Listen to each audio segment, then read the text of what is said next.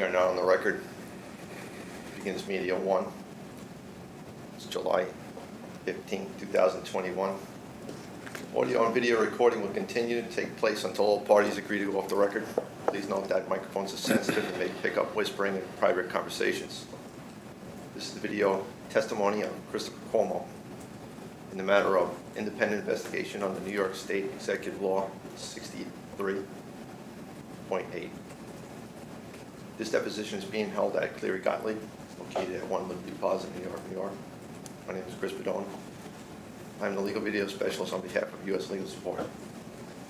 Certified stenographer is Patricia Bidonde on behalf of U.S. Legal Support. I'm not related to any party in this action, nor am I financially interested in the outcome. Counsel will state their appearances for the record, after which the certified stenographer will swear in the witness. Good morning. I'm Jennifer Kennedy Park. I've been appointed a special deputy by the New York Attorney General for purposes of this matter, but normally I'm a partner at the law firm Cleary Gottlieb, Steen & Hamilton. I'm Ann Clark. I'm with the law firm of Vladic, & Clark, but I'm here today also as a special deputy. I'm June Kim, also a partner at Cleary Gottlieb, but for today I'm a special deputy for the first Deputy Attorney General of the State of New York. Good morning, I'm Hayat Mustafa. I'm an associate at Cleary Gottlieb, and today I'm serving as special assistant to the special deputies. Appearing on behalf of Mr. Cuomo, Isabel Kirshner, the law firm of Clayman and Rosenberg. Charles Clayman, representing Mr. Cuomo for Clayman and Rosenberg. I'm Hennessy Pinella. I am a paralegal with Clayman and Rosenberg.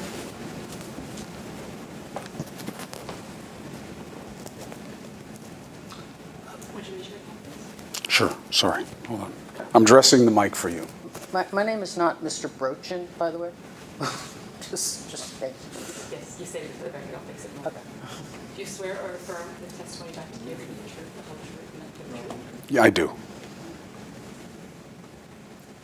Mr. Cuomo, thank you for meeting with us today.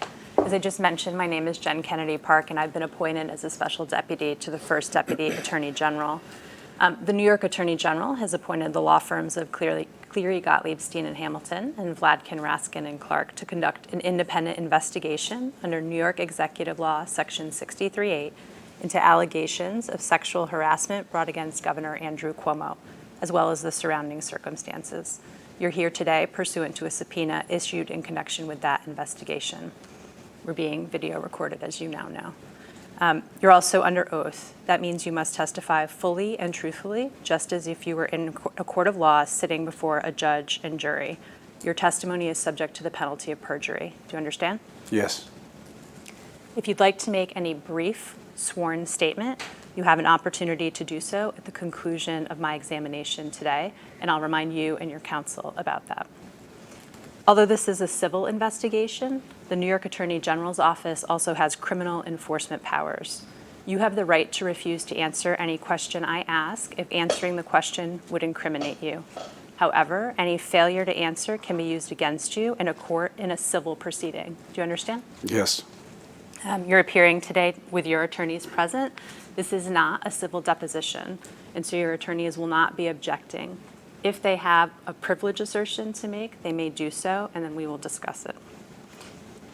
We have a court reporter present. As you can see, she needs to take down my questions and your answers, and so we have a clean record. Just make sure you give verbal answers. Do you understand? Yes.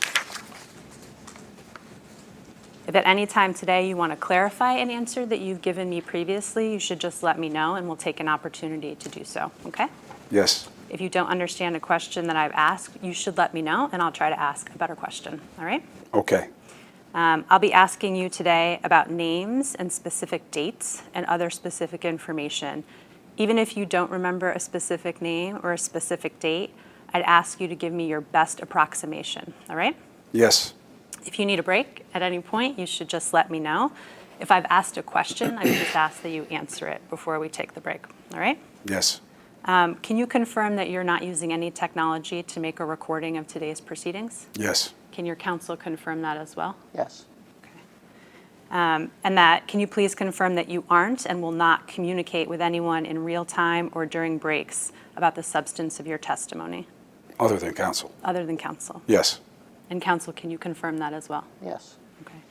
Executive Law, Section 63A, under which we're doing this investigation, prohibits you and your counsel from revealing the substance of your testimony or the questions that we ask you to anyone else. It makes it a misdemeanor to make those disclosures. Do you understand? Yes. If anyone asks you to disclose any such information, we would ask that you let us know. All right? Okay. Are you taking any medication or drugs that might make it difficult for you to understand my questions today? No. Have you had any alcohol today? No. Is there any reason you can't fully and truthfully answer my questions today? No. Okay. Can you please state your full name, your date of birth, your current home, and business addresses? Christopher Charles Mario Cuomo. My date of birth is. My current home address is.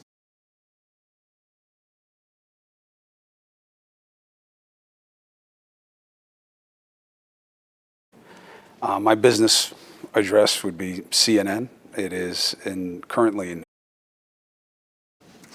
Have you ever given testimony before? No. Does anyone else other than your attorneys know that you're giving testimony to us today? Yes. Who? My family. Who in your family? My immediate family. Who in your immediate family? Everyone. When you say immediate family, who do you mean? My wife. My siblings. When you say your siblings, does that include Governor Cuomo? Yes. And how did Governor Cuomo become aware that you were giving testimony today? I told him Okay. When did you tell him? when I was subpoenaed. Does that also include your sister? I have 3 sisters. Or do all your sisters know that you're giving testimony today? Generally. What do you mean by generally? They may not know it's exactly today, but they knew that it was this week. Okay. Other than your sisters and Governor Cuomo, who else knows that you're giving testimony today? Maybe my producer. I haven't been clear about which day it was going to be, just that this week I'd be. Okay. The producer at your dealing with this. employer? Yes. Okay. Anyone else? Not that I'm aware of. Did anyone from the executive chamber reach out to you after you informed your brother that you were testifying before us? No. Did Melissa DeRosa reach out to you at any point after you received our subpoena? About testifying? At about anything? Yes. When was the last time you were in communication with Ms. DeRosa? A couple of weeks ago, I think. About a couple of weeks ago. Does that mean sometime in June? Yes. Can you tell us what the substance of those communications were? My brother was visiting me, and she was asking about what we were doing.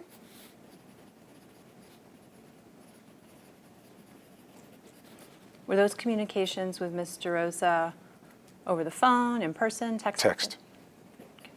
Just do me a favor, if you wait till I finish the I'm question sorry. to answer, no problem. It just means it makes her life easier, and then it'll make our day shorter.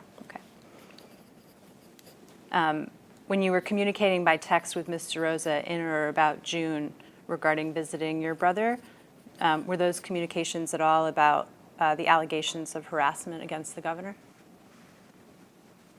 No. Before those communications in June with Ms. DeRosa, when you were visiting your brother, when was the last time you had communicated with Ms. DeRosa? Work back in time. I'm not sure. I have irregular communication with Melissa DeRosa. Okay. Which, in the month of May, did you have communications with Ms. DeRosa? I may have. And what was the topic of those communications?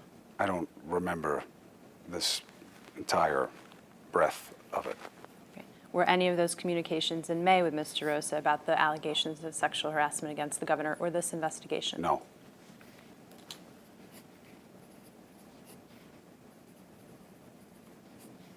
And what were those communications, by text as well? I think almost I mean, I may have had a phone call. I don't remember one, but it would be almost certainly by text. And what were the topics of those communications? I don't remember, but they were just basic things about what was going on in Andrew's life or my own. And say that again. I'm sorry. What was going on in Andrew's life or my own? When you say Andrew's life, what were you talking about with respect to Governor Cuomo's life? His personal life.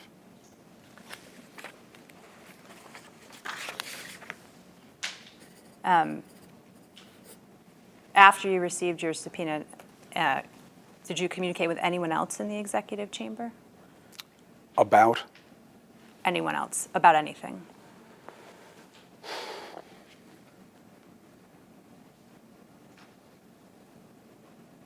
No. And when you told Governor Cuomo that you would be giving testimony in this investigation, what else did you discuss with him On that occasion? on that occasion? I don't remember. I don't remember what the specifics of the conversation were about. Do you remember generally what the conversation was about?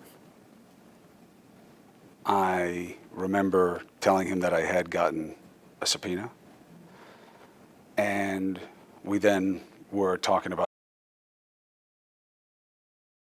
Did you discuss the content of your testimony? No, not at that time. On that occasion, did you discuss any of the allegations of sexual harassment against Governor Cuomo? Not that I recall. Okay. Not that I recall. Sorry. Have you discussed the contents of your testimony with anyone in the executive chamber? No. And let me just clarify, when I say executive chamber today, I mean the executive chamber and consultants they utilize for purposes of things like press relations. So that would include, for example, Steve Cohen. Does that change your answers at all? About? About whether you've communicated with anyone in the executive chamber about the contents of your testimony today? No.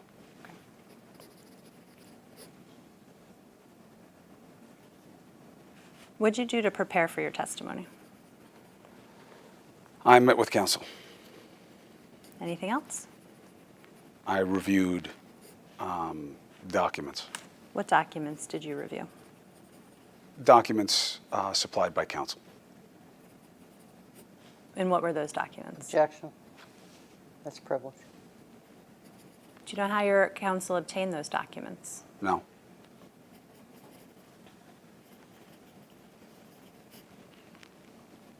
You haven't produced any documents in response to our document subpoena, is that correct? Correct. Okay, why don't we take a look at tab 2? This is a binder today we're going to use for our exhibits.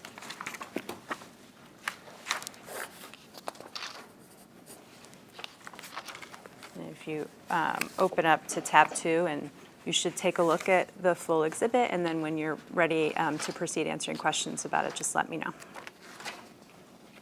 This is the subpoena that was sent? I'll ask you a question in a minute. Why don't you take a look, and then I'll ask you. Okay, I'm ready. Okay. Do you recognize this as the subpoena for documents that you were sent as part of this investigation? Yes. Okay. And what did you do to comply with this subpoena? I went through my phone and looked for communications. Okay. You just pointed to the phone that's sitting next to you. Is that an iPhone? It is. Do you have any other electronic communication devices other than that iPhone? No. And how many email addresses do you have? I don't know. You're talking about that he controls? Oh, I'm sorry. I'm Yeah, sorry. Your Can you email addresses, yeah. Oh, my own. Your email addresses. I think one that would be relevant to any communications here, I have 2 email addresses. One is a CNN address, one is a Gmail address. Okay. So your only 2 email addresses are your work address at CNN and then Yes. the Gmail account, is that right? Yes, I have an old Gmail account, but I don't use it. Okay. So maybe 2 Gmail accounts. Right. Okay. And how many phone numbers do you have? I have 2 cell phone numbers that are on the same device, 2 SIM cards on the same iPhone. So that iPhone has 2 SIM cards right there? Yes. Okay. Do you use social media accounts? I do. Which ones? Various. Can you tell me which ones? Twitter, Okay. Instagram,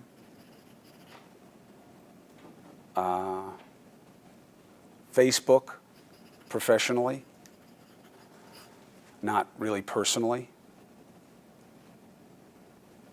That's it. Do you use any apps like WhatsApp or Snapchat? I have them. I don't use them very often. Okay.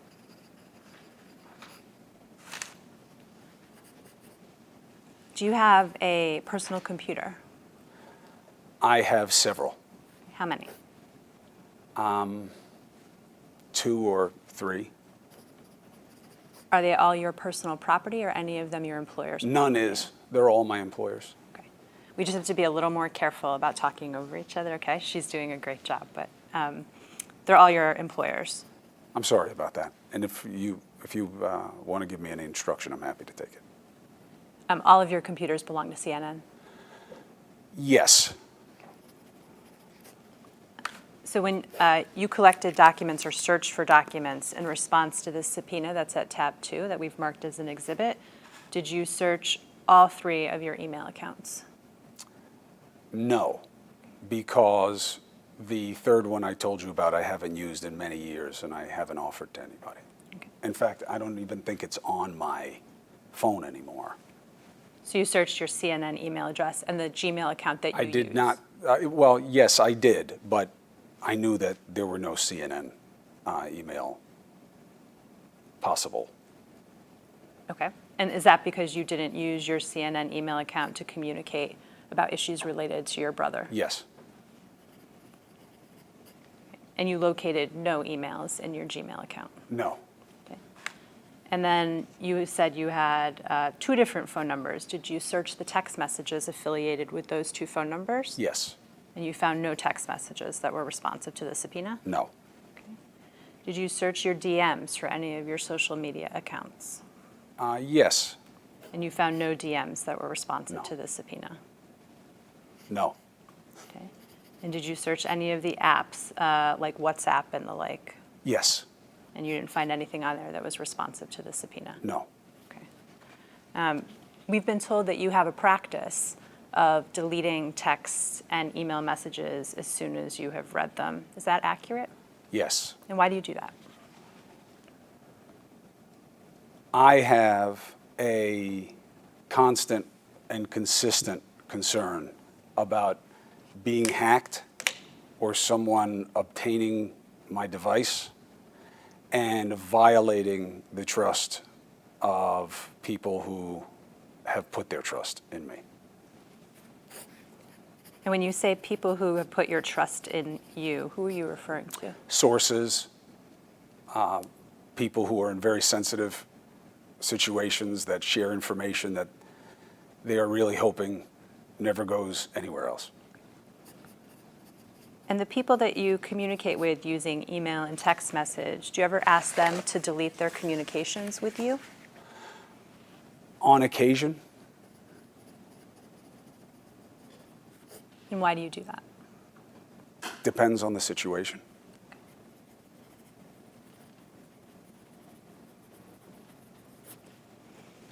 Why don't you turn to tab 1 of that binder?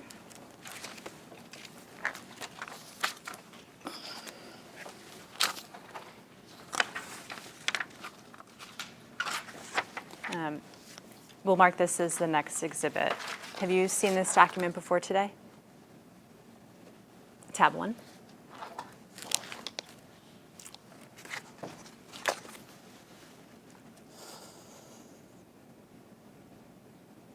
Yes, And is this the subpoena for testimony you received from the New York Attorney General's office?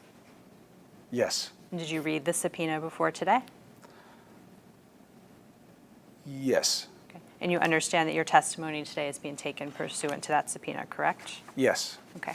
You can go ahead and put that aside for a few minutes. Can you describe your educational history for us? I have a law degree, From where? Fordham. Is that the only advanced degree that you have? Yes. Prior to December of 2020, how often did you speak to senior members of the governor's staff? Irregularly, And by irregularly, what do you mean? very infrequently. Can you put any approximation on it, or was it event-driven? It was event-driven. Okay. And what kind of events would cause you to speak to members of the governor's staff?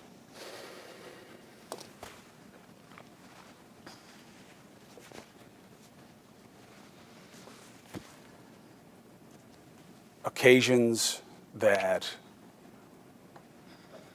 they were giving me information about or passing along things that had happened in the administration. You know, generally, that's what it would be. Can you give me an example prior to December of 2020? Here is information about the Cuomo Bridge or a request for whether or not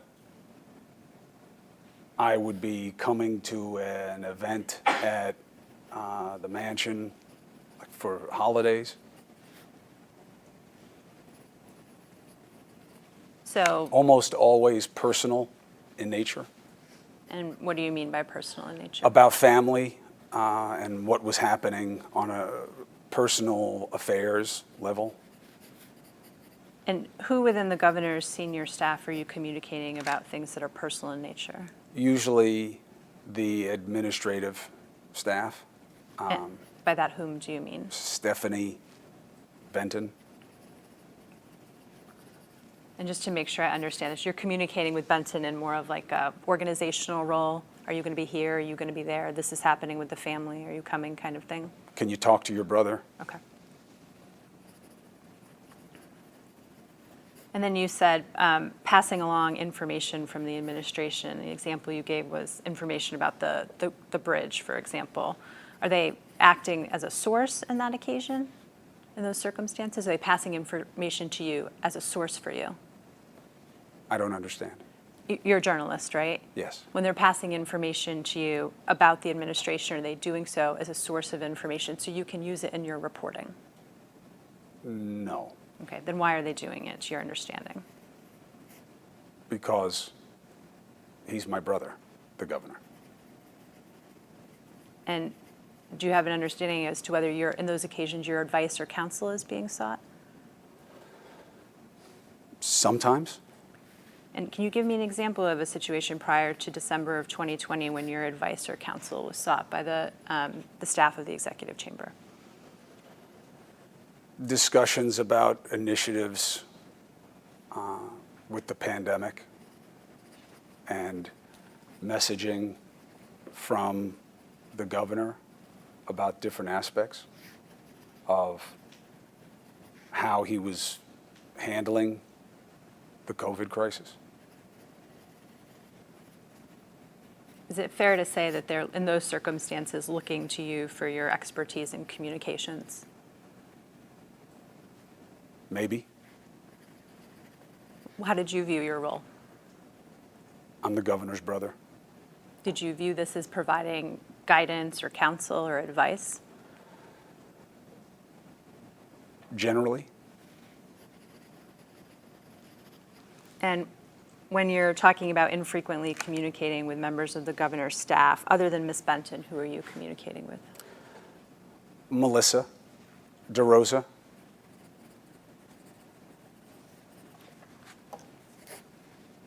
Anyone else?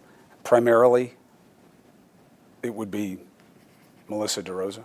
Are there occasions on which you communicate with anyone else in the executive chamber prior to December of 2020, other than Ms. DeRosa and Ms. Benton? Maybe, but not that I recall specifically. Okay. Why don't we talk about some specific people and see if that helps your recollection?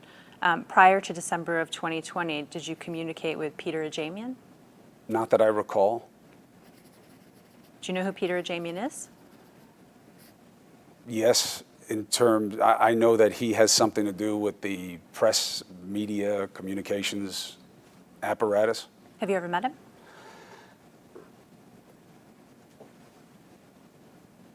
I probably have met him. I don't know him well. I don't know that I would recognize him until it was connected for me that that's who he was. Okay. What about Rich Azzopardi? You communicate with him prior to December of 2020? Maybe, not anything I remember specifically. And have you met Mr. Azzopardi? Again, probably, but not in any way that is very memorable to me outside being at an event where they are. What do you understand Mr. Azzopardi's role is in the chamber? Same as Mr. Ajamian, that they're part of the communications apparatus. What about Larry Schwartz? Did you communicate with Mr. Schwartz prior to December of 2020? Yes. What did you communicate with Mr. Schwartz about? Over the years, different things. Most recently, COVID-related acquisitions. How often do you communicate with Mr. Schwartz? Very rarely. Can you put a number on that?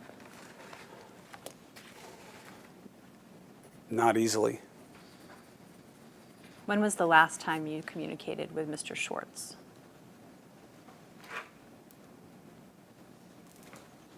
Maybe a month or so ago, Sometime in June? maybe, or May. In May or June, do you recall what the topic of your communications were with Mr. Schwartz? Yes, it was about trying to help somebody,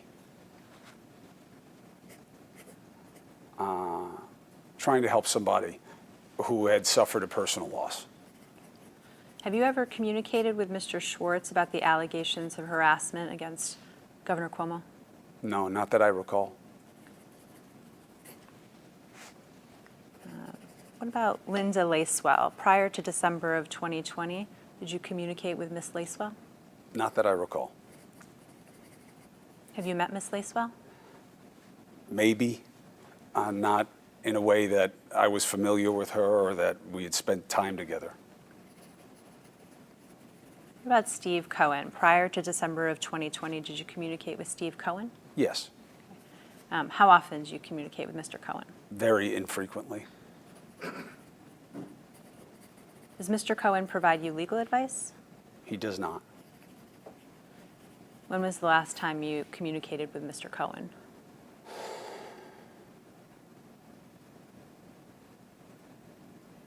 I'm not sure. A month or so. And a month or so ago, do you recall what the topic of communication was with Mr. Cohen? Not specifically. Generally?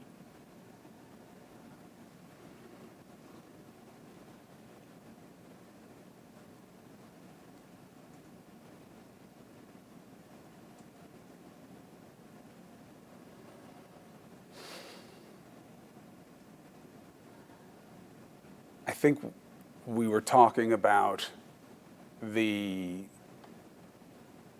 timing of this process, like how long this would be and what would happen politically. What prompted the communication with Mr. Cohen about the timing of this process? I don't remember. Was it just you and Mr. Cohen speaking? Yes. And what do you remember about what was communicated between the two of you about the timing of this process? I remember not really getting any better understanding from him of it. It was just speculation. Were you trying to get an understanding from Mr. Cohen? that the purpose of the conversation? I suppose. And why were you trying to get an understanding of the timing of the process, this process? To understand what would happen next and when. Did you share whatever you discussed with Mr. Cohen with anyone? Not that I can remember. Not your brother? No. Prior to that communication with Mr. Cohen about the timing of this process, do you recall when before that you had communicated with him? No. Have you ever communicated with Mr. Cohen about the allegations of sexual harassment against Governor Cuomo? Yes. Okay. What's your relationship with the Kivett firm? None. I'm not familiar with it. Do you know who Maggie Moran is? No. Do you know Josh Vlasto? Yes. Do you know what Josh Vlasto's role with respect to the executive chamber is? None. Do you know where he's currently employed? No.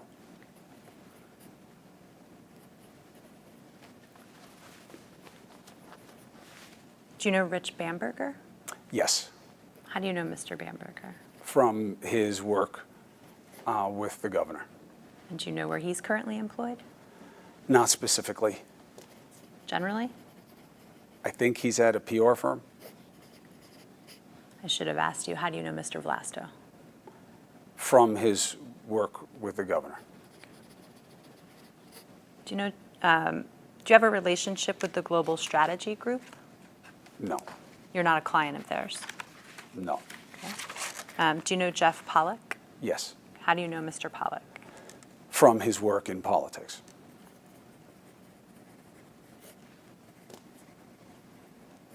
How long have you known him? A long time. And what about Liz Smith? Do you know her? Yes. And how do you know Miss Smith? She is a friend, but I know her from her work in politics. And do you know where she is employed? No. Do you know where Mr. Pollack is employed? Global Strategies Group. Okay.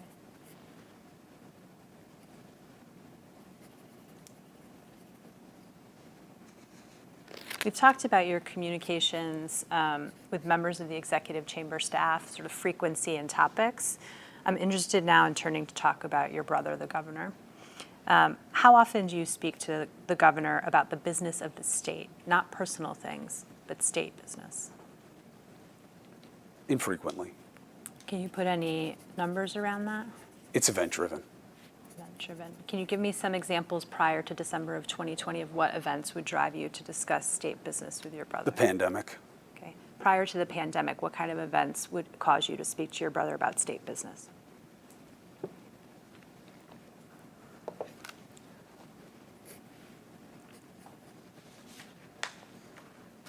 By state business, does that include like when he's going to run, like an election and campaigning, as well as just stuff as he's governor, like both? That's a good question. Let's separate both. Let's just talk about non-campaign related state business for a moment. We'll cover campaign in a second.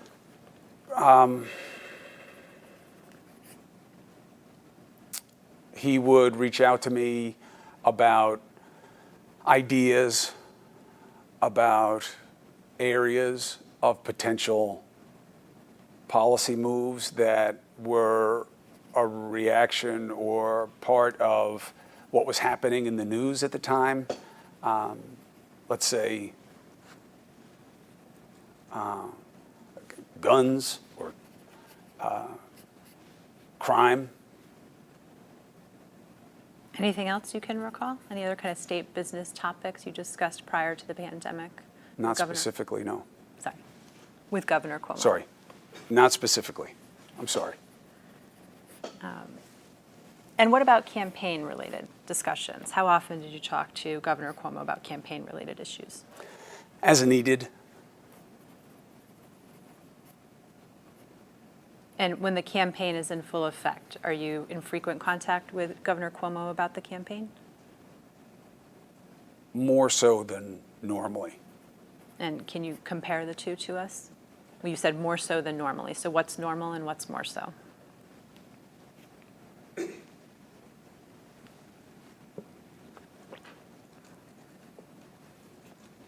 I'm not sure how to answer the question. I hear more from my brother when he is in a particular time of need of my take on what's happening. Have you ever talked to your brother about the Me Too movement? Yes. And tell us what you've discussed with Governor Cuomo about the Me Too movement.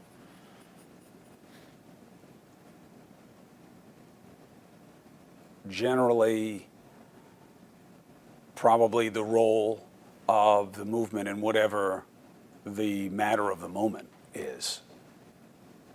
Can you give me a more specific example of what you're referring to?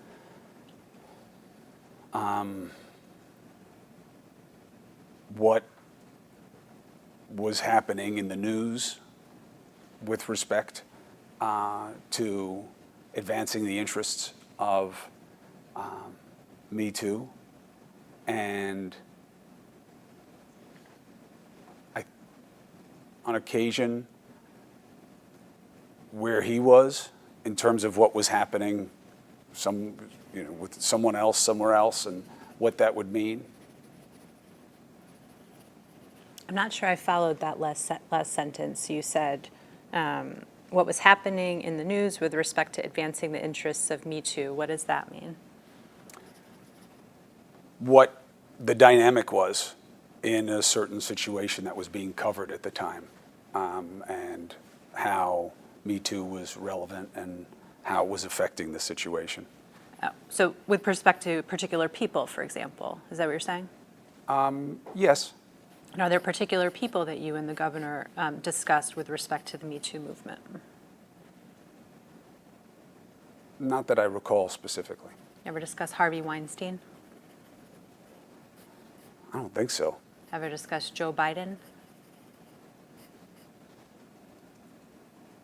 And the Me Too movement? Mm-hmm. I don't think so. Can you recall any particular individuals you discussed with the governor with respect to the Me Too movement? Former President Trump. And what did you and your Governor Cuomo discuss about former President Trump and the Me Too movement?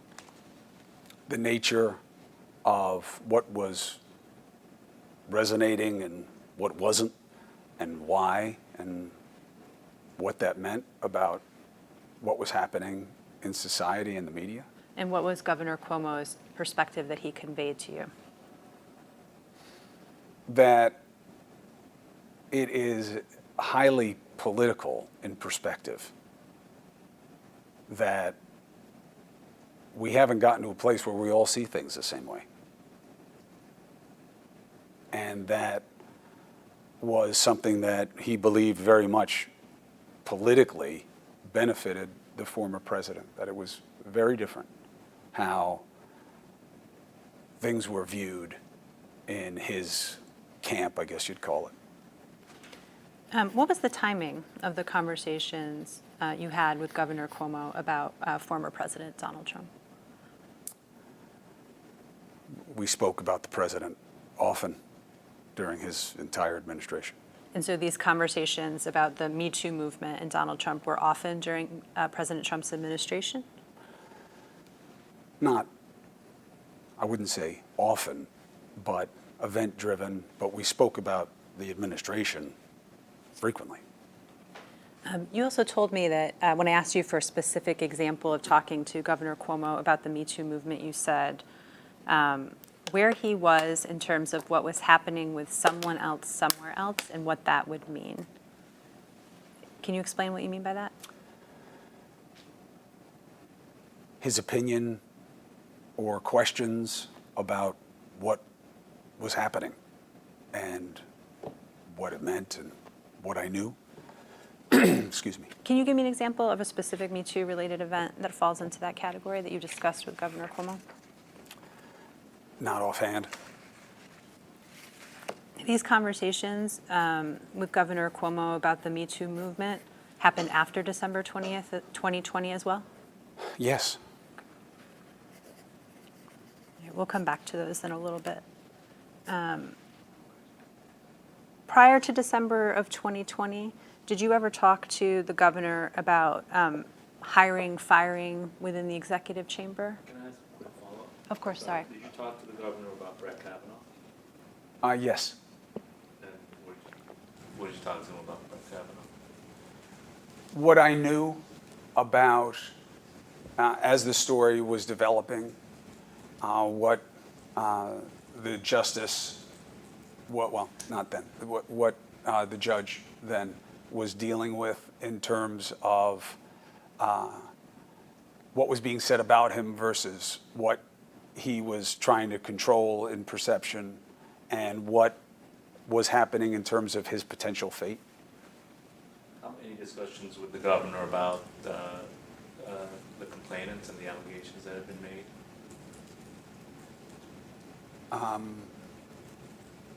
Multiple. What was his view of the complainants? That you're talking about in his situation. In Justice Kavanaugh? Oh, I'm sorry. Yeah. I didn't understand the question. Sorry. Discussions with the governor about the accusers in Justice Kavanaugh's. Well, I remember only discussing one accuser with Ms. Ford? with my brother, yes. What's your question? And what did he say about it? I don't remember specifically, but he was following the situation with interest like everybody else. Did he express a view as to whether she should be believed?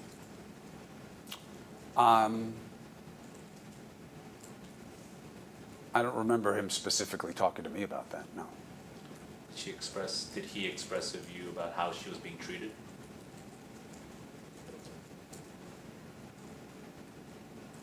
Not that I can remember. Did he express a view as to whether Brett Kavanaugh should be confirmed?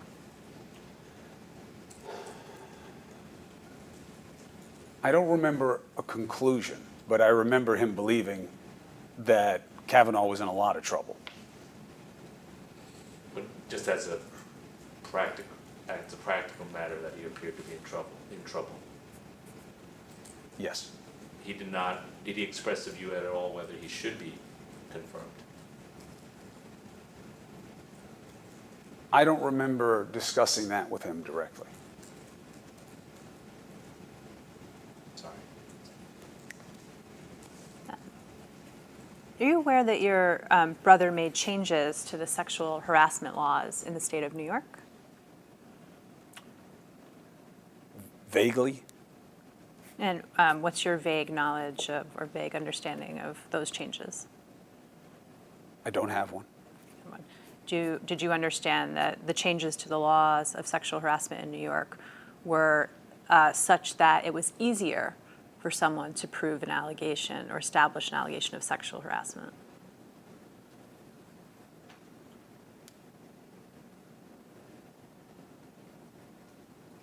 I guess so. Did you ever talk to Governor Cuomo about the changes that were made to the laws of sexual harassment in the state of New York? Not that I recall. Did you ever talk to any member of his staff about the changes in the law in New York on sexual harassment? Not that I can remember. Did you ever talk to any of his press consultants about the changes in the law in New York on sexual harassment? I do not believe so. Before we were talking about state business and whether you spoke to Governor Cuomo about state business. Have you ever talked to Governor Cuomo about the operations or running of the executive chamber? No. Have you ever spoken to Governor Cuomo about hiring or firing of anyone on the executive chamber staff? No. Promoting anyone on the executive chamber staff? I don't think so. Did you ever speak to Governor Cuomo about the promotion of Melissa DeRosa to the position of secretary to the governor? No. Did he ever talk to you at all about the tenure of people on the staff in the executive chamber? How long people stay? No, I don't remember anything specific about that. Did he ever speak to you about meeting people at events and hiring them to become members of the staff of the executive chamber? No.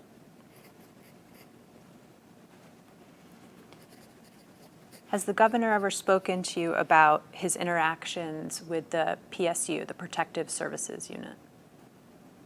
No. Excuse me, no. Has he ever complained to you or vented to you about his interactions with any member of the PSU?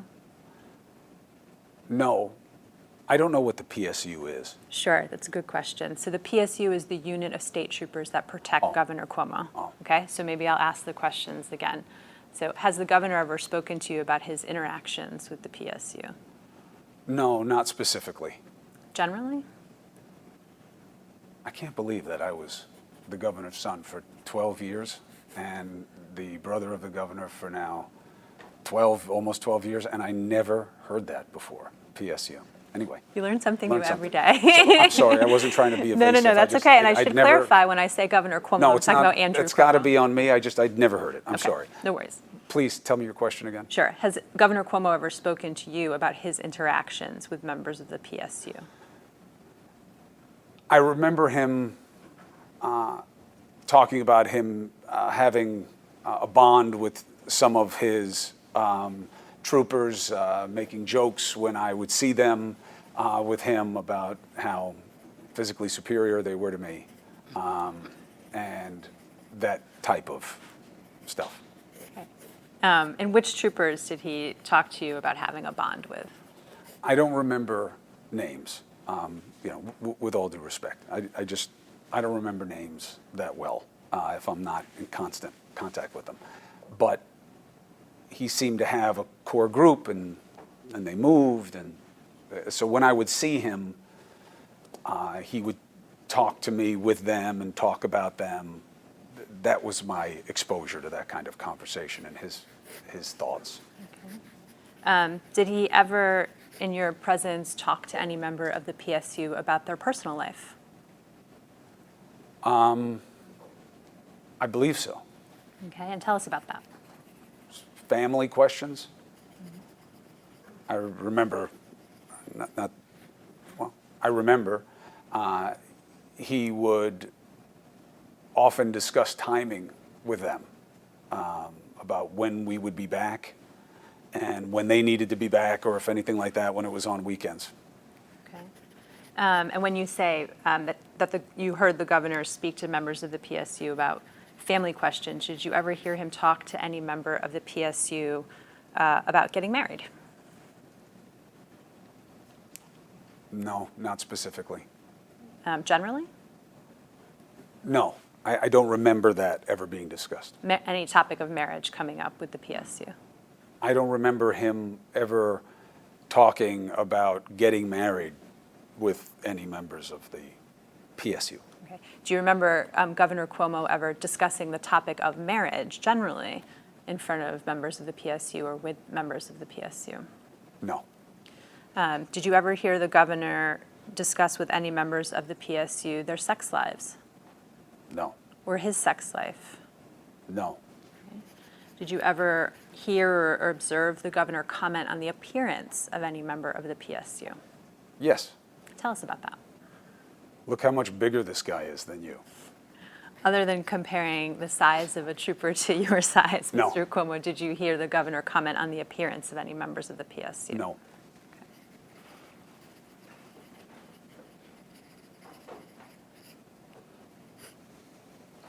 Did you ever hear him make comments of a sexual nature to any members of the PSU? No. You said you heard him joke. Other than the joke about comparing your physical appearance to their physical appearance, what other kinds of jokes did you hear the governor engage with members of the PSU? There was a consistent theme of the governor being better than I am at whatever we were engaged in at the time. Did you ever see the governor touch any member of the PSU? Yes, Okay, and tell us about that. handshakes. Pat on the shoulder. What about hugs? Not that I remember. It very well could have happened. I just, specific response, I don't remember actually seeing it. What about kisses? No.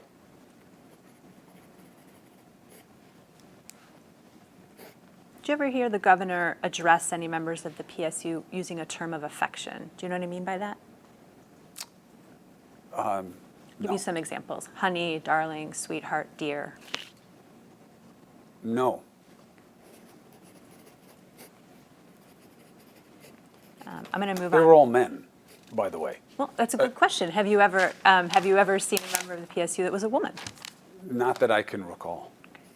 And Jen, before you move on, just, did you ever see your brother, the governor, get angry with any, or upset with any of the members of the PSU for anything they did or didn't do? No, ma'am. Did your brother ever? Also, just in case, again, I don't want any suggestion. I'm not giving them the most. I have seen female members of the PSU. I was the governor's son for 12 years, and my father had one or two members of the unit that were women. So yes, I have seen them before. I don't believe I've seen a female member of my brother's PSU, but I may have.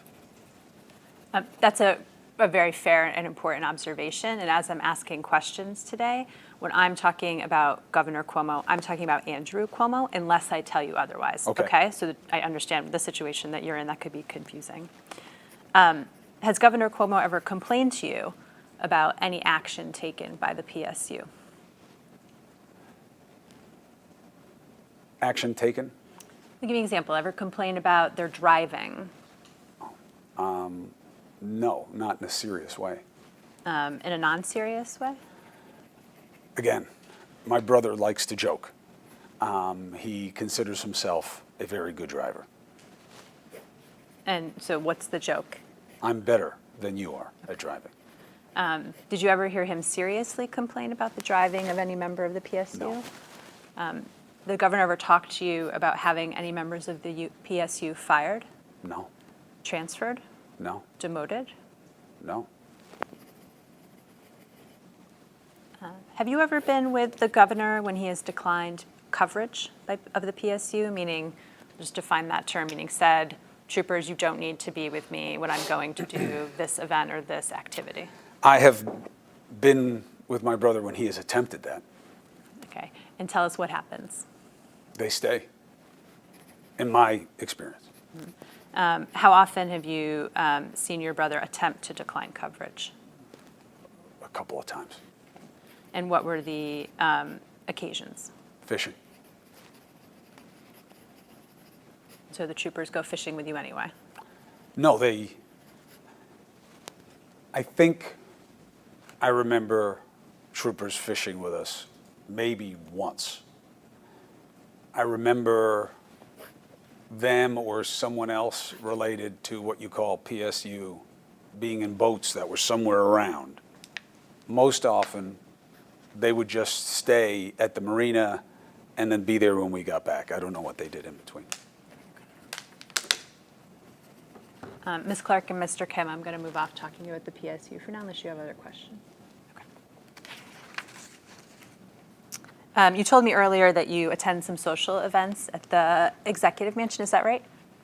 Yes. How often have you attended social events at the mansion During my brother's, during your brother's administration? very infrequently. So infrequent that you could tell me which ones you've been at? I went to 1 or 2 holidays there. I went to the unveiling of my father's photo. That's all I can remember. Have you attended any social events for the executive chamber outside of the Executive Mansion? I don't think so. Have you ever attended a Super Bowl party? Yes, And when was that? I think I went to 2 of them, but some years ago. Can you ballpark what years it was? No.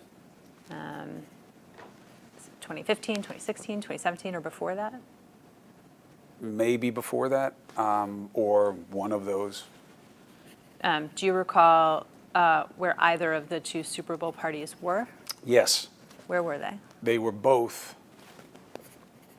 I think they were both, certainly one was at this bar, restaurant on the east side of Manhattan in the 70s or 80s. I don't remember the specific name. But I don't remember the specific name. On either of those Super Bowl party events, were other members of your family present? Yes. Let's start, if you can, tell us which family members were at which of the 2, or if you I can't remember tell my me. sister Madeline. Okay. Maybe she was the only one, actually. Maybe she may have been the only one. I don't remember any of the other. Was Madeline Cuomo at both of the Super Bowl parties you remember being at, or just one? I remember one. I'm not sure. Okay. At the Super Bowl parties that you attended, did you see the governor interacting with members of his senior staff? I remember him interacting with a lot of people. I don't specifically remember who. How many people were at each of these Super Bowl parties? Dozens and dozens, So 50 ballpark, maybe more. maybe more? I think certainly more. Okay. At either of the occasions for these Super Bowl parties, did you or any member of your family raise any concern about interactions between Governor Cuomo and members of his senior staff? Not that I'm aware of. Did you or any members of your family observe the governor dancing with any members of his senior staff? Not that I'm aware of. Did you? No, no, I did not. Okay. Did you hear about that? No. At either of these Super Bowl parties, did you observe anyone sitting on your brother's lap? No. Did anyone tell you that that had happened at either of these Super Bowl parties? I think at one of the Super Bowl parties was with me and was all over for some period of it, just to be complete. Putting aside, did you ever hear anything or observe anything about either of these Super Bowl parties of a member of staff sitting on your brother's lap Not that I can remember. or being too close to your brother No. or learning that your sister had complained about that? I've never heard anything about that.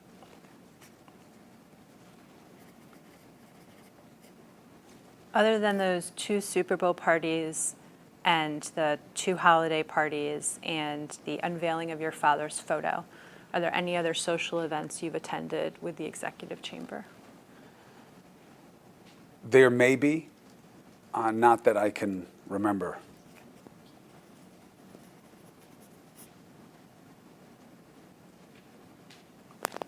On any occasion, whether at these events or some other event, have you observed the governor touching members of his staff? Yes. What kind of touching?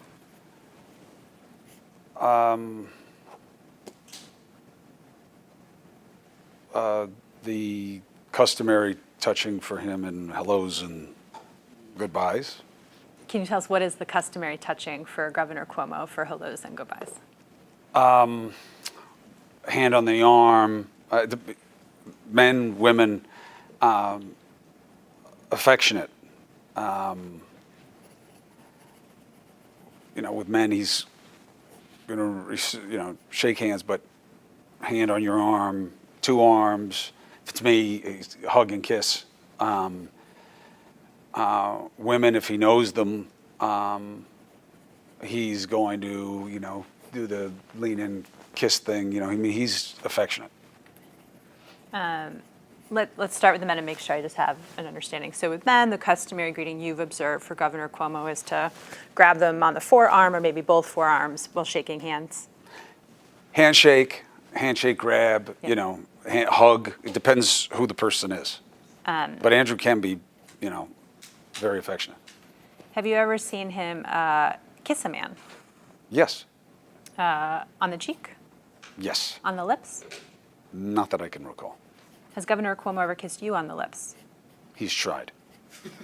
And what happened? No, he has tried. I'm sorry. I'm just kidding. We kiss each other, on the side of the face. Okay. And what about women? I'm trying to understand what the customary greeting you observe for women is. I think you said kiss on the cheek, Yes, right? if he knows them. If he knows them. And if he doesn't know them?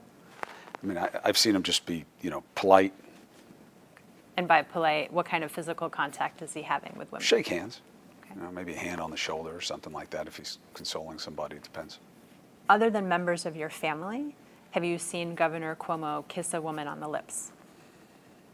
Yes, Other than Miss Lee, have you seen Governor Cuomo kiss a woman on the lips? yes. Who? The various women who have been in his life over the years. When you say the various women who have been in his life, are you talking about girlfriends? Girlfriends, wife, Have you ever seen him kiss a member of his staff on the lips? no.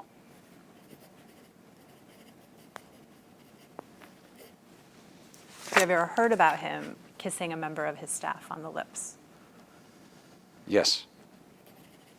What did you hear about that? What's been in the media about the allegations? Prior to December of 2020, had you heard about the governor kissing members of staff on the lips? No.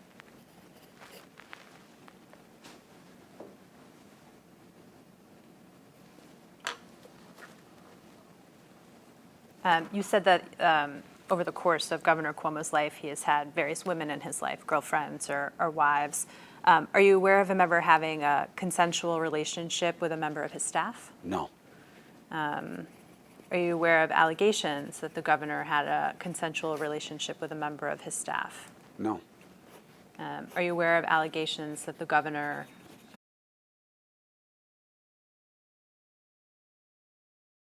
Yes. Okay. And what do you know about that? Just what you just told me. And how did you come to know about that allegation? I saw it online. And the person that we're referring to, who, to your knowledge, is it? Okay. Before you saw the article online, did you speak to anybody about there being a potential article about being in close physical contact with the governor? Yes. Who did you speak to? Anyone else? I believe Josh Vlasto. What prompted that communication with? She reached out to you? Yes. And tell us what you discussed. That this was coming out and her not being happy about it and her asking how it would play. This was on a phone call? Yes. Was Mr. Vlasto on this phone call as well? I think so. Or I had had separate conversations with, no, I think he was on the phone call. I may have had separate conversations, but I remember him being part of the conversation. Okay. And tell us what you remember about what Mr. Vlasto said. He laughed it off. During that conversation, was there any discussion about whether he in fact had a relationship with Governor Cuomo?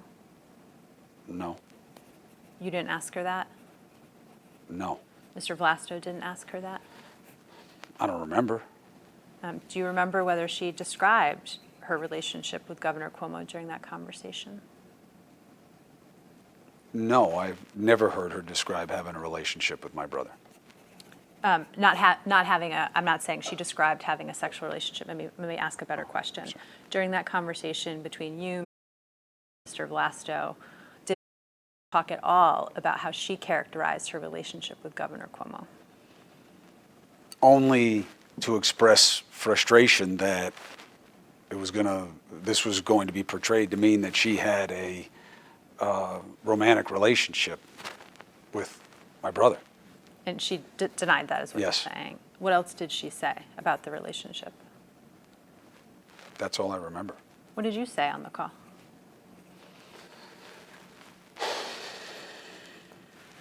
That people are going to see what they want to see. Anything else you said on the call? Not that I can remember. Did you ever discuss with the governor the article relating to? Not that I specifically remember. Generally? Not that I remember. Have you ever spoken to Governor Cuomo about his relationship with? Yes. And tell us about that.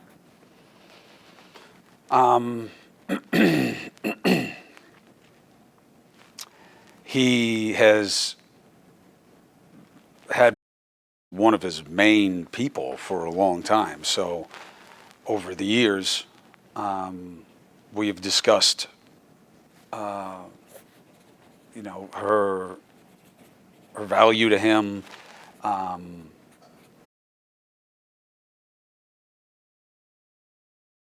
So obviously, that was part of the dynamic there. And when that, I think, came out with that, and I don't know who else picked it up, but I mean, when that came out, I remember him saying that, this was unfortunate, and he felt badly for her to be put in that position.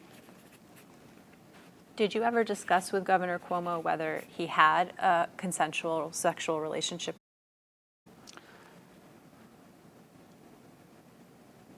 No, not in that way. I never confronted my brother or asked him about it. I mean, I've heard him say that he didn't like that suggestion. And did you take that to mean it wasn't true? Yes.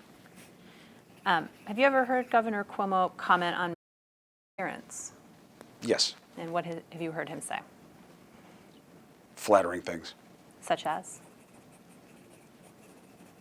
about what she was wearing or how she looked in that particular moment. Can you give me an example?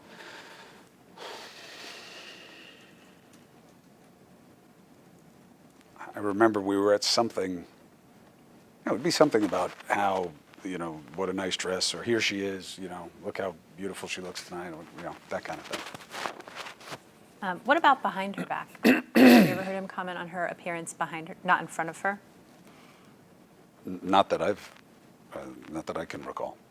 Have you ever heard him make comments of a sexual nature or sexual jokes in front of Ms. Yes. And tell us about that. Just, whatever he was joking with me about, if she was there, he would joke about it. Not about her necessarily, but she would be present. Can you give me an example? If he was teasing me, I mean, I guess this would count. If he were teasing me about, about me, or some joke he was making about me, about, let's say, being emotional, which is somewhat of a consistent theme for him where I'm involved, and she were there, she would be present or even part of the joke. My question was jokes of a sexual nature. No. I'm trying to understand how that connects to jokes of a sexual nature. No, I mean, to me, it's like, that I'm emotional. I'm so emotional because, that's like being effeminate, in his tough guy world. I see. So you're acting like a girl. That's the joke. Yeah. Okay. Yeah. Behind, not in front of. Have you ever heard him make comments or jokes of a sexual nature about her? No.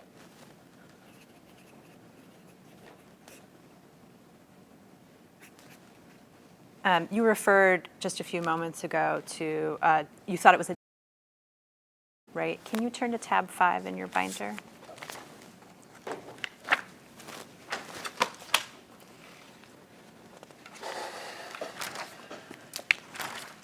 Why don't you just flip through the pages?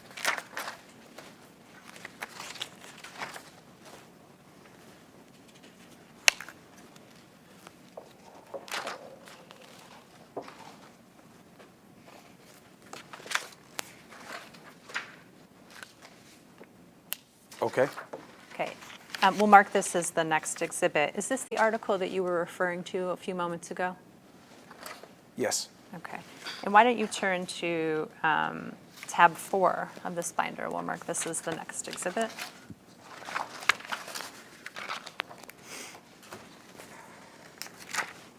And it should take a moment to look at it, and then, is the type too small, Mr. Cuomo? No, I'm sorry. It's okay. I'm okay.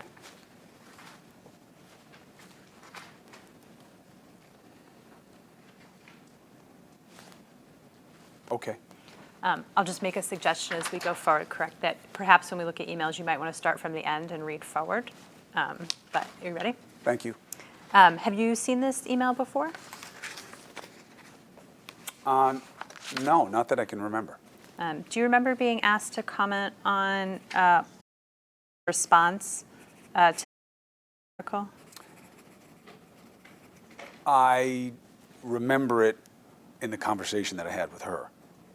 You remember discussing her response in the conversation you had with her and perhaps with Mr. Vlasto? Yes. Okay, and tell us about what you discussed with her response to the article. That people are going to see what they want to see. Other than that, did you say anything else? I was listening.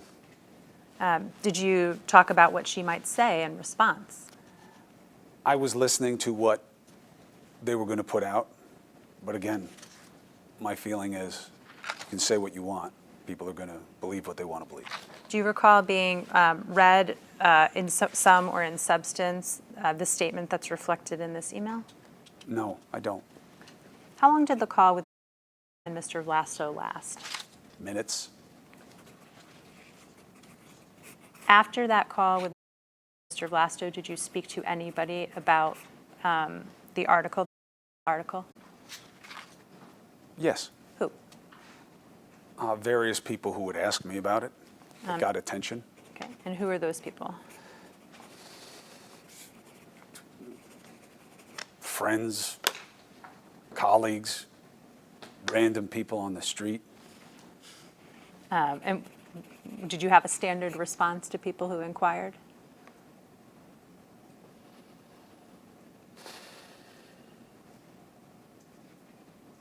No, but a lot of my life is about tolerating what people want to say to me.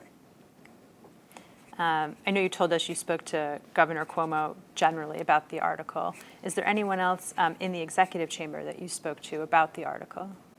I don't remember it. No, I don't remember it being a particular point of concern.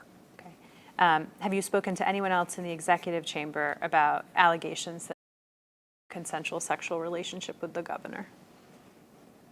I don't remember that being a specific topic for me with somebody.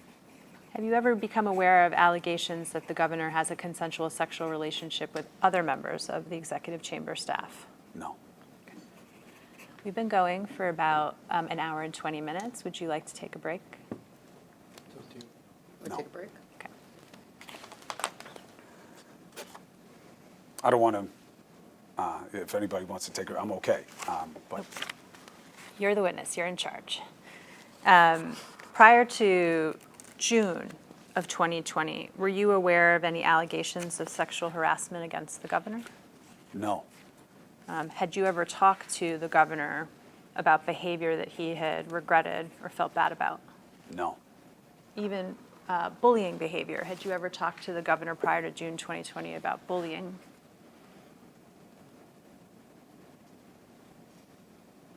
not that I can recall specifically. Yeah. And prior to June of 2020, did you ever talk to any member of your family about concerns about the way Governor Cuomo interacted with his staff? No, not that I recall. And prior to June of 2020, did you ever talk to any member of your family about allegations of sexual harassment against Governor Cuomo No, or inappropriate conduct with women? no, Do you know Karen Hinton? I do. Okay. How do you know Miss Hinton? From her work with Andrew. Have you actually met Miss Hinton? Yes, How many times? several, And what were those occasions? work related. Would you say you're friends with her, friendly with her? I'm not. There's nothing. I don't really know her. Okay. When was the last time you think you might have met her or seen her? Years and years ago. Prior to June of 2020, did you ever discuss with Governor Cuomo his relationship with Ms. Hinton, Not specifically. generally? Just that she was part of the team and married to another member of the team. I can't.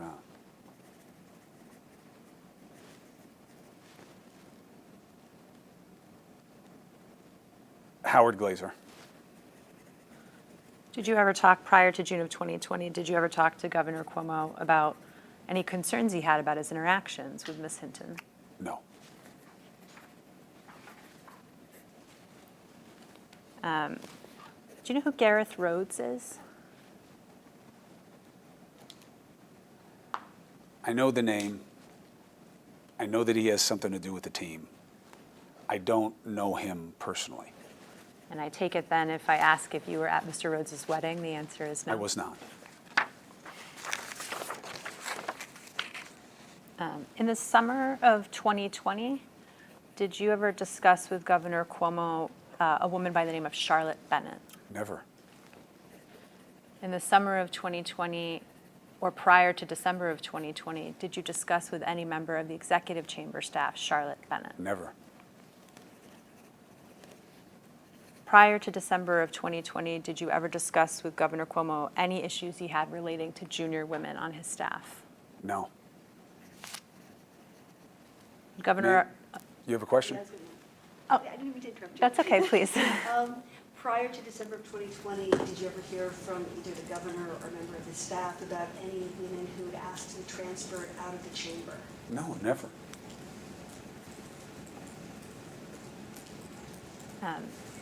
Prior to December of 2020, did Governor Cuomo ever tell you a member of his staff was a sexual assault survivor? Never.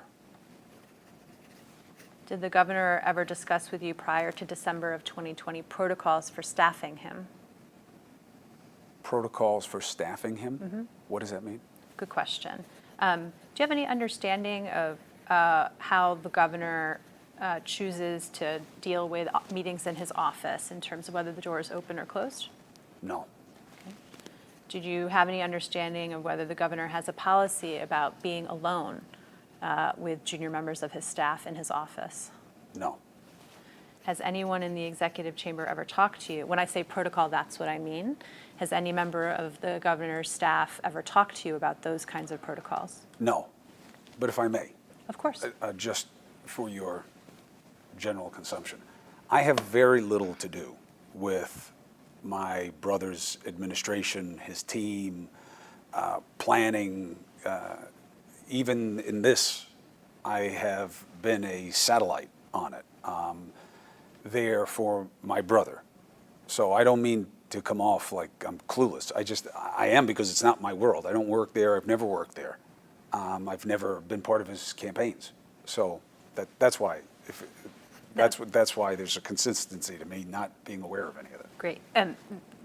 Thank you for that context. It's actually quite helpful to understand how you view your relationship with the chamber. I have no relationship with the chamber. When you said satellite, what did you mean by that? He's my brother. And if I can help my brother, I do. If he wants me to hear something, I will. If he wants me to weigh in on something, I'll try. What about if Melissa DeRosa wants you to weigh in? It's got to be coming from him. And if it comes from Ms. DeRosa, do you check and make sure it's coming from the governor? Depends. I mean, I've never been suspicious that Melissa DeRosa was asking me to do something that had nothing to do with my brother or something like that. And so do you assume that if it's coming from Ms. DeRosa, your brother has asked you to be involved? Usually. Are there occasions in which that didn't happen? Not that I'm aware. Okay. Jen, 1 second. Other than the parties that you've talked about, did you ever visit your brother at the executive mansion? Yes. And on any of the times you visited at the mansion, has he been doing work? Yes, I feel like he's working almost all of the time. And on any of those occasions, did he have other staff, did he have executive staff members with him to assist him in the work he was doing, you mentioned? Not that I remember.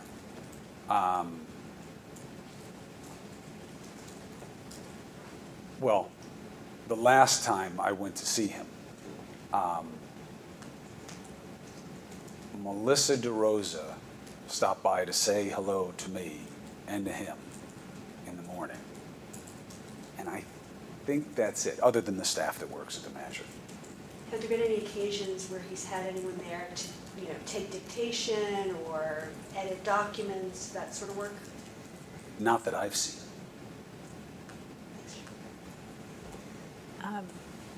Have you ever, other than Ms. Benton, have you ever met any of the governor's executive assistants?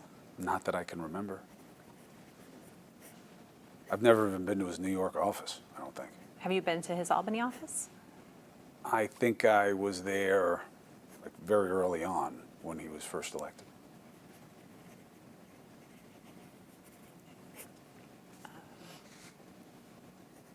Are you shifting to December of 2020? Are you aware that a woman by the name of Lindsay Boylan tweeted about Governor Cuomo? I am. Do you know Lindsay Boylan? No, Never met her? I don't think so. How did you first become aware that Ms. Boylan had tweeted about Governor Cuomo? I think that it was a close call between somebody in the media telling me or Melissa or Josh Vlasto. All of them, that all happened. And when you say that all happened, meaning you heard about it in the media and you heard about it from Ms. DeRosa and Mr. Vlasto? And is that yes? Yes, I'm sorry. That's okay. And was that in December of 2020? Yes. Okay. And when I say Ms. Boylan's tweets, what do you remember the tweets saying? I just remember the gist, And what was the gist? that she was accusing Andrew of inappropriate conduct. Do you recall hearing that Ms. Boylan had tweeted that the governor had sexually harassed her? Yes. I don't know if that's what I heard in the first instance or when Ms. Boylan asserted that later. By later, do you mean, were you aware that Ms. Boylan had several tweets in relation to Governor Cuomo? Yes, and an article. Okay. And were you following the tweets in real time? No. Right. I don't believe that I follow Ms. Boylan. Okay. That doesn't mean I couldn't be following the tweets, but no, I was not. Let me look at the tweets and see which are the tweets that you recall Which, becoming aware to. So let's start with tab 6. We'll mark this as the next exhibit. okay? Okay. So this is a tweet on December 5th, 2020, where an individual by the name of Jerry tweeted, "Name the worst job you've ever had." And Ms. Boylan tweeted, among other things, "Most toxic team environment, working for at New York Gov Cuomo." Do you see that? Yes, ma'am. Do you remember seeing this tweet? No, ma'am. Do you remember hearing about this tweet? Not specifically. Okay. Why don't we look at the next tweet? So turn to tab 7, and we'll mark this as the next exhibit. This is a series of tweets from Ms. Boylan that occurred on December 8th of 2020. And among other things, she says, responding to the news world finally waking up about the whispers they have heard about at New York Gov Cuomo over the years. And she goes on. Do you recall seeing these tweets? Not specifically. Generally? I remember being made aware of what the thread was about. Okay. Can you point in time to when you first became aware of Ms. Boylan's tweets?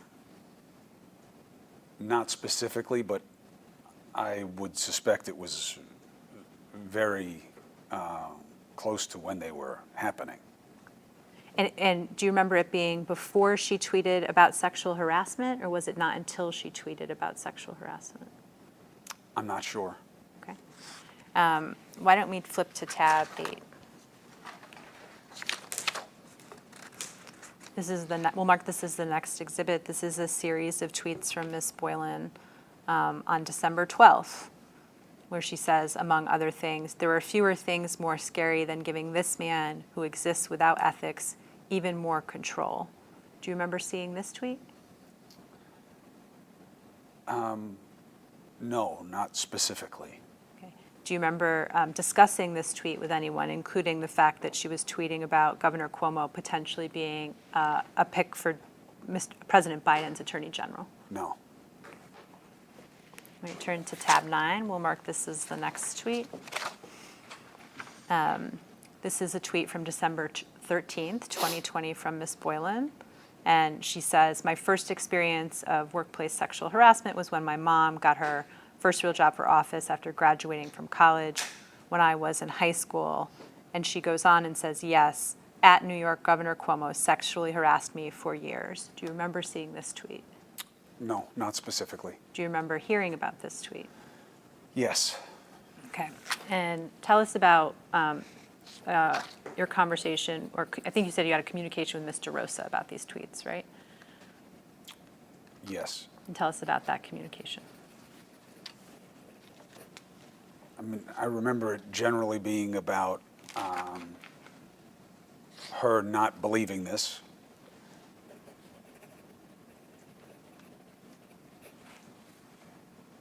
And that they were hoping that it wouldn't get a lot of traction. What form of communication were you having with Mr. Rosa? I remember a phone call. Was she the only person on the phone? I'm not sure if, I think that it was Melissa DeRosa, Josh Vlasto, and me, but I may have had calls with each. In December of 2020, how often were you in communication with Mr. Rosa? It became more frequent. Over the course of December? Yes. Okay, why don't you walk us through the December timeline as you remember it? I don't have a great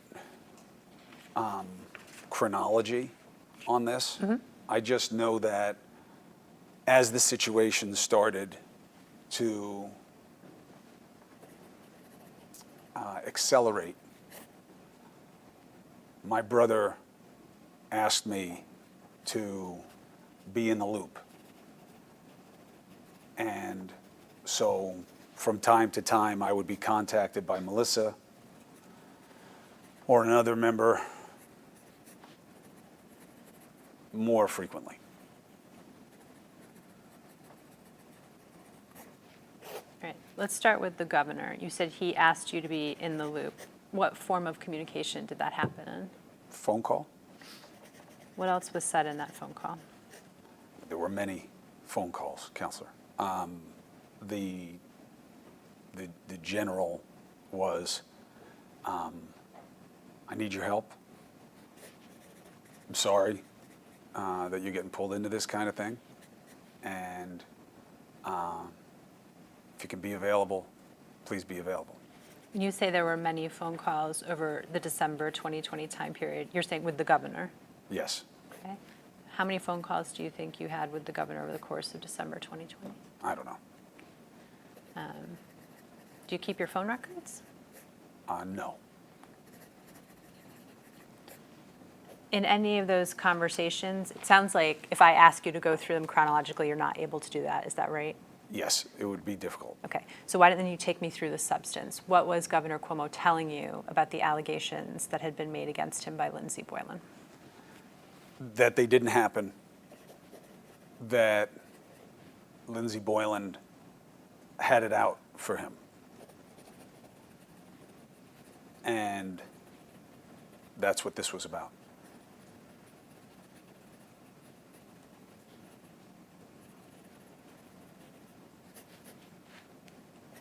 Anything else you remember?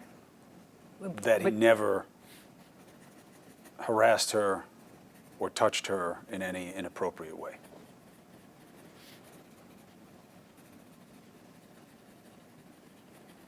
Let's try to unpack this a little bit, if you can be more specific in your memory. When the governor told you it didn't happen, what do you remember him saying didn't happen? In December of 2020. That he had never harassed or touched in any inappropriate way. Did you discuss with the governor whether he had touched Ms. Boylan at all? No. Did you discuss any of the governor's interactions with Ms. Boylan with the governor, No, not specifically. generally? Just to understand what was going on here. What was this about? Were you in any phone conversations with him in which he talked about his relationship with her, No. what it was like to work with her? No, other than his description of what didn't happen. Did he talk to you about how she got hired? No. Did he talk to you about how she left the executive chamber? Maybe. Okay, what do you remember about that? That there was an issue in the office that involved Ms. Boylan and people who were under her.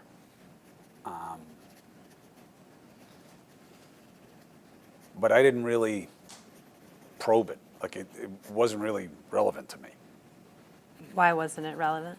Because what I'm worried about is my brother and what this means for my family. And I'm not covering it, you know what I mean? Yeah. The idea that I could ever report on my brother has always been an absurdity to me. It's never been my intention, it's never been my practice. And so look, this was just, you know, just wanted to be able to help my brother, that's it. Did he tell you what the issue was with, I think you said it was people that were under her? No, I don't remember him telling me. Okay. You said that Governor Cuomo said that Lindsey Boylan had it out for him. Yes. What did he say about that? He believes that Ms. Boylan's allegations and all that have followed are somehow connected to political animus against him and people who are looking to play to opportunity and advantage to take him down. When you say the governor has expressed to you that Ms. Boylan's allegations and all that have followed are part of that effort, what did you understand him to mean by all that has followed? Everything. Meaning all the other complainants who have come forward, Yes. including Charlotte Bennett. Yes. That's And- not fair to him. I don't remember that being specifically said, but that is a consistent theme for him about what this is about. Every time I've asked him, this is the answer that I get. And those political, scroll back. You said are somehow connected to political animus against him and people who are looking to play on an opportunity. Who are the people he's referring to? In this instance, Lindsey Boylan. Do you ever have any conversations with the governor about who those other people might be that are looking to take advantage of this opportunity? Yes. And what were those conversations? That he believes that he has, if not political enemies, people who have a political interest in seeing him damaged. Are there specific people that you and he discussed in connection with the allegations of sexual harassment? Say it again. Are there specific people that you and the governor discussed as having that political animus in connection with the allegations of sexual harassment against the governor? Yes. Who? Boylan, Lindsey Boylan, Karen Hinton, and other people involved. Who are the other people?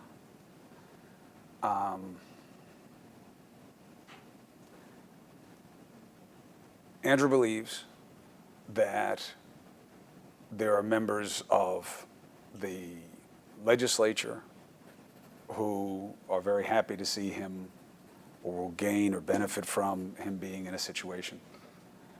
And, you know, that's what it is for him. There's a universe of possibility about people being out to get him.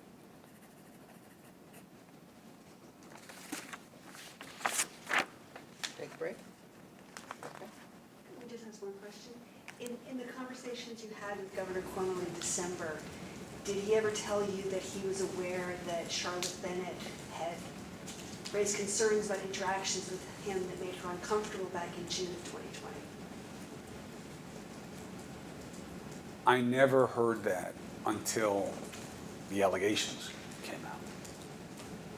So, Did Melissa DeRosa ever tell you in December 2020 that she knew back in June or July of 2020 that Charlotte Bennett had raised concerns about interactions with the governor that made Ms. Bennett uncomfortable? I don't know, I don't remember if I learned about that after I learned about it, you know, so that I already knew and it was being discussed, or that I was told about it in advance. I don't remember. Do you recall any discussion with either your brother or Ms. DeRosa when you're talking about Ms. Boylan's allegations where there was discussion about there are other women who've been uncomfortable in interactions with the governor? No, not the way that you explained. And when the governor talked about there being a political animus or motive behind this, did he include Charlotte Bennett in that as well? Not that I remember. Did he say anything about how he could explain Charlotte Bennett? Yes, he said a lot, Counsel. Probably gonna cover it, but what did he Why say? don't- Can we, Okay, should we Mr. wait? Kim, Okay. can we wait? Sorry. I didn't- That's okay. Okay. Is there anything else that you want to get to before we'll take a break, and it'll be fast? Why don't we take a break? Let's go off the record. Okay, stand by. Time is 10:43 a.m. This concludes Media 101. Thank you. Why don't we take 10 minutes?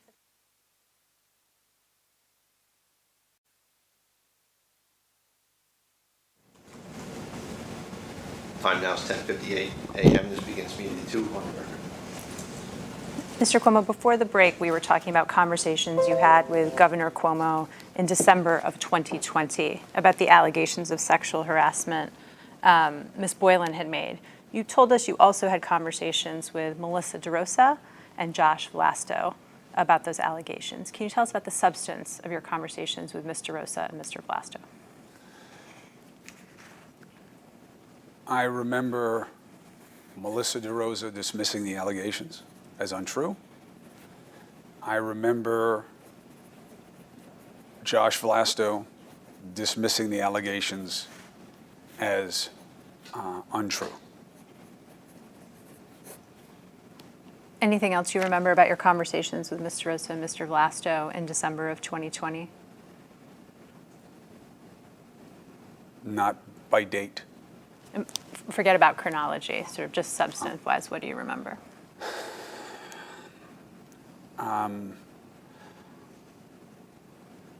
I remember that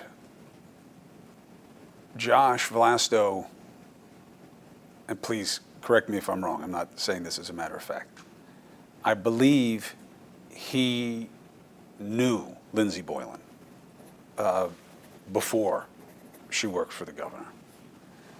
And that he was very upset by this, that he felt that she was out to hurt people in the administration. She had an axe to grind. Did Mr. Vlasto explain why he thought Ms. Boylan had an axe to grind or was out to hurt people in the administration? Generally, I got the sense that there had been trouble caused by Ms. Boylan, and that this was an extension of that. What did you understand was the trouble that had been caused by Ms. Boylan?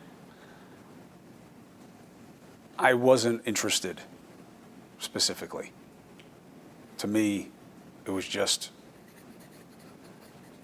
what is this going to mean for my brother, you know, and my family? You know, I didn't have a curiosity about things that didn't, you know, backstory. You know.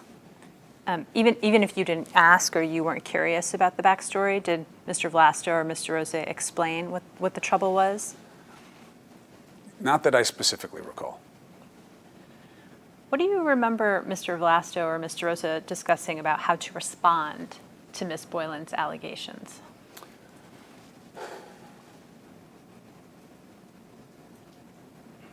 I don't remember either of them making strategy points about here's what should be done or not be done. I wasn't part of conversations like that very often. So for me, the conversation was about what this is and what they wanted me to know about it. Were you a part of any conversations in which they discussed Governor Cuomo publicly responding to Ms. Boylan's allegations? Yes, In December of 2020? I think so. I think so. Again, you know, take it for what it's worth. When you were asking me about June and not you, June, about the timing of June, you know, I was coming off COVID. I talk about this publicly to kind of help motivate people to talk about it. I know people are trying to come up with reasons to tell you them. You can ask me whatever you want, okay? And I'm going to answer whatever you want.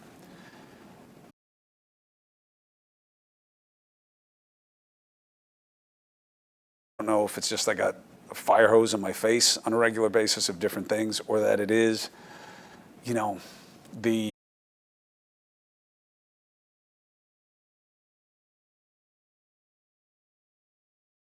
I mean, once we get into the meat of the matters here, you know, it was just a deluge of stuff, you know, June, December, January, February. When I went back and reviewed, a lot of these dates are new to me in terms of contextualizing it. So that's what I mean. I don't remember if it was in December, right proximate to when I was told about the tweets, that I started to being looped in. My assumption is, yes, that whenever they started talking about it, they started to loop me in to talking about it. And I absolutely said yes to my brother. I was willing to listen to whatever he wanted me to. Putting aside chronology, and I'm going to do my best to put aside chronology, recognizing what you just said today. But just so you understand, I'm not busting your chops to make you give me specific Totally dates. understand. And we'll get some documents, and maybe it'll help refresh your chronology a little bit. But what do you remember being discussed about the governor's first response to Ms. Boylan's allegations of sexual harassment? The primary discussion, as I remember it, was whether or not to respond. And fill us in on how those conversations went. I just remember there being a division of significance to different people on the various calls about whether or not responding was the right thing or not. And I remember Andrew very much wanting to respond. Okay. And tell us about what you remember Governor Cuomo saying about wanting to respond to Ms. Boylan's allegations. Not true. And that he should get in front of it. And what were the other views expressed? If you get in front of it, then you continue it. Was, you know, I guess the antipodal viewpoint. And who expressed that view?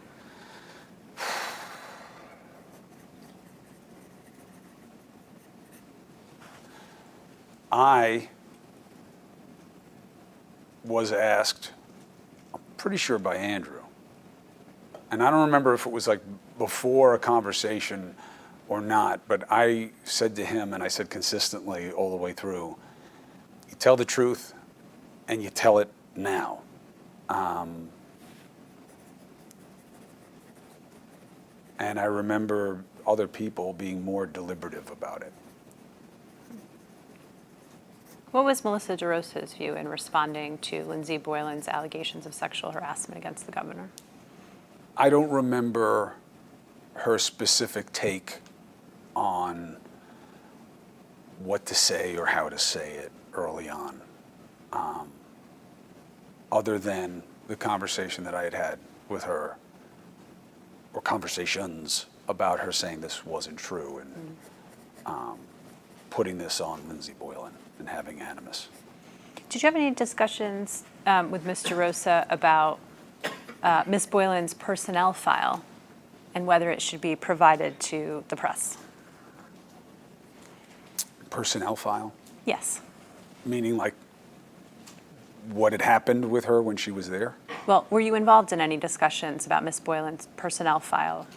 Not that I can recall. Were you involved in any discussions about informing the press about what had happened with Ms. Boylan while she had been a chamber employee, meaning the trouble from those underneath her? No, not about what to do with what had happened with her when she was at the chamber. Okay. I didn't really know. Did you ever become aware that the chamber had provided the press with Ms. Boylan's, what was referred to as Ms. Boylan's personnel file? I don't know that the chamber provided it to the press.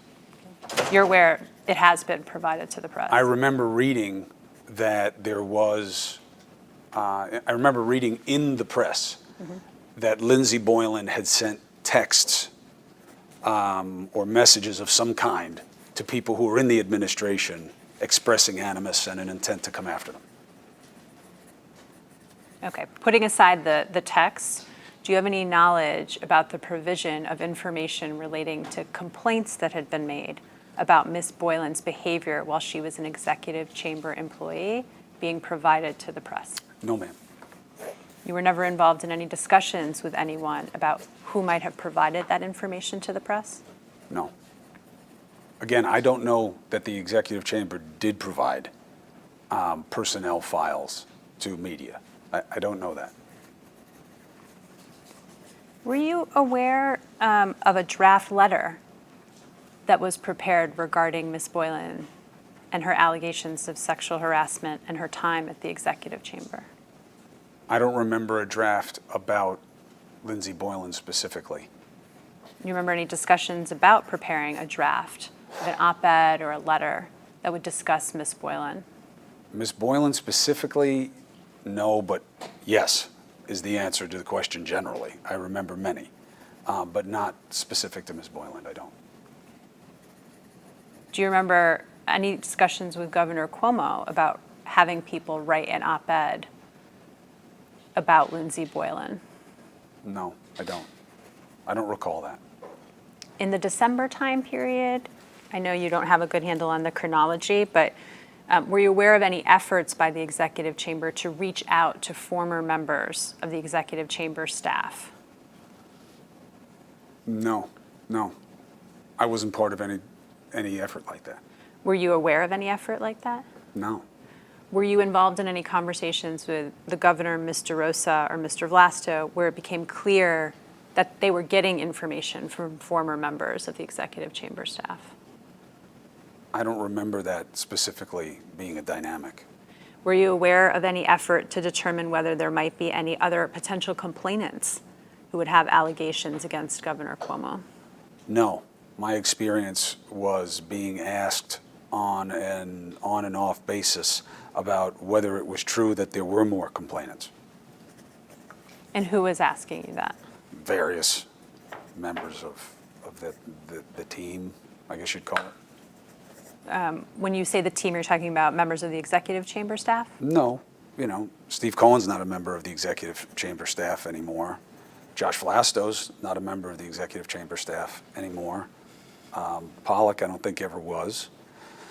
Liz Smith is not anywhere. I mean, you know all these things. But I mean, there, obviously, I don't want to mislead you to think that it was only the people who work for the governor who were talking to him at this time. It was an expanding circle of people around him. And that group of people, or that expanding group of people, was there ever any discussion that you became aware of that they were going to reach out to former members of the executive chamber staff to see if anyone might have a concern about their interactions with Governor Cuomo? I don't remember that being a focus of their energy. Even if it wasn't a focus, did that come up? Not that I recall. It may have, but I don't recall being a part of anything like that. Are you aware of a woman named Caitlin who has made allegations against Governor Cuomo? Yes. When was the first time you heard or were part of any discussions about Caitlin? When the allegation was made. Meaning you either saw the article or there was a discussion about a potential article? Yes. Okay.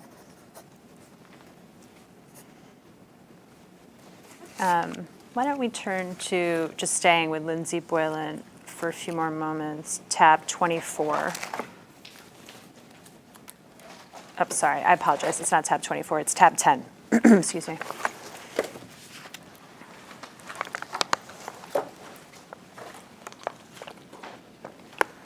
We'll mark this as the next exhibit. Do you recognize this as the Medium piece Miss Boylan published regarding her experiences with Governor Cuomo? No, because I don't remember ever seeing it, in this layout, but that's, I see your name there and I see what the headline is. Why don't you page through the substance real quick? Yes, I recognize that that's what this is. Okay, and how did this first come to your attention?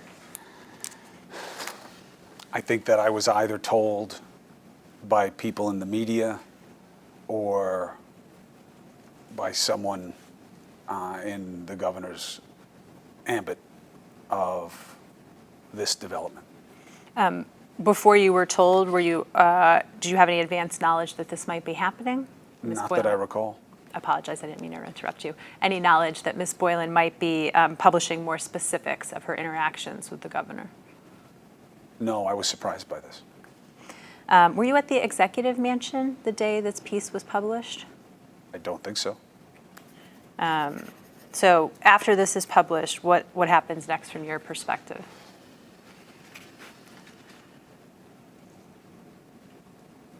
I don't remember anything happening next. Did you talk to anyone about the article? Yes, Who did you talk to about it? various people. It was an item of high interest. Were you part of group conversations with members of the executive chamber staff and consultants to the executive chamber Yes. about Lindsey Boylan's Medium piece? I don't know if it was about specifically this piece, but yes, About Lindsey Boylan? yes. Okay, and tell us about the substance of those communications. That this had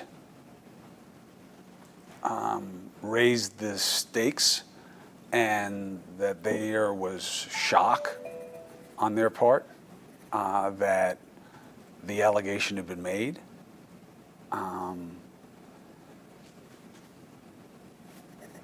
Was there any discussion about whether any of the contents of Ms. Lindsey Boylan's allegations were true? No, the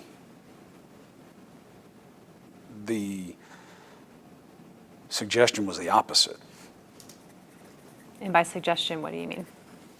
that Lindsey Boylan suggesting that the governor had forced her to kiss him was not true. Who told you that it was not true? Andrew, my brother told me. Josh Vlasto says he didn't believe it. He became more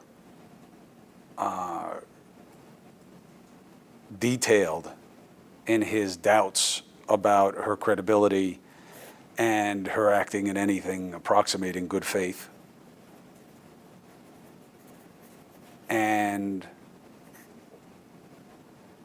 that he had regret because, and again, I could be wrong, but I remember him feeling like he somehow was connected to how she got hired or something like that, that he knew her or something like that, and that he felt guilty that somebody that he had brought in, had caused this situation. I remember Melissa also expressing disbelief. You said Mr. Vlasto was more detailed in his doubts. What did he detail? That he did not trust Lindsey Boylan's credibility, good faith. Did he explain why? Not exactly. And generally? He said that he was just commenting that this was more than wrong. Wasn't about her misunderstanding a situation. Wasn't about anything that had ever happened. It was about her launching an attack and him believing that she was not tethered to reality. And you said Mr. Rosa expressed disbelief. Yes, And explain, what did Mr. Rosa say? to this your didn't recollection? happen. I'm sorry. That's okay. What did she say to your recollection? No way this happened. And the this that's being referred to, what was the this? The harassment, the forced kissing. Was there any discussion about Ms. Boylan's allegation that the governor gave her a tour of the executive mansion? No, I don't understand that to be an allegation. Was there any discussion about Ms. Boylan's allegation that the governor had made comments about a cigar box he had received from President Clinton? Not that I can recall. Was there any discussion about Ms. Boylan saying the governor had compared her to one of his ex-girlfriends? Not that I can recall. Was there any discussion about Ms. Boylan's allegation that the governor had given her a rose on Valentine's Day? No. Was there any discussion that Ms. Boylan had received a signed photograph of the governor on her desk shortly after receiving the Valentine's Day rose? Not that I can recall. But also, just to be, I don't remember being in any conversation where that was said. I'm not saying it was never said. I can't speak for conversations that they had, which happened all the time, that I was not included in, or I was only included in for part of the time. So. Totally understand. I'm just looking for your memory, in part trying to understand what the this is that you understood people were expressing disbelief about. Was there any discussion about Ms. Boylan's allegation that the governor had made a comment about playing strip poker? Not that I can recall. I don't remember anybody validating anything that Lindsey Boylan said. But other than the kiss, you don't remember them discussing any of the allegations? No, not specifically. Okay. And when the kiss was discussed, you said that both the governor denied that he had forcibly kissed Ms. Boylan. Did the governor ever say he had kissed her not forcibly? No. Were you part of any conversation in which any of the governor's physical interactions with Ms. Boylan were discussed? Maybe, in terms of how his customary greetings or whatever may have been an aspect of what Boylan was talking about, and I remember that being rejected heavily. I may have even suggested it at some point. I didn't talk so much early on. And I may have said, I remember thinking at least, could she have gotten something wrong? I mean, people can misconstrue things all the time in good faith. And I remember it just being dismissed out of hand that any of this was about confusion or not understanding something as it was intended. That this was all intentional. She was making it up, and she was doing it to hurt Andrew. And nobody was surprised that she was doing that. So the entire premise of the discussion was she had made everything up. Yes.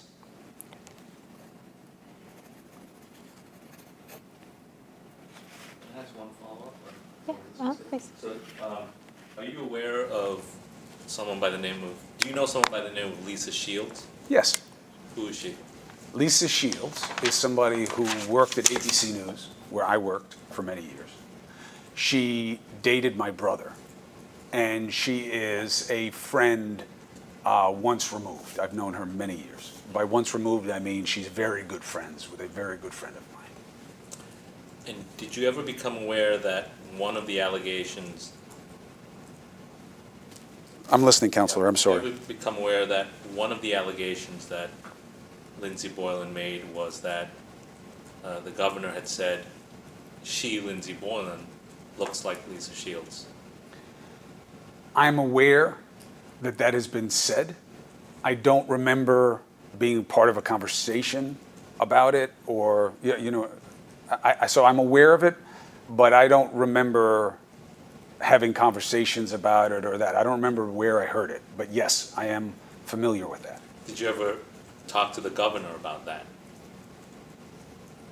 Not that I can recall. Did you ever ask him, did you say that? Not that I can recall specifically. Do you know what Lindsey Boylan looks like? Just from photos. I don't think I've ever met her in person. But from photos, does she look like Lisa Shields? I don't know.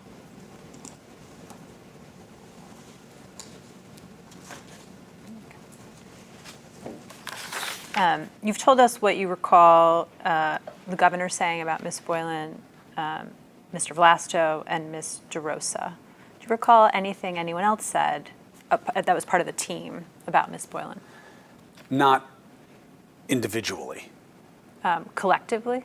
I just remember that there was abject rejection of what Lindsey Boylan was putting out, that there was a general feeling that she was not coming in good faith, and that this was designed to hurt the administration.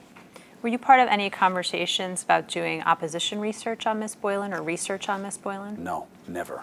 Were you part of any conversations in which her campaign contributors were discussed? No, not that I recall. Were you part of any conversations in which it was clear that members of her staff had been spoken to? No, Her campaign staff, I mean. no, not that I can recall. Jen, okay. Please. Did your brother, the governor, discuss with you why he was looping in people like Steve Cohen and Josh Vlasto, who no longer worked in the administration? No, not specifically. Did he speak to you generally about that? No, Did you have any understanding as to why he was including people like Steve Cohen and Josh Vlasto, who no longer worked in the administration? yes, What was your understanding? they are still advisors of his. And what do you understand that they advised him about other than these allegations? Everything. Everything and anything. There's a good chance that the governor will reach out to one or both of them. Is there anyone else that falls into that category that the governor reaches out to about everything as an advisor who's not an employee of the executive chamber?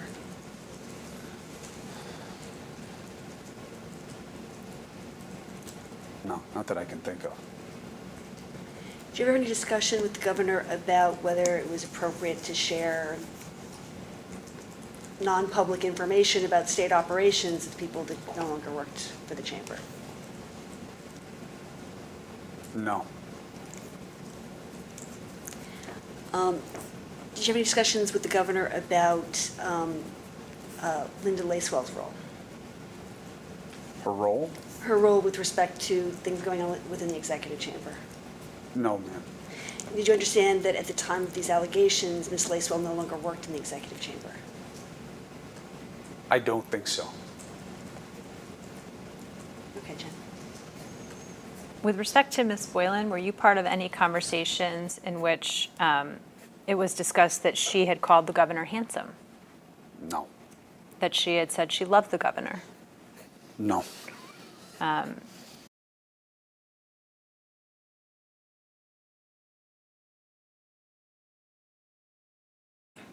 not that I recall. Okay. Tell us what you remember about the response to Ms. Boylan's Medium post. What was discussed? I remember there being a division about whether or not to respond. Is this the division you spoke of earlier, where you were in favor of tell the truth and tell it now? Yes, Counsel. Do you remember at this time who was in which bucket? I remember I was in the you tell the truth and you tell it now bucket. And my brother, I believe, accepted that advice. I don't think he needed it. I think that that's where his head was also. And there were others who were more circumspect about the risks of weighing in on something in terms of the energy that that would give the story in the media. And do you recall what the outcome of those discussions were with respect to Lindsey Boylan's Medium piece?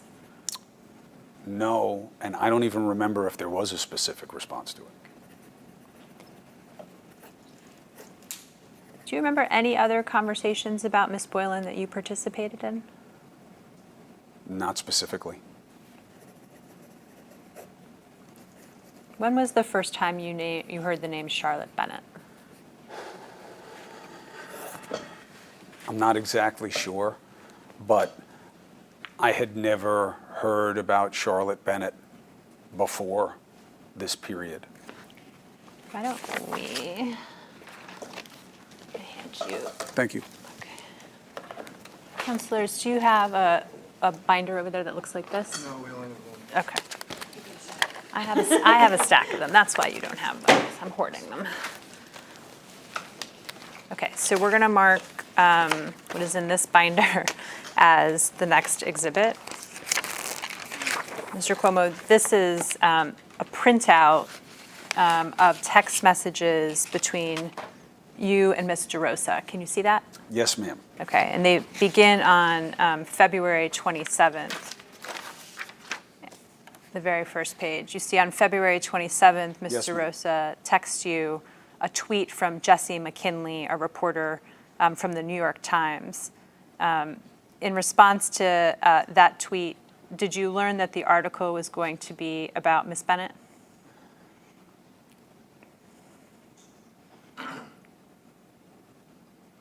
I'm not sure. I'm not sure if I knew who it was when I received this text. Okay. And tell us what you do remember about discussions about Charlotte Bennett with the governor. And there was a lot of discussion, obviously. My interest was different than the team's. For me, it was, who is Charlotte Bennett? What is this account about? What is true and what isn't true? What did the governor tell you about who Charlotte Bennett is? He said she worked on the staff, that she was on and off, in contact with him, that she was part of like the LoveGov, fanfare of all the messages that he would get and all that, and the people around him who would kind of monitor it, that Charlotte Bennett was one of them. I'm not saying that was her job. I'm just saying he had mentioned that. Anything else that Governor Cuomo told you about who Ms. Bennett is? Not in terms of like her background or anything like that. Did Governor Cuomo ever tell you that Ms. Bennett was a sexual assault survivor? I definitely discovered that. I don't think my brother is the one who told me that. Okay. I think you said the next thing you were interested in is what is this? What's true and what's not? What did Governor Cuomo tell you was true and was not true about Ms. Bennett's allegations? My brother said that he never intended to do anything like what Charlotte Bennett was alleging. And by do anything, what did, My brother said that he never solicited affection or asked her out or made a move or anything like that. He never put his hands on her. He never did anything like that. what did he say to you or tell you about the allegations she made about things he said to her? That he never intended to in any way deceive or influence her the way that had been suggested, and he was very sorry that she felt that way, if she in fact did. Did Governor Cuomo acknowledge to you that he had said to Ms. Bennett the things she was alleging he said? Not specific comments, In general? not that I recall, that they had discussed Charlotte Bennett and what she had survived and how that shaped her, and that she wanted to know from my brother what to do with it, what to do with the experience, and how it affected her life and her personal life. Did Governor Cuomo acknowledge to you he had said the things to Ms. Bennett that she alleged he had said to her? No. Did he deny to you that he had said the things to Ms. Bennett that she is alleging? He denied that he was trying to manipulate Charlotte Bennett the way that I believe is alleged. I understand that he denied having an intention to you. I'm asking, did he deny using the words that she says he used? Which words? Okay. So did the governor deny to you telling her that he was lonely? No. Did he acknowledge that he did tell Ms. Bennett he was lonely? No, not that I recall. Did the governor acknowledge that he had said to Ms. Bennett he wanted to ride off on his motorcycle and take a woman into the mountains? No. Did he deny saying that? No. Did he acknowledge asking her about recent hookups? Say that again? Did the governor deny asking Ms. Bennett about recent hookups? No. I don't remember ever discussing any of these statements with him specifically. That's why I'm saying I don't remember him acknowledging them or denying them, because I don't remember discussing them with him. Okay, and so then help me understand what was discussed. So I understand he denied the having an intent, right? You said he denied trying to manipulate her. Was the tenor of the discussion that the conversations Ms. Bennett was describing had in fact occurred? The tenor of the conversation was, what were you doing talking to her about these things? Why did any of this happen? That was coming from me. Mm-hmm. And what did Governor Cuomo say in response? He thought he could help. He thought he understood. He thought he was being helpful. So he didn't deny talking to her about the things? No. In any conversation that you were a part of, did Governor Cuomo deny talking to Ms. Bennett about the things she alleged they discussed? I don't remember it being couched that way, Counselor. I remember it not being a matter of fact, like were these things said or not. It was about what the dynamic was.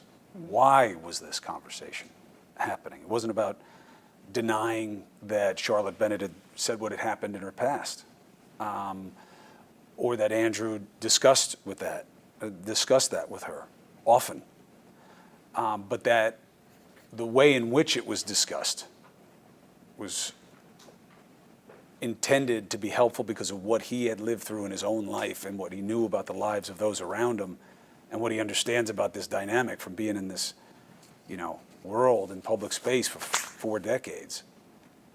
But nothing that even approximates the idea of it being seductive or grooming. He was disgusted by that idea. Did the governor tell you he was trying to be helpful when he asked Miss Bennett if she could find him a girlfriend? He never mentioned that he asked her to find him a girlfriend. What I was told was that Charlotte Bennett used to talk about culling that LoveGov parade and looking for women as a joke. Not that she ever meant it as any kind of actual solicitation or, just to be clear. And who told you that Miss Bennett had discussed culling the, I need to understand, what is the LoveGov parade that you're talking about? Andrew, at some point, became a focus of national attention. And he started to get a lot of attention, a lot of praise, and a lot of playfulness about his personal life. And messages would come in, emails, social media, of men, but I believe mostly women, saying nice things about him. And it was my understanding that Charlotte Bennett thought that was very funny, and that she would go through the messages and had said to him, hey, I'm going to find you a good woman in this, here, from this. That's what I was told. Who told you that? I don't remember specifically. I don't remember specifically. I don't remember specifically. Do you remember being a part of a conversation in which someone reported on what Charlotte Bennett had told senior staff in the chamber about her conversations with the governor before she left? I don't know that I was part of a conversation, but I remember being told that Charlotte Bennett did go in and met with senior staff. Okay. And who told you that? I don't remember if someone told me or I was asked to listen in on a conversation where that was being discussed. Okay, and what do you remember about that conversation where Miss Bennett's meetings with senior staff were discussed? Just that there had been meetings. And was the substance of those meetings relayed? Not that I recall. Did Governor Cuomo tell you he was trying to be helpful when he asked Miss Bennett how old someone had to be for him to date her? I don't remember discussing him saying that. Did the governor tell you he was trying to be helpful when he told Miss Bennett she should put a tattoo she wanted to get on her chest or her butt? I don't remember ever discussing that with him. Did Governor Cuomo tell you he was trying to be helpful to Miss Bennett when he called her Daisy Duke? I don't know that he ever said that. Did you ever discuss that with Governor Cuomo? No.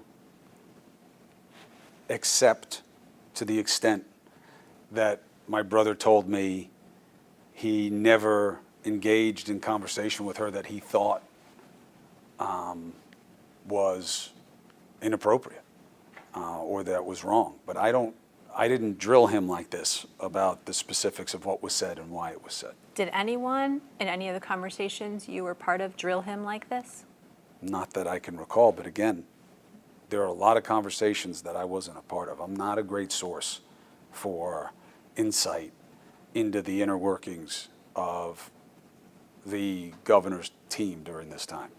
Right, I'm just asking whether you were part of any conversations in which anyone asked the governor whether he had in fact said to Miss Bennett the things she was alleging he had said. I'm sorry I jumped the question. Okay. And no, I don't remember that. And so the premise of the conversations that you were a part of was that he may have said these things, but it was not his intention to make a move or solicit her. The second part of that is my understanding. What he said, what he didn't say, I don't remember being a part of any real detailed discussion about that. And I'm going to move on to talking about the response, unless Ms. Clark. Just a few questions.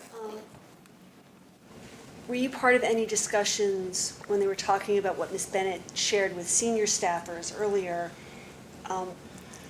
Was there discussion that Ms. Bennett's specific allegations in terms of some of the conversation that was later reported was shared with the senior staffers months earlier? I don't remember picking up on that. Did anyone tell you, or did you hear directly from any senior staff that had spoken to Ms. Bennett back earlier, that they found her to be credible.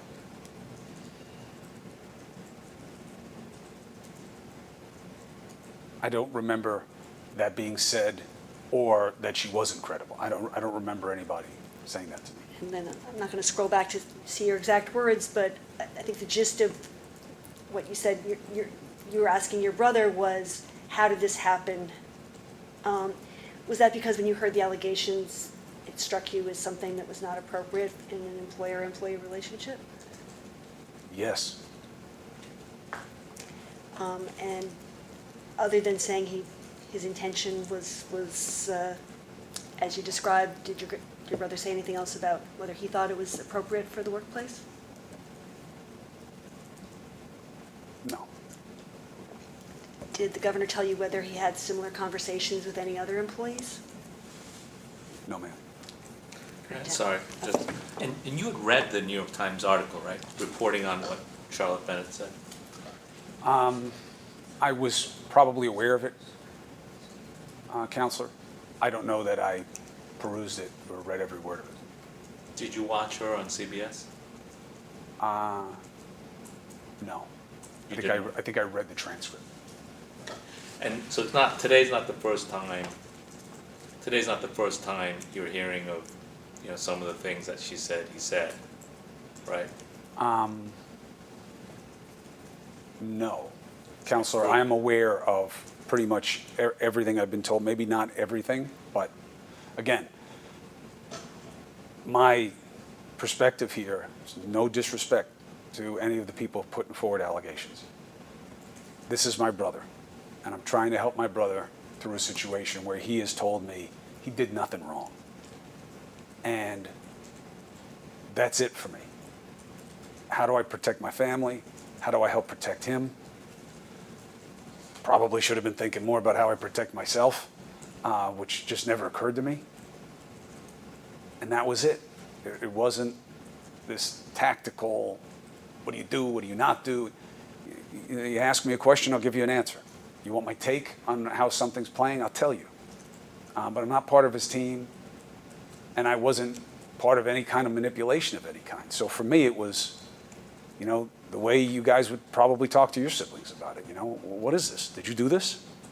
No, I didn't do this. Okay, well then, how did this happen? Why is Charlotte Bennett saying these things? Well, I thought that, I was able to help, I was doing this. That was the conversation. So understanding your perspective as a brother, we're just trying to understand what you actually talked to him about and didn't. And so knowing at the time some of the allegations that she was making from whatever source, New York Times or transcript to the CBS, and him saying, I was just trying to be helpful, the question is, did you ever ask him, well, she's saying,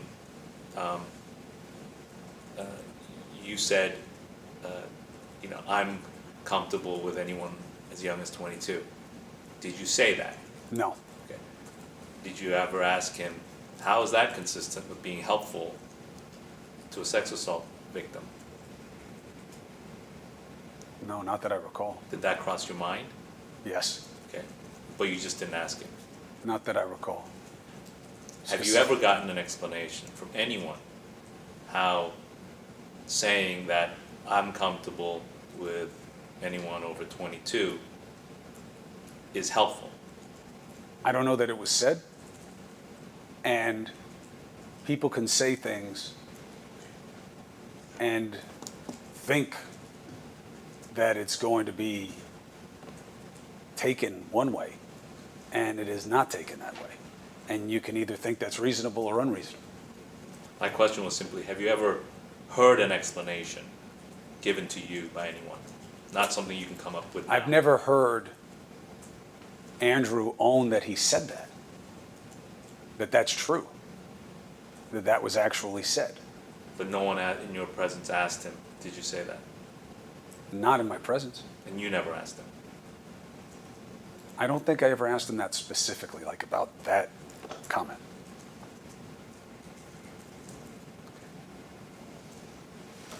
Did you tell Governor Cuomo that it struck you that Ms. Bennett's allegations, the conversations he had with Ms. Bennett were not appropriate in an employee-employer relationship? Ask me, did I?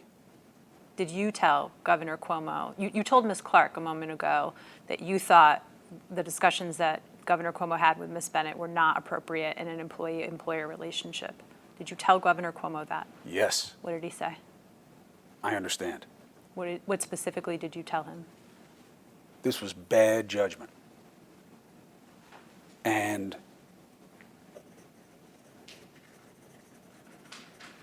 shouldn't have happened. And all he said in response was, "I understand"? He was embarrassed. Did he say that? He didn't have to. What do you mean he didn't have to? I can tell how my brother feels about things and how he doesn't. I don't know your brother like you do, so you can help me understand how you could tell that he was embarrassed. 40 years of being his best friend, of knowing what he's taught me about how to be, about what I've seen him do with himself and how he carries himself, and what it was like to live through this in our own family, and have the profound understanding that he has, and certainly I do, of these situations and what, you know, what they are and what they're not. And that this had wound up being the opposite of what he says he was trying to do. What advice did you give him? I don't remember giving him advice. I don't remember. I didn't give him advice about what to do or not do in a situation like this. Did you make any suggestions about what he should or shouldn't do? No. Suggest that he should apologize? Always.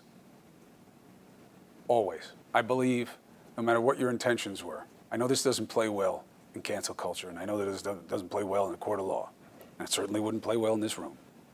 But if somebody is offended by something that you did, if somebody thought it was wrong, you should apologize, because even if you didn't intend it that way, you should care about what their response was and how they experienced it. So I always advise that to anybody in any situation. Did you advise that to Governor Cuomo in this situation with respect to Ms. Bennett? Yes. And what did he say? I don't remember him saying anything. I think that that was understood. And what do you mean by? He was upset that Charlotte Bennett was upset. He expressed being upset. Yes. Did you advise him that he should personally apologize to her? Yes. And what did he say? I don't remember specifically, but it was understood that that was going to happen. That he was personally going to apologize to her? Yes. To your knowledge, has that happened? Yes, I believe that his statement was apologetic, and I think I just went past one.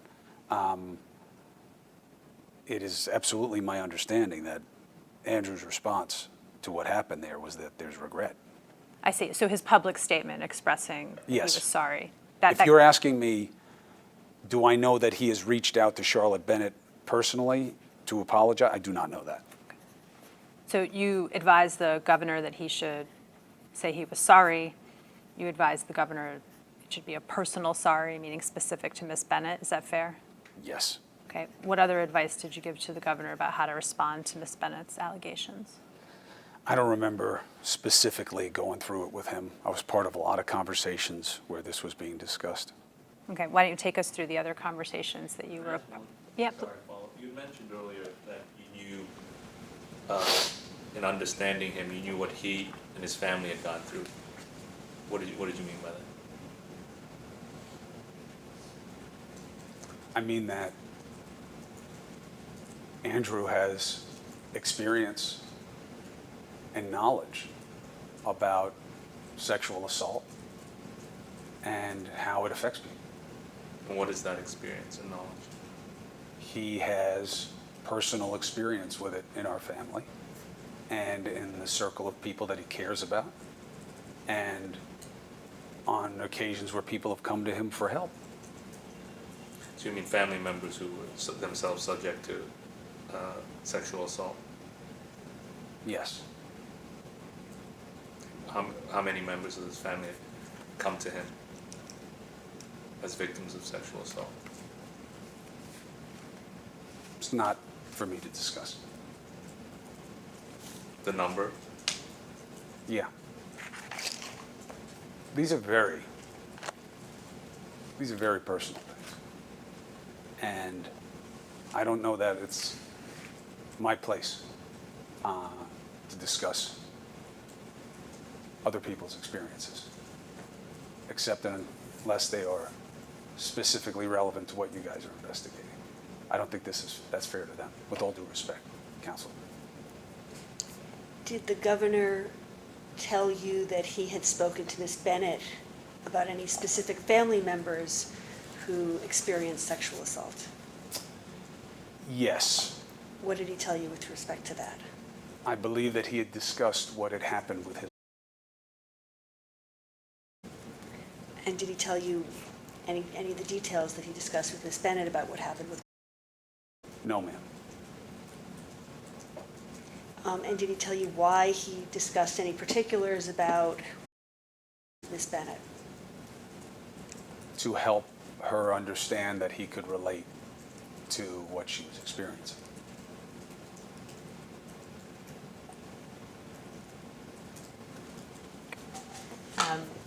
Before those questions, that we were talking about conversations in which you participated with other people, not just Governor Cuomo, relating to how to respond to Ms. Bennett's allegations. Talk us through what you remember about those.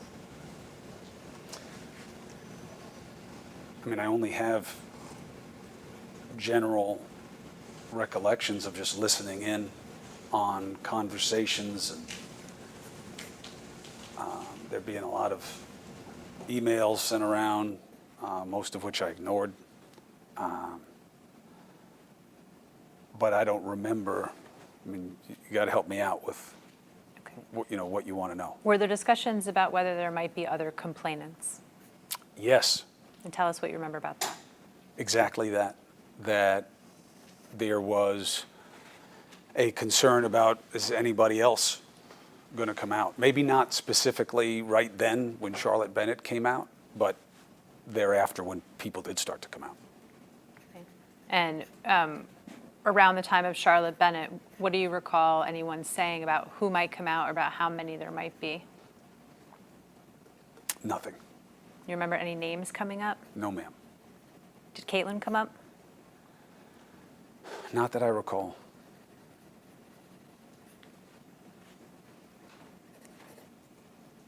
Did you? One second. Go ahead. You've said with respect to Ms. Boylan that various people ascribed evil motives to her, that she was out to get the governor, things along those lines. Did anyone say anything along those lines with regard to Charlotte Bennett?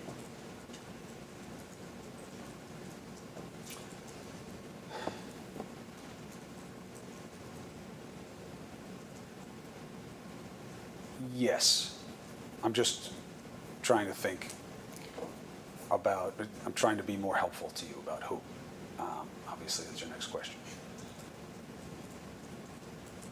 I remember, well, let's start at the top. Andrew believed that Charlotte Bennett coming out about this and discussing it publicly may have been a function of her being encouraged by people who are politically opposed to him. So not that, she was making this up, to be clear, but that people may have been encouraging her to come forward. I don't remember who specifically that was.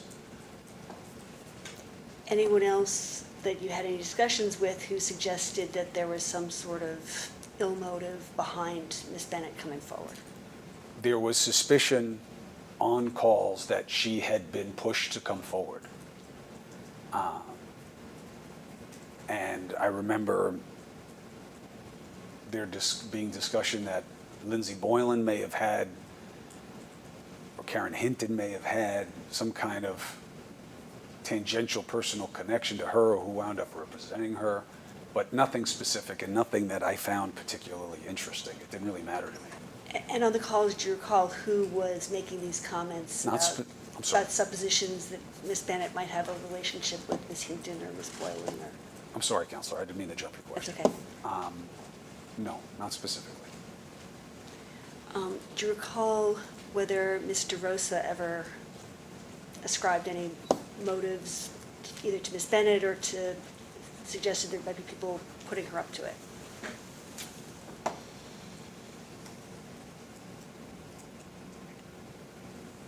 Not specifically.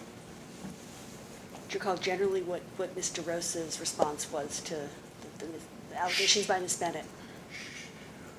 Melissa DeRosa believes that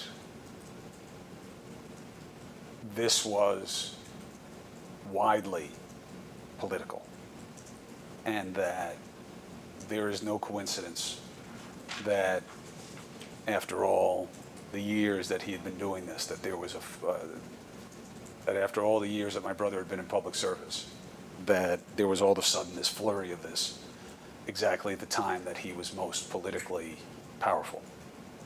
And specific to Charlotte Bennett, I don't remember that specifically being articulated to me or explained that way, but I do remember it in general with respect to the allegations.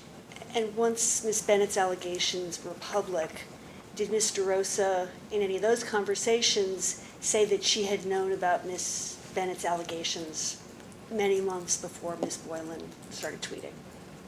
I don't remember timing, but I do remember that Melissa DeRosa knew about these allegations before I did.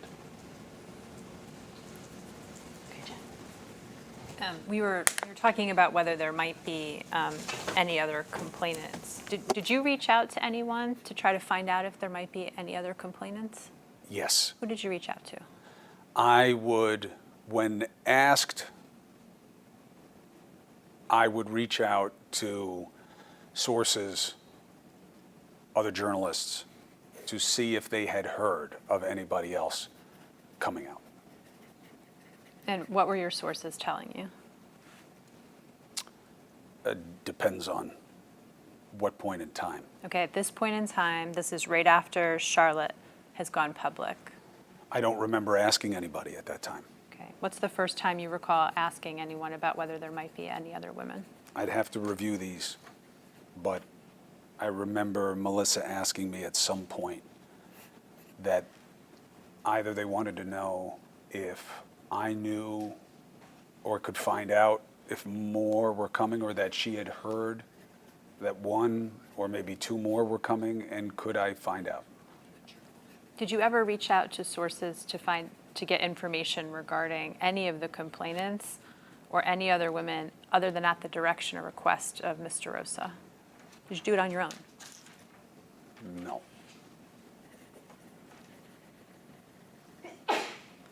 Bless you. Before we look at documents, what do you remember about discussions about? If I might, Counselor. Sure, just to please. give you some more context on that. I would never do oppo research on anybody alleging anything like this. I'm not in the oppo research business. I don't tolerate a lot of oppo research on any level.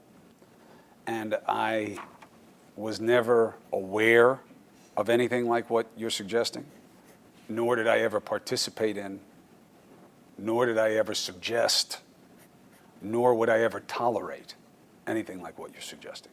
Okay. When you say oppo research, what do you mean? The idea of trying to find ways to disparage people who come forward with allegations like this is not what I'm about. Do you recall at some point that you received a complaint related to Hamilton College? No. Okay. We'll come to that in a minute then. I understand you're saying you didn't do any opposition research on any of the women who have. I don't even know of any opposition research being done. That's what I was just going And to ask. I don't even know that I would call it that if that's what was happening. What about research or opposition research on individuals who might have done an investigation of the allegations of harassment against the governor? I never heard anything about that. Were you involved in any of that? No. You never heard anything about that? No. No one asked you to do any research on Mr. Kim? No. On Ms. Clark? No. You were never in any discussions where Mr. Kim or Ms. Clark were discussed? Yes, Okay, tell us about those discussions. that you guys were going to be doing the investigation. And, you know, what that meant about how long this would take and, you know, the nature of the process. Was there any discussion about either negative information or information that could be used to undermine the credibility of Mr. Kim or Ms. Clark? No. There was discussion about whether or not Andrew and some of his advisors felt that it was fair that you two were looking into this. And tell us about those discussions. I mean, I was peripheral and not involved in a lot of them. But there was a sense expressed that having someone who litigates plaintiffs' Me Too claims and having somebody who had actively investigated Andrew for years did not bode that well for what the outcome of the process would be. Any other things that were discussed about Mr. Kim or Ms. Clark? Just what they represented as political aspects to this process. And the political aspect was that Mr. Kim has previously been involved in an investigation into Mr. Cuomo. Among other things, yes. What are the other things? That, and remember, June, it's not coming from me. I didn't know you before all this, all right? But that, you know, Counselor Kim is obviously very close to Preet Bharara, and you know, that they had been part of an investigation of my brother, and now he was going to be investigating him again, and that was appeared to them to be a fairly obvious conflict. That there were connections between Lindsey Boylan and the Attorney General, and that they were worried that there was coordination, that her complaint was being front-loaded by the Attorney General, maybe for her own political motivations. And they were worried about it. They were worried that this was going to look like one thing, but be a very different thing. When you say that there were discussions about the connections between Ms. Boylan and the Attorney General, what were those connections that were discussed? I'm not the best person to ask. And again, with all due respect, I know the work you do. I know the work you've done. I was not particularly interested in the two of you. Somebody was going to investigate it. I never expected it to be, you know, this process, I think, is fairly obvious. So what I was told, or what I remember hearing, was that Lindsey Boylan had a campaign manager person, I don't know what the right title is, who came from or was close to the Attorney General's office, and that there was concern that there had been coordination, therefore. Again, I don't know a lot about it. It's not something that I was pursuing. It's not really of particular interest to me at this time. And you said that there was concerns that I think you said Ms. Boylan's complaint was front-loaded by the AG. What does that mean? That the AG was going to assess it and give it importance to help Ms. Boylan and to hurt the governor and to, by extension, help the Attorney General, who they believe is feeling out whether or not he's vulnerable enough, maybe because of her own efforts, to run against him. Were there any other concerns that you became aware of about either Mr. Kim, Ms. Clark, or the AG? Not specifically, and again, I wasn't looking for it. But generally, anything else you haven't told us? I've told you what I know.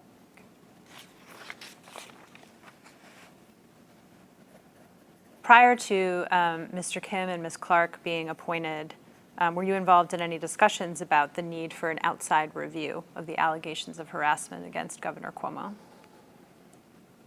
Only to the extent that I told my brother on many occasions, you tell the truth, you get out in front of this and you do that. You do not go against anybody who's accused you of anything. You ask for process. This has to be investigated. You ask for process because that's the right thing to do. What did the governor say in response to you telling him he should ask for process? He agreed. And what views did he express about what that process should be? None that I recall. Did you ever participate in any conversation in which the governor expressed a preference for who should conduct that process? I do remember being a part of conversations where they were mentioning people who I'd never heard of before. Who were those people? You'd have to give me some names. Barbara Jones? Yes, that's the, I'll take your word for it, yes. Yes. And what do you remember about the discussions about Ms. Jones? Just that she was somebody that Steve Cohen knew or worked with, or both, and that she might be somebody who would be seen as acceptable to the media and the rest of the politicos. And were there any discussions you were involved in with the governor about whether the AG should be involved in the investigation? No, not that I recall. Or whether the AG should be a part of the selection process for whoever would do the investigation? I just remember that once the AG was looped in, that there was a concern that this was no longer going to be fair. And that concern was based on what you've expressed to us before about views that the AG had connections to Ms. Boylan and that the AG may have wished to run for political office. Yes, Counselor. Okay. Do you mind if we take just a 5-minute break, Mr. Cuomo? Sure. Thank you.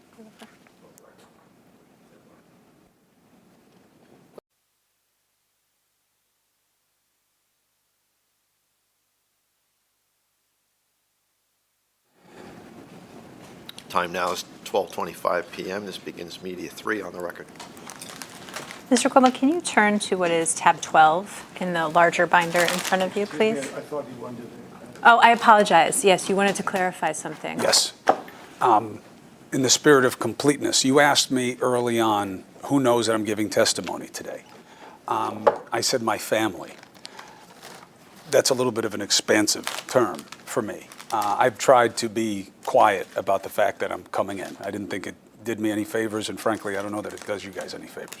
So my agent knows, these are all people who are intimates to me. I've tried to be cagey about it. My team knows that something's up. They knew, most of them know that I got a subpoena, my senior staff. But I just want to be fully complete on it. It's not just my wife and my siblings. But I've tried to be discreet about this. When you say your team, who do you mean? My executive producer, I don't think any of my senior producers, my direct producer has an idea that I've been getting ready for this and there's something weird because I'm telling her, leave me alone, I'll call you later. So I know it doesn't really matter, but just for the spirit of completeness. Okay, I appreciate the clarification. Okay. Thank you. If there's anything else you want to clarify throughout the day, just let me know. Thank you, Counselor. Why don't we turn to tab 12 Okay. in the larger binder. And we'll look at tab 12 and tab 13 together.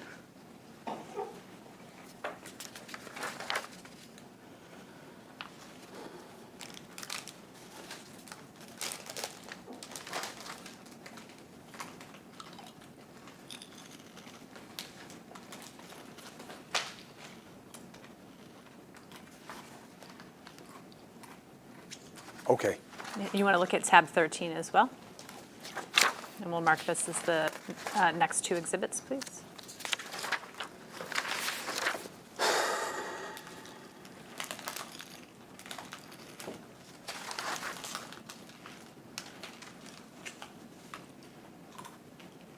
Okay. These two emails reflect a discussion among a group of people regarding a statement the governor might make in response to Charlotte Bennett's allegations. Is that right? That's how it comes across. Okay. What do you recall about discussions about the governor's statement in response to Ms. Bennett's allegations? I don't specifically recall discussing what the statement would be. With anyone? No, not specifically. I mean, I am on this email. I don't even remember seeing the emails. Did you discuss with Governor Cuomo what his statement should be in response to Ms. Bennett's allegations? Yes, I believe so. And what did you discuss with Governor Cuomo? That he should tell the truth, that he should not have to be coaxed to come out about it, and that he should own aspects of the allegations. What did you mean by shouldn't have to be coaxed? Don't have people chasing after you in my business about this allegation. And what did you mean by he should own aspects of the allegations? That you said things that you shouldn't have said, and he should own it. And what were the things you told Governor Cuomo he shouldn't have said? I wasn't specific. In your own mind, what were the things Governor Cuomo should not have said to Ms. Bennett? I don't think that it was a good judgment to believe that no matter how sincere the request for his help or how much he cared about trying to help, that he should have engaged in this kind of dialogue with somebody in Charlotte Bennett's stated position. And when you say this kind of dialogue, what dialogue are you talking about? About being sexually assaulted, about what that meant for her personal life, about how that should be handled going forward. What about the governor's discussion with Ms. Bennett of his own personal life and dating life? What did you say to him about that? I don't remember that being a specific concern for me. You didn't think that was inappropriate? My focus is on the fact that Charlotte Bennett is somebody whom I believe, suffered. And that demands a respect that may wind up demanding restraint. And that wasn't exercised here. That's my concern. Yes, he's my brother. And I love him to death, no matter what. I only got one. But I have a lot of feeling for what I learned about Charlotte Bennett and where this was coming from. Very different than anything else I had to learn about in this process. And I'm very sensitive to that. What did the governor say after you told him he should own some of the allegations that Ms. Bennett had made? I knew it would come with a division of opinion on his team. I mean, obviously, I don't have to tell you guys you're a bunch of lawyers. You know, being in the acknowledgement business isn't great when you're being investigated. That said, I believe that the governor has different responsibilities than just being, a quasi-defendant. And I know, admit nothing. I know. Believe me, I deal with it in my business all the time. I didn't think it was the right thing to do here. I should state my question more clearly. What did the governor say to you about your advice that he own some of the allegations Ms. Bennett had made? He understood. What did he say? I don't remember precisely. Do you remember generally? I remember that he listened, he understood what I was saying, and he accepted it. And did he agree? I believe so. When this statement that you see here in the drafts, which is on tabs 12 and tabs 13, it's the first email in the chain in both. What is your understanding of how this was prepared? Nothing specific, other than it was part of this collaborative effort that they have there as a pretty usual dynamic, I think, in most shops. Do you know if the first draft was prepared by the governor? I do not. There's a debate in these emails, as you can see, about use of the word paternalistic. You see that? I do. What do you recall about a debate over the use of the word paternalistic in the governor's statement regarding Ms. Bennett's allegations? I don't. You don't recall any discussion about use of the word paternalistic? I know what's here.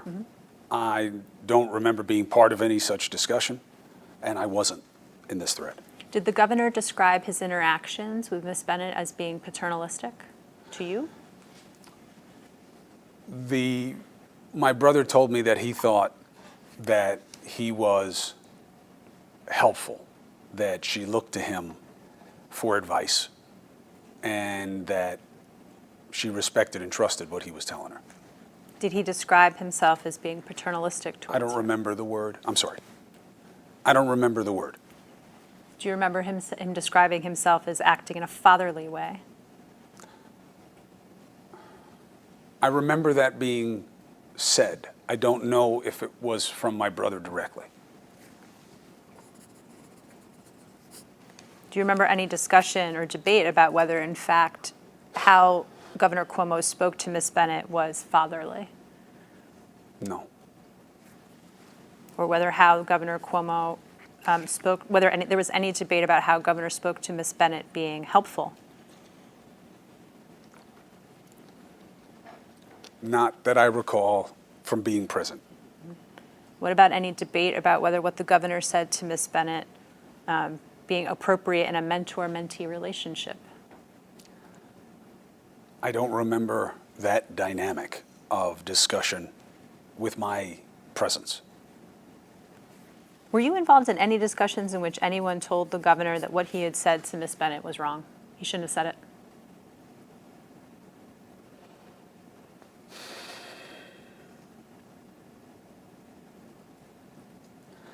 I'm not sure I was part of the conversation, but I am aware that he was told by people around him that this was bad judgment. Who are those people who said that? I already told you I am. Members of my family. And I'm not sure about which members of his team. Can you recall any member of the governor's staff or any of the consultants who work with the governor's staff telling the governor that what he said to Ms. Bennett was either bad judgment or inappropriate, or words to that effect? With the context that I think that was general knowledge, I know that Melissa DeRosa absolutely felt like that. How do you know that Melissa DeRosa absolutely felt like that? I discussed it with her. What'd she say? This was bad judgment. Anything else? Not that I recall.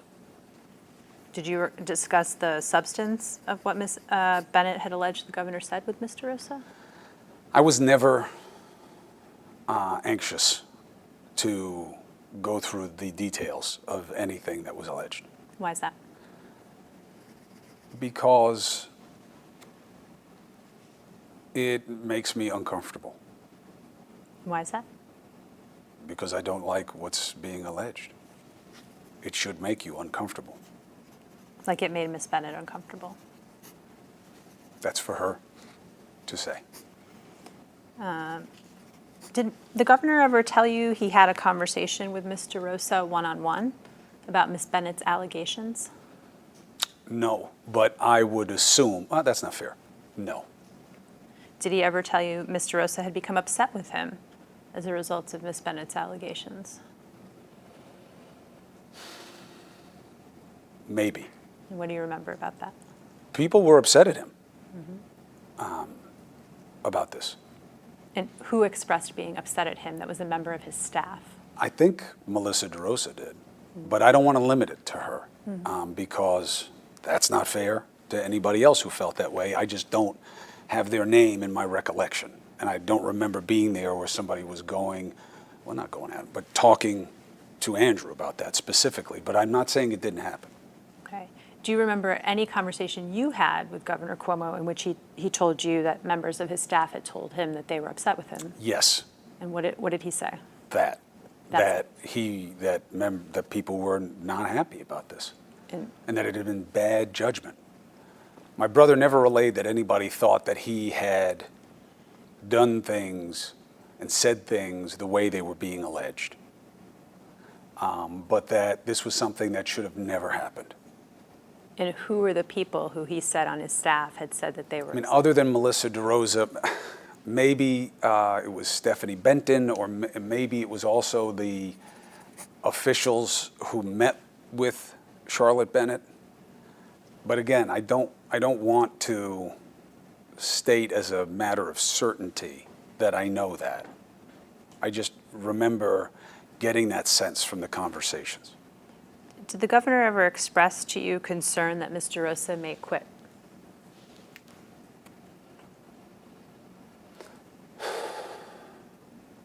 No, my brother never told me that he thought Melissa DeRosa was going to quit. Did you discuss with your brother anything about whether Mr. Rosa might leave the chamber or take another position? Yes. Okay.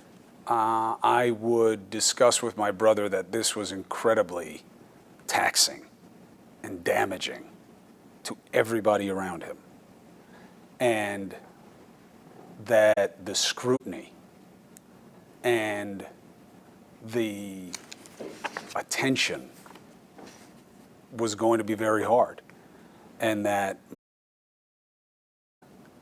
was obviously feeling a lot of it. She had been targeted during this process, and I think that's very hard to take, especially as she has expressed as a woman in her position.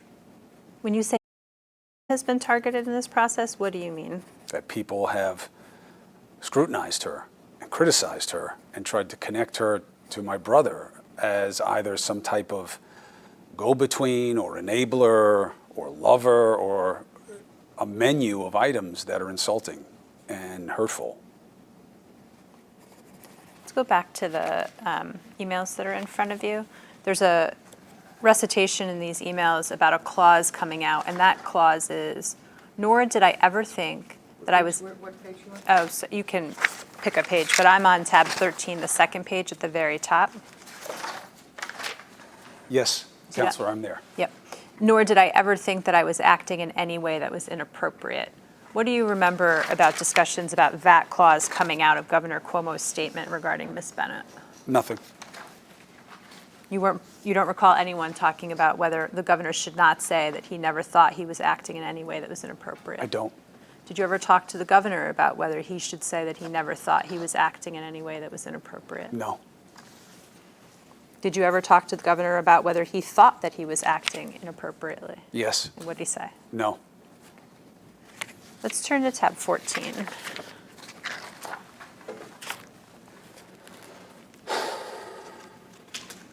There's a lot of pages in tab 14. I don't know if you want to go through them first.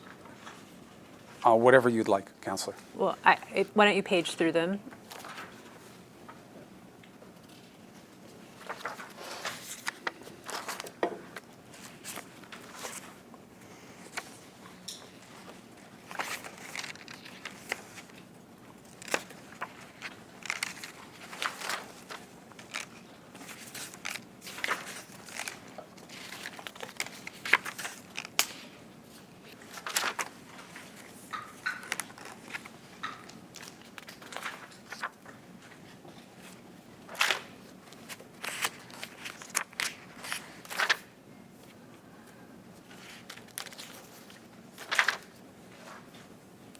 Okay? These are text messages between you and Josh Vlasto, correct? Yes. Okay. And I apologize for the way they print out. They print out one text per each page. But on the first page, this is on Saturday, February 27th, which, just to remind you, is the day that Charlotte Bennett's New York Times article came out. And Mr. Vlasto writes to you, if people accept it, then we live with Jones and she does her thing, and we hope another woman, one, doesn't drop. What did you understand Mr. Vlasto to be talking about when he said, if people accept it?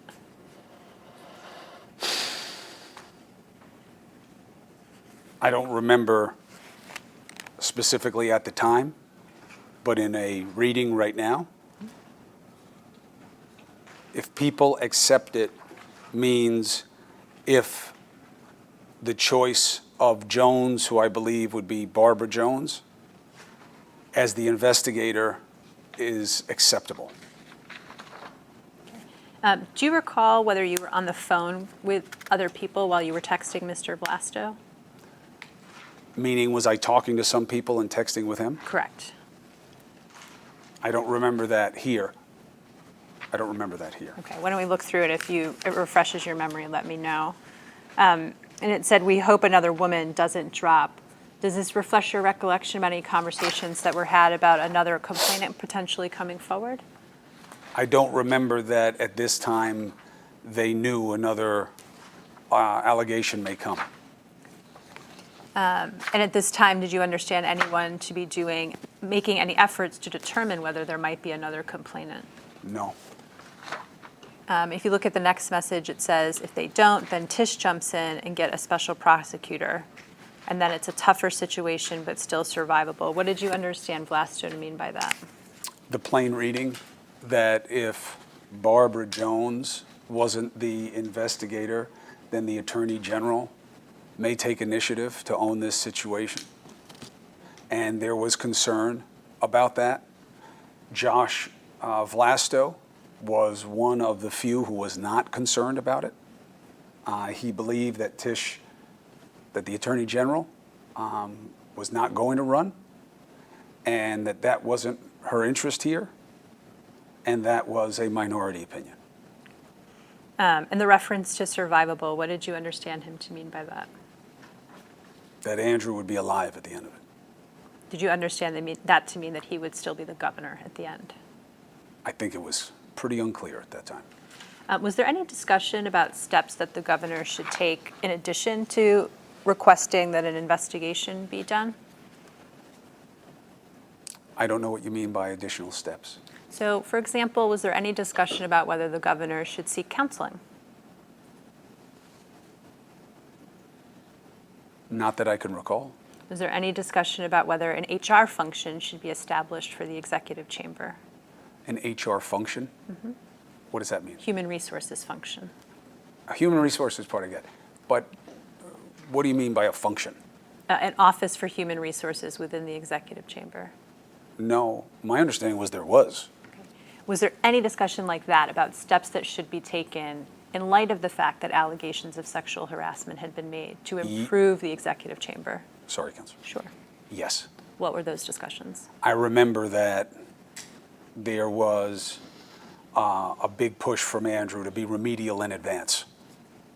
And that some were saying, no, wait till you're told what to do. And he didn't think that was right. He thought that he could see what needed to change here in terms of the culture and the maintaining or maintenance of that culture, and that it should be done in advance. And what things, remedial things, were being tabled? Having somebody come in and assess how things were handled in the office, how these were handled, how they should be handled, how things can be handled differently or better, and that should be instituted. Any other remedial measures that were discussed? Not that I can recall. That was about the chamber. Were there any remedial measures discussed that were specific to the governor? Not that I recall. And the people who took the position that the remedial measures should wait, what did they want to wait for? For process.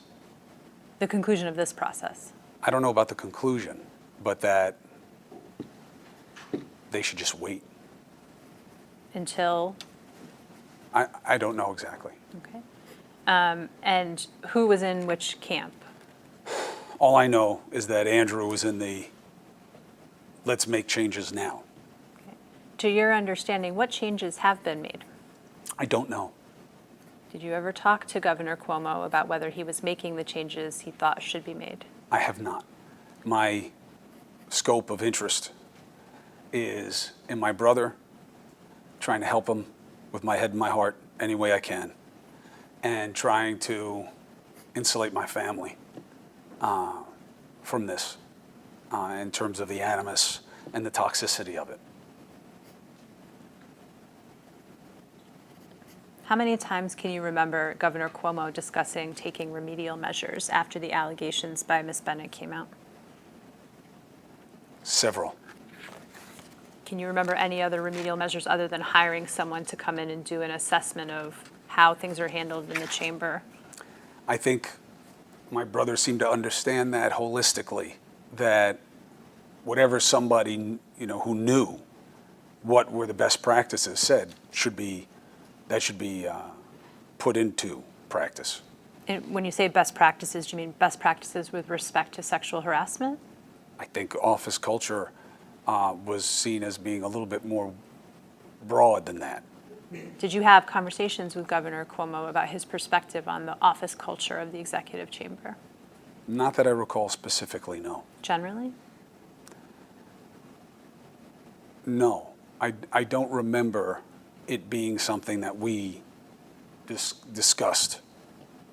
But there was a discussion that something about the culture had to be changed or assessed, right? Yes, that came from him. And what was he saying needed to be changed or assessed? Well, he didn't say specifically. He said we should bring somebody in, or he should bring somebody in, and have them do an assessment of everything that was done here and how it's done, and whatever fixes that they recommend we should do. That's the way he framed it. Yeah, I remember there being more to it than that. I don't remember specifically what it was. If you continue in the text message chain, Mr. Vlasta writes, but the leaders have weighed in, so no quick push to resign. What did you understand him to mean by leaders?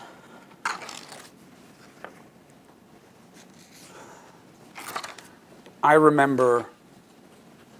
don't remember this specifically in that moment, but I do remember that I believed that this was going to get very severe, and that the idea that it was seen as more incremental by some of the people in the group, I didn't see it that way. I knew that this was going to be bad, and I was expressing that. I understood that wasn't a great thing to be saying to a group of people who were worried and trying to mitigate, figure out a way to deal with and survive politically. But that could be the context here. Josh's assessment was that all of this was survivable politically, including this process and what will happen afterwards with the state legislature, that this in sum total is survivable for the governor. At this point, there had been two complainants who had come forward, Ms. Right. Boylan and Ms. Bennett. You said that your expectation was this was going to, I think you said, get bad. Were you expecting there to be more complainants? My word is severe. No, I had no expectation that there would be more. I would begin to feel that way, but I thought that this was enough, given the state of play in my brother's political party. I mean, I thought that he had a real problem on his hands, and it needed to be handled like that. If you continue through the text message, there's a discussion about Judith K., and then it says, wrap it up, getting loose. We just need to be focused on the details too. All fine and aggressive is good. Can you help us understand what the context for these texts are? Yes. As I stated earlier and immediately previous to these questions, I was not always popular on the phone calls. And my role there was not to be a part of the team. I didn't have a role on the team. I'm not on his team. I'm his brother. And I'm a Cuomo. And I felt like I was pushing that this is real. It has to be dealt with. It has to be owned. It has to be done. And the idea of two sides to this does not exist in our media culture or in the democratic political culture. You have to tell the truth. You have to come out. You have to ask for process. And anything else than that is unhelpful, unproductive, and wrong. And this was Josh telling me to shut up. Meaning, don't say those things. Enough. And was he characterizing you as being aggressive? Yes. Okay. Oh, may I look? Sure. It's on 3526 on the bottom right-hand corner. I'm not sure. And what were you suggesting other than, I think you told us the governor should own part of the allegations, that he shouldn't have to be coaxed. Were there other suggestions you made about how to handle this? I think you said ask for process. I apologize, I missed that one. Tell the truth. Don't be pushed to tell the truth. Own what was bad judgment. And do not litigate or treat as a confrontation any of these allegations. You ask for process, you ask for it to be investigated. That's it. And there was a division on that. I think you've described that to us before. Why don't we turn to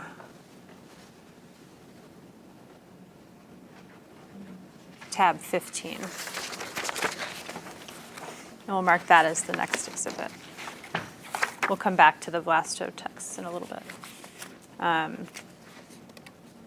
This is a copy of the statement that Governor Cuomo released on February 27th regarding Ms. Bennett, and then there's a statement from Beth Garvey. You see that? I do. And we looked at drafts of Governor Cuomo's statement from earlier, and you said you had no recollection of providing any comments on it. Is that right? Yes. I wasn't a substantive player in a lot of these determinations. With respect to Ms. Garvey's statement, did you see a copy of that in advance of it being released publicly? Not that I can remember. Do you recall any discussions about Ms. Garvey's statement? Not that I can remember, Counselor. Do you recall any discussion about Ms. Bennett requesting a transfer out of her position in the assisting the governor as a briefer? I don't remember specifically someone telling me about it. I do remember generally being on conversations where either someone who was part of that conversation or someone who knew about the conversation said it had occurred. And did they explain why it had occurred? Yes, that there had been a complaint. And was there any discussions about whether that was the appropriate course of action to take in response to Ms. Bennett's complaint? First, not that there had been a complaint, that Charlotte Bennett was upset and wanted to talk, just to distinguish it from like a formal, complaint. I don't know that that's what had happened. Please repeat your question.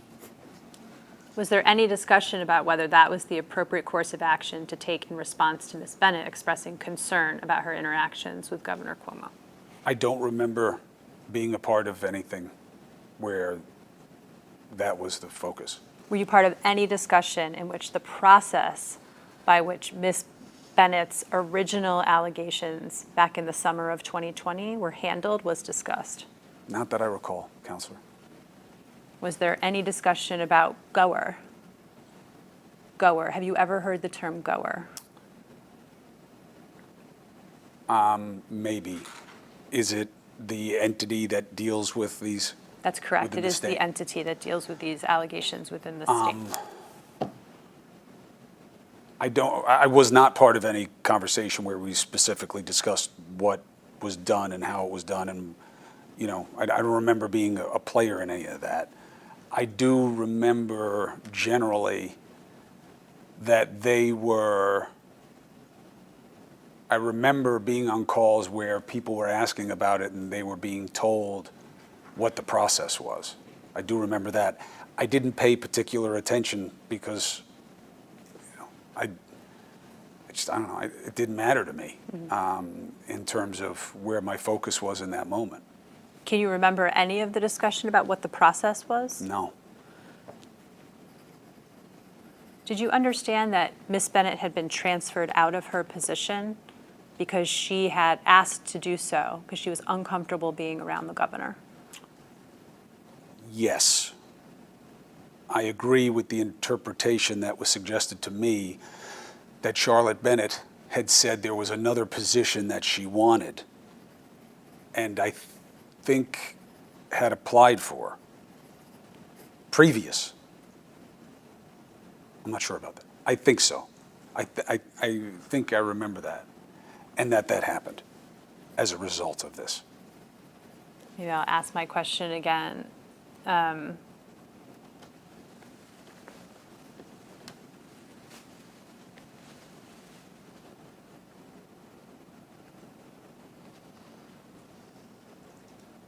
I'm sorry if I missed the question. No, that's okay. Did you understand that Ms. Bennett had been transferred out of her position because she had become uncomfortable being around the governor?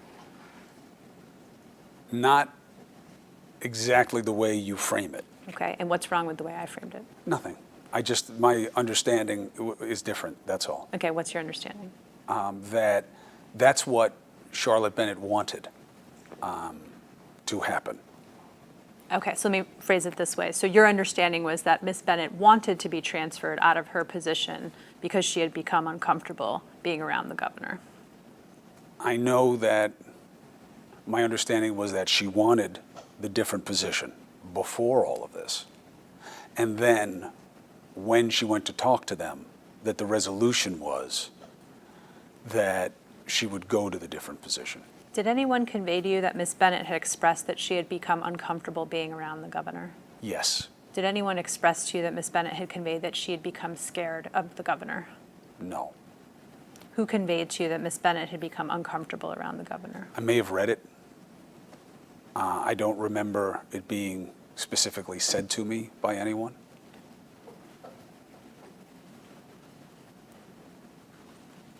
After the release of the statement on the 27th, were you part of any discussions about public perception about this statement? Yes. You can tell us about that.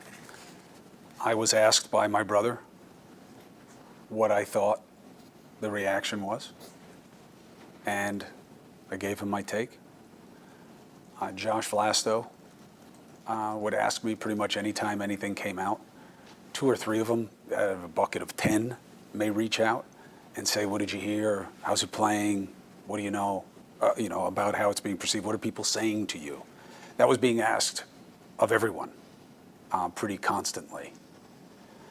And I believed that my sense was reflected in how it was being perceived, which is this is serious and has to be treated that way. What did you tell Governor Cuomo was your take on public perception on his February 27th statement? This is a problem, and you have to explain it, and you have to own that this was bad judgment. And that has to be clear. I mean, my opinion never changed. And so I guess I'm just trying to understand, was your view or take that you expressed to Governor Cuomo that this statement didn't sufficiently own it? No, but just that it was going to be a continuing concern. This wasn't a one-day story. And what did you tell him about public perception about this statement? that as a Democrat, this was not going to just go away, and he was going to have to deal with it, and that he had to assume that people in his party were going to come after him. Did you advise your brother to do anything after February 27th, after this statement was issued? With respect to, The allegations of sexual harassment against him. So the statement comes out, you have a conversation with him about your take on public perception, and sort of what's the next thing that you're involved in with respect to the allegations of sexual harassment? I mean, there were more. So, as there were more, he would ask me to listen to what was being said and help him. Were you involved in the preparation of Governor Cuomo for a press conference in early March? I was on some of the conversations about it, and it was a very frenetic process, and I just defaulted to speaking to him directly about reinforcing the points that I've made to you. Happy to repeat them if you'd like me Okay. to. But that was my mantra. Did you ask to participate in the prep for the press conference in early March? I don't know about exactly that press conference, but I did from time to time when I felt that I was out of the loop for something that I wanted to understand so that I could have some sense of whether or not this was being handled the way I thought it should. I don't know if that was one of those particular occasions. Did you have an understanding that the prep for the press conference was occurring in some parts in person, that people were staying at the mansion and were with him in person? I think so. Were you at the mansion in person for the prep of the press conference? No. Was any of your family there for the prep of the press conference? Prep for the press conference? I'm not sure. Let's turn to tab 16.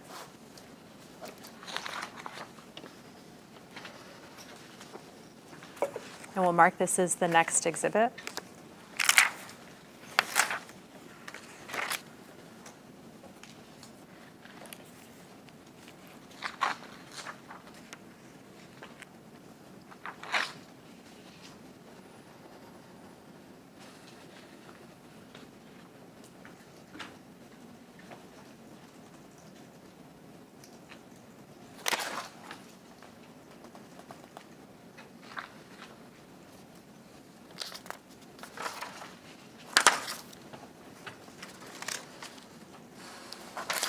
Yes. This is an email chain that you're on between you and a number of people from the senior staff of the executive chamber and those who are consulting with the senior staff. Do you remember what this email is? Beyond the plain reading of it, Well, what do you think the draft in here is for? There's a draft of a statement, correct? yes. And what was it for? I don't know specifically what it was for. Do you know generally what it was for? Generally, it was what it reads as, which is an explanation for him about his behavior with people in the office. I think it is important for me to reiterate that I was often not part of the process. And my suggestions, as they may be coming to you right now, were a little tedious in terms of their consistency and insistence. And in that way, sometimes I would be excluded from what was happening because they knew what my concern was. And it didn't always fit their strategy. And on this, all I can say is that it was very important to me that my brother not suggest that everything that happened was okay just because he meant it in a benign way. That's not how it works. And that was something that I see reflected in this draft, at least. I don't know if this was the ultimate statement. Do you recall raising that concern about this draft? Not specifically, but I may well have because I did very consistently. And meaning you consistently raised the notion that the governor's sort of intent didn't matter. It matters, but, and not to explain the obvious, but if it wasn't okay with you, even if I thought it was okay, if it wasn't okay with you, even when in the past it had been okay, or I thought it had been, it is now not okay. And that must be owned. It has to be acknowledged. It has to be respected. And you should apologize. I think that that's really important in these situations as a leader, let alone as like a decent person. So I see that reflected in here. It may well be that that was something I had been saying on a phone call. I know it's not in this thread, but. And you said that wasn't their strategy. So who's the they and what's the strategy? Not to be unfair, but sometimes what their strategy was to respond to a specific allegation, and they'd want to say this wasn't true or he hadn't done this, and that's it. They didn't feel the need to be expansive. And, you know, I respect that's their role. But they couldn't do that with Ms. Bennett, right? They couldn't say the governor never did this with respect to Ms. Bennett. Well, I think that becomes part of your guys' assessment of what this is, and what he did with respect to what you see this as. Well, I'm trying to understand what the conversation was. And so what was their strategy, the executive chamber's senior staff strategy with respect to Charlotte Bennett? I don't remember a distinct strategy for Charlotte Bennett. Okay. Certainly not one that I was part of. Was there ever discussion about doing a point-by-point refutation of Ms. Boylan's allegations? There was a rolling conversation about doing point-by-point pushback on all of the allegations. And who was in favor of doing the point-by-point pushback? My brother,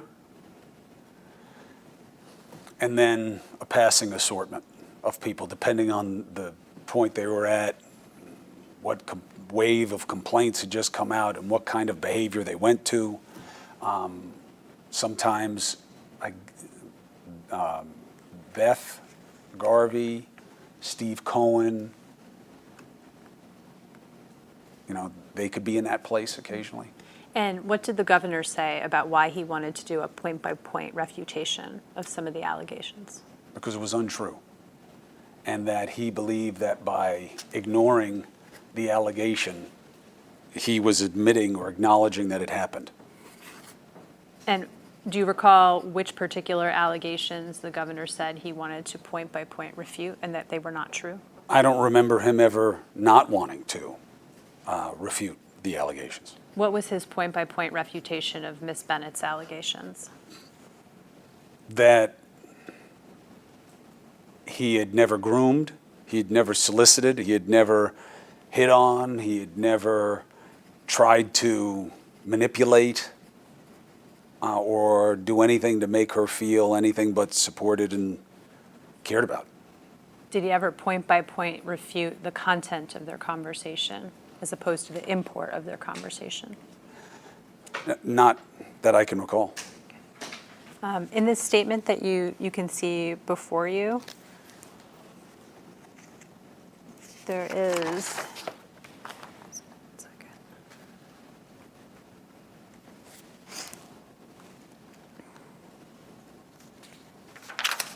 there's a reference to Ms. Bennett, to the office hearing anecdotally that some people had reached out to Ms. Bennett to express displeasure about her coming forward. Do you see that? Yes. What is your understanding about whether there had been outreach to Ms. Bennett to express displeasure? I don't know anything about that. You don't know whether that was true or not true? I don't know if it were true or not true.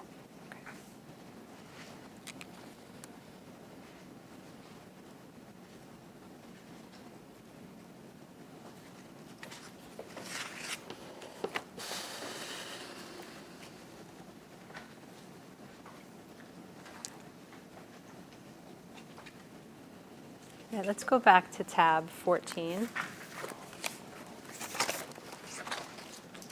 So just to move us along chronologically, while this draft is being circulated, it appears that you have some text messages with Mr. Vlasto. So just chronologically, these texts are happening when this draft has been circulated. Do you remember texting with Mr. Vlasto while the draft statement was being discussed?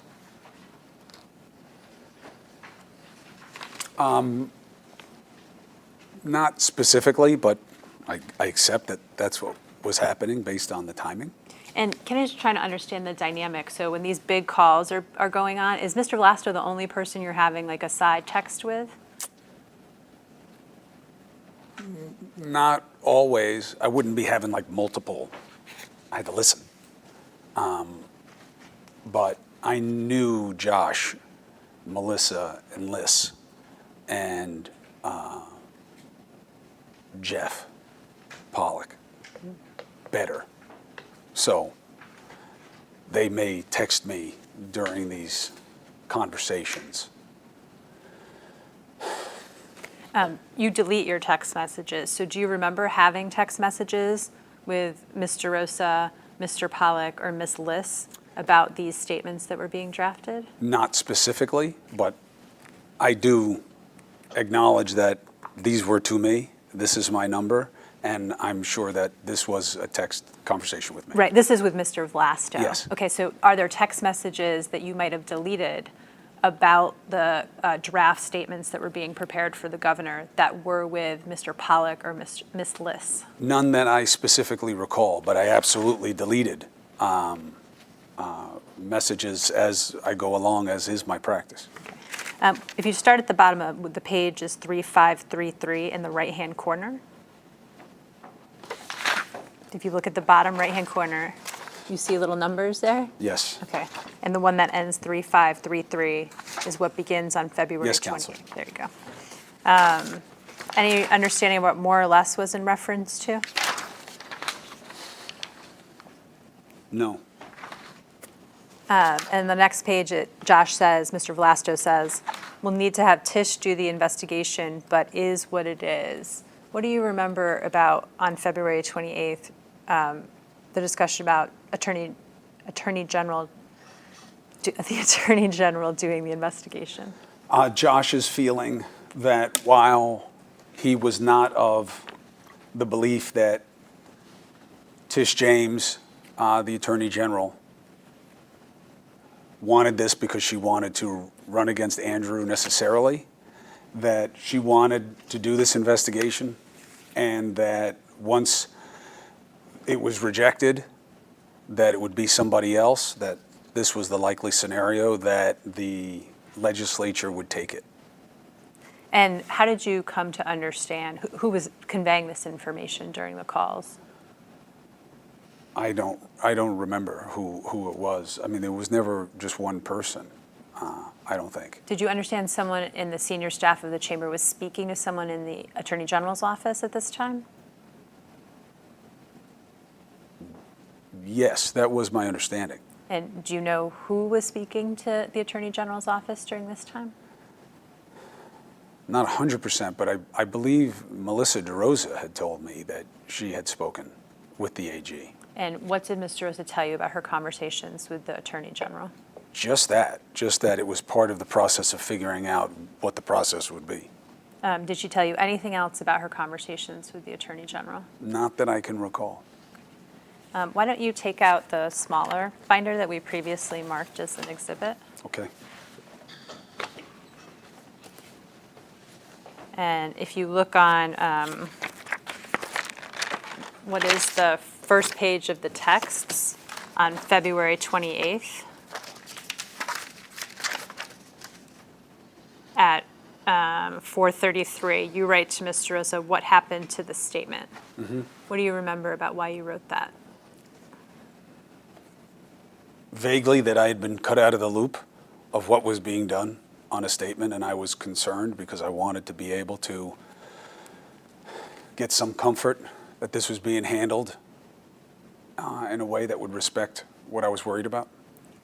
And is the next text Melissa DeRosa says to you, "I'm on with the AG." Does this refresh your recollection that it was Ms. DeRosa who spoke to the Attorney General? I don't believe that AG referred to anything else. Not to be cute, I'm saying, it doesn't refresh my recollection. Do you remember anyone else saying that they were having conversations with the Attorney General or the Attorney General's office other than Ms. DeRosa? No, not specifically. Did Governor Cuomo tell you that he had had conversations with the Attorney General Not that I remember. or anyone in the Attorney General's office? Not that I remember. I can't say he didn't. I don't remember him telling me that. If you turn to tab 17, we'll mark that as the next exhibit. 17? Yep.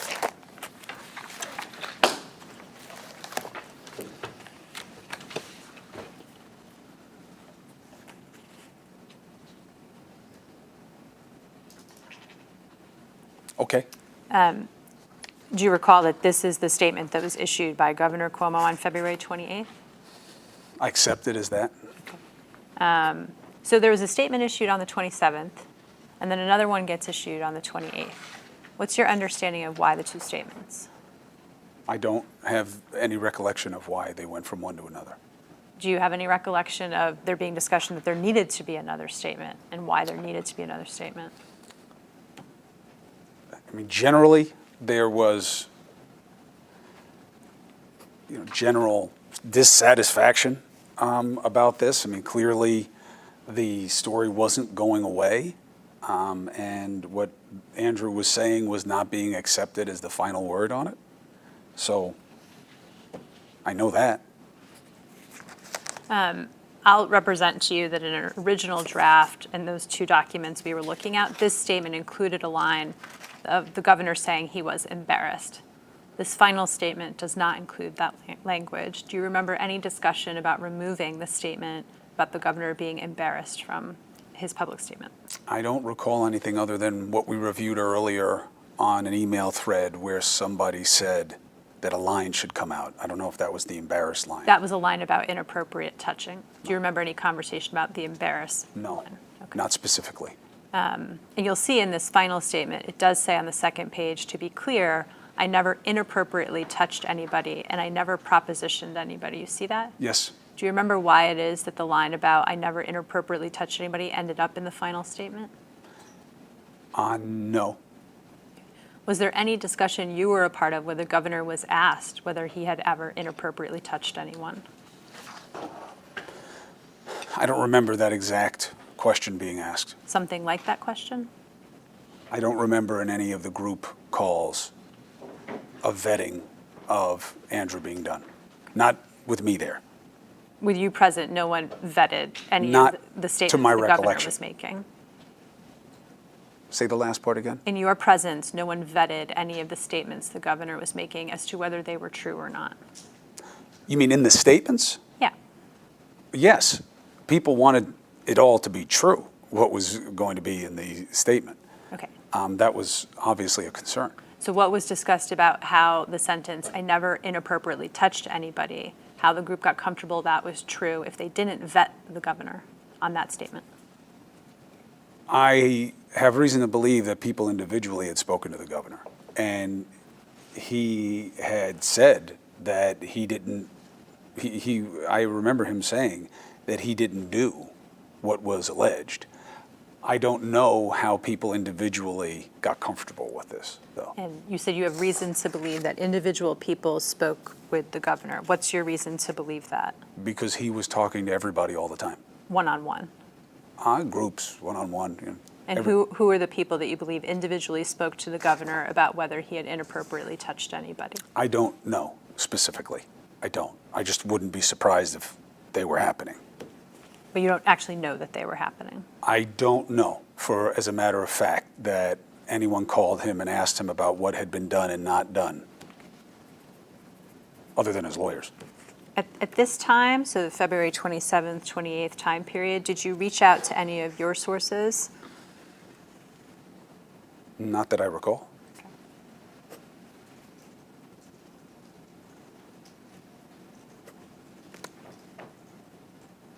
Let's look back at the smaller binder of your text messages with Mr. Rosa.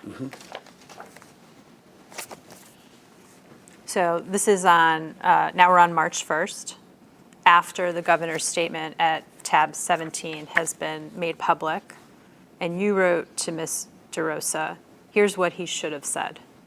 I have carefully considered Ms. Bennett's statement and my own conduct. I don't dispute that our conversation was as she reports. I also do not dispute that my words and supervisory position may have created a hostile work environment. I apologize to Ms. Bennett and will promptly seek to personally communicate my apology to her. I also apologize to the people of New York State who have a right to better conduct for their governor. This will not happen again. See that? Yes, ma'am, Why did you write this? because that's what I thought he should say. And that's what he didn't say, right? It is not exactly what he said, no. Okay. And so why, after the governor had made his public statement on the 28th, did you send this to Mr. Rosa? Because I was asked about what I thought about the statement. Who asked you that? I think it maybe Melissa DeRosa or Andrew or both. Okay. Did you have a conversation with Governor Cuomo about what you thought about his February 28th statement? I can't remember a specific conversation, Counselor, but absolutely I was in contact with him at every inflection point. And what do you remember conveying to him about what you thought about his February 28th statement? You have to tell the truth. You have to not be coaxed to tell the truth. You have to own what was wrong. You have to apologize. And you have to tell people that you've learned from this as a leader. And you have to act like a leader in this situation. And I think what you just read reflects that. Okay. If the governor had issued the statement that you wrote, would it have been true? I don't know that this was specifically just from my head. I was often given suggestions by people about what he should have said or not said, or why wasn't it said like this, or what, both from inside his team and outside of his team. So I may have lifted this from one of those suggestions to me, from one of them or an earlier draft, but this does reflect what I thought he should have said, just to not take too much credit, that's all. Do you recall from whom you might have lifted this, No, not specifically. generally? I mean, it was either, one of my outside, PR friends who would unsolicited send me, everybody was commenting on this. Everybody was following it. Everybody had something to say. And there were also these divisions within his team. And I am often seen as a fair broker of who you can go to about Andrew. So I don't want to give myself too much credit, that's all. Right, I'm just trying to understand who you think might have contributed to this draft. Josh, Steve Cohen, Liz. I probably haven't mentioned her enough when it came to people who were of the school of thought of handling this the way I've suggested. That could have been the universe. When you say Liz, you mean Liz Smith? I'm sorry. That's Yes. okay, just for the court Liz report. Smith, L-I-S. Okay. So you think those individuals contributed to this draft? They may have. May have. Okay. And if this draft had been issued by Governor Cuomo, would it have been true? I believe so. Okay. And so the statement that the governor did not dispute that his conversation was as Ms. Bennett reported would have been true. I think, obviously this is something for Andrew to answer, but this was my reckoning of what needed to be said. I wasn't present for the conversations. I don't even have a transcript of the conversations, so there's no way for me to know what was said or not said. That's for Andrew to figure out whether or not he can say this and be comfortable with it. I'm just saying it was my suggestion of what I would have liked to have heard. But as of March 1st, based on the many conversations that you had been a part of, you believed that the statement, I don't dispute that our conversation was as she reports coming from Governor Cuomo, would have been a true statement. I think he would say, I don't dispute that our conversations made her feel the way she says. I think that he would probably draw that distinction. I wasn't part of the conversation. I just think that my reflex is to not question the accusation yourself, other than to say whether it's true or untrue. Let the process be the determination of those specific questions. And then at the end of the process, if you don't agree with the determinations, well, now that's what our dynamic should be. So that's where my head was. I don't know that Andrew would say that he agrees with this statement. I was asked what I thought he should say. That's what this is. I get that. What I'm trying to understand is, were you part of any conversation where Governor Cuomo ever said words in some or in substance, I didn't say what Ms. Bennett says I said? Yes. Okay, and what did he say he did not say to Ms. Bennett?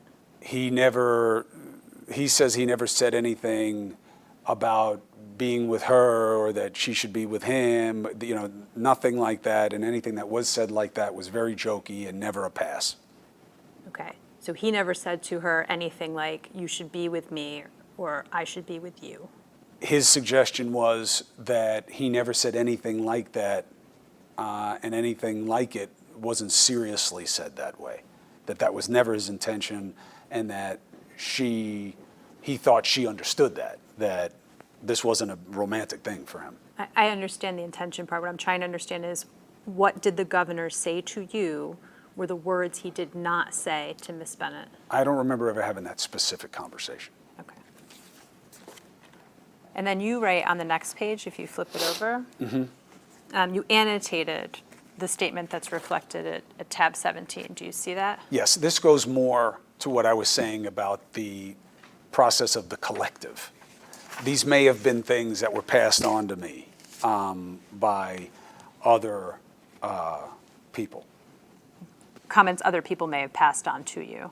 Yes. Do you have any understanding of whether your annotations were shared with Governor Cuomo? No.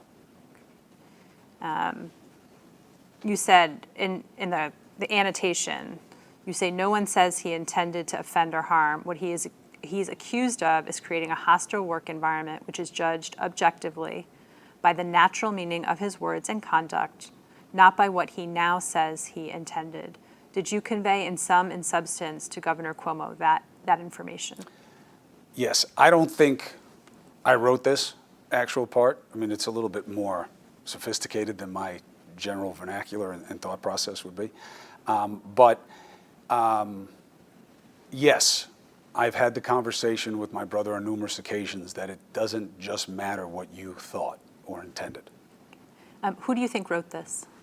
I'm not really sure. I don't think I've ever phrased. I've written this idea 1,000 times, in the last 25 years of journalism.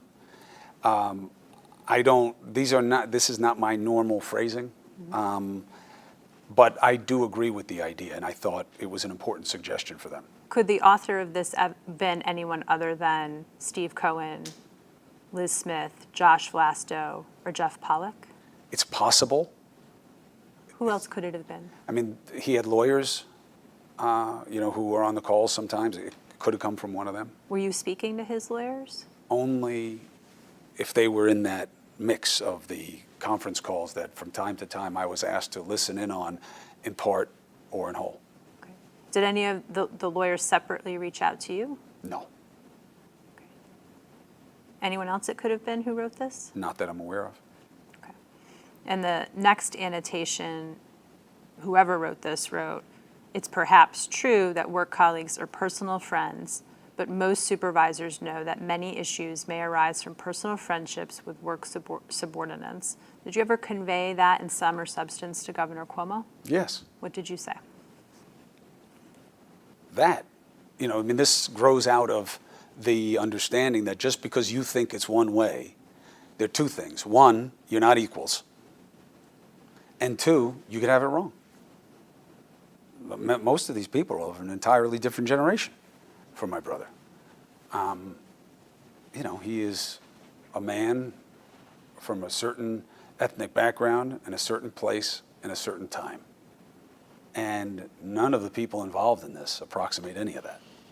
When you conveyed to your brother that he was not equals with the women that were making allegations against him, what did you mean by that? They work for you. And what did you tell him that meant?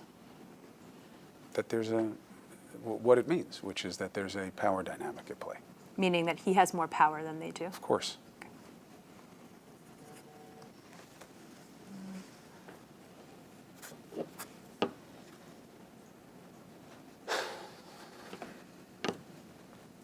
Okay, let's turn to tab 18.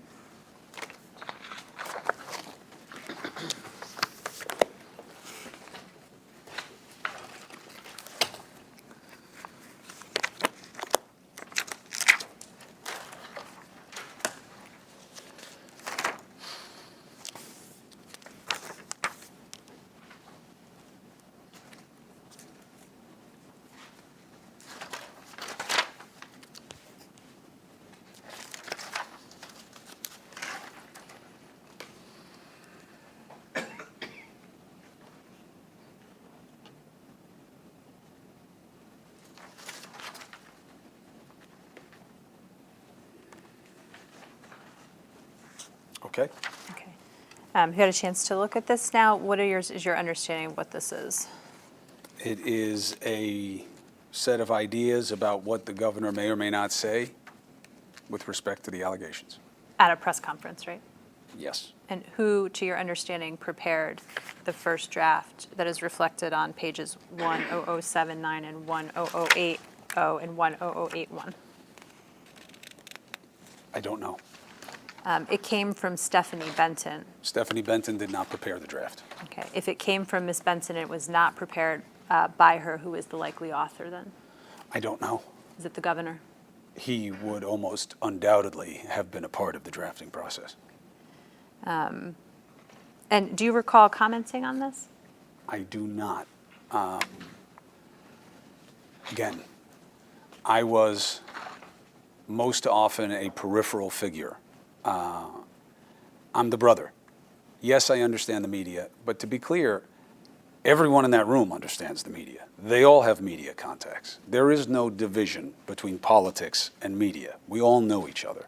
So the idea that I was there because I'm the media person is just not true. They had multiple media experts who had much closer connections to the people who are covering this than I do. You know, I mean, my beat, my show, I'm not about New York State politics. You know, I mean, I didn't even cover the mayoral race recently. You know, other people were. I got why it was somewhat germane, but, you know, this is not my world. So it shouldn't be surprising that I didn't have a heavy hand in a lot of these things, because I didn't. I understand your perspective on what your role was, but with respect to the preparation for the governor for the March 3rd press conference, did you offer any thoughts or insights, guidance, opinions about this being what he would say? I don't remember including anything in any email about this. I spoke to my brother about it. Okay, what did you tell your brother? Tell the truth. Don't have people have to push you on things. Every time somebody has to ask you a question about something specific, it's an opportunity you had to get out in front of this that wasn't taken. And that this is not a competition. This is not you versus the accuser. And you don't phrase it that way, and you avoid any implication of that.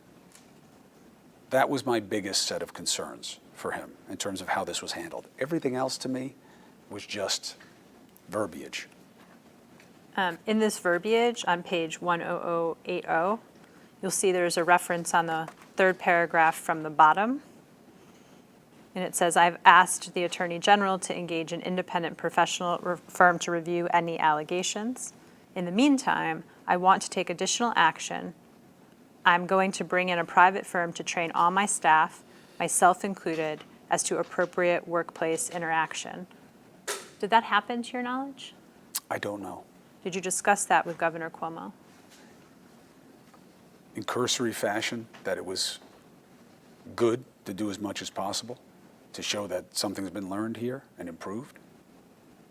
And to your understanding, was that followed up on? I don't know, Counselor. Was it discussed with any members of the senior staff whether that training would happen? I don't know. those aren't conversations I would have likely been a part of.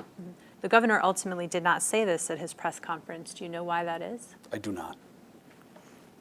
He went on, this goes on to say, I also want to engage a firm that will be available to any employee who wants to make a complaint but may feel uncomfortable going through formal government channels. Were you part of any discussion with Governor Cuomo about that suggestion? No. Were you part of any conversations with the senior staff or the consultants about that suggestion? Not that I recall. That ultimately does not get said at the March 3rd press conference. Do you understand why it wasn't? I do not. Do you feel that the size font on this is a little small? It is incredibly small, Okay, Mr. good. Cuomo, but I have Yes. no control over that. Counselor, I asked because.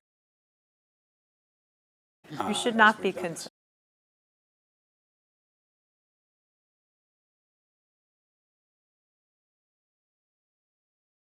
I'm glad that it's not me. If there's anything that you would like to read that you cannot read, let us know and we will figure out a way to make it more legible. Everything has been legible. Okay. At some point so this is all on March 1st. On March 1st, you went on the air on your show and made a statement regarding coverage of the allegations against your brother. Do you recall that? Yes. Okay. And what prompted you to make that statement?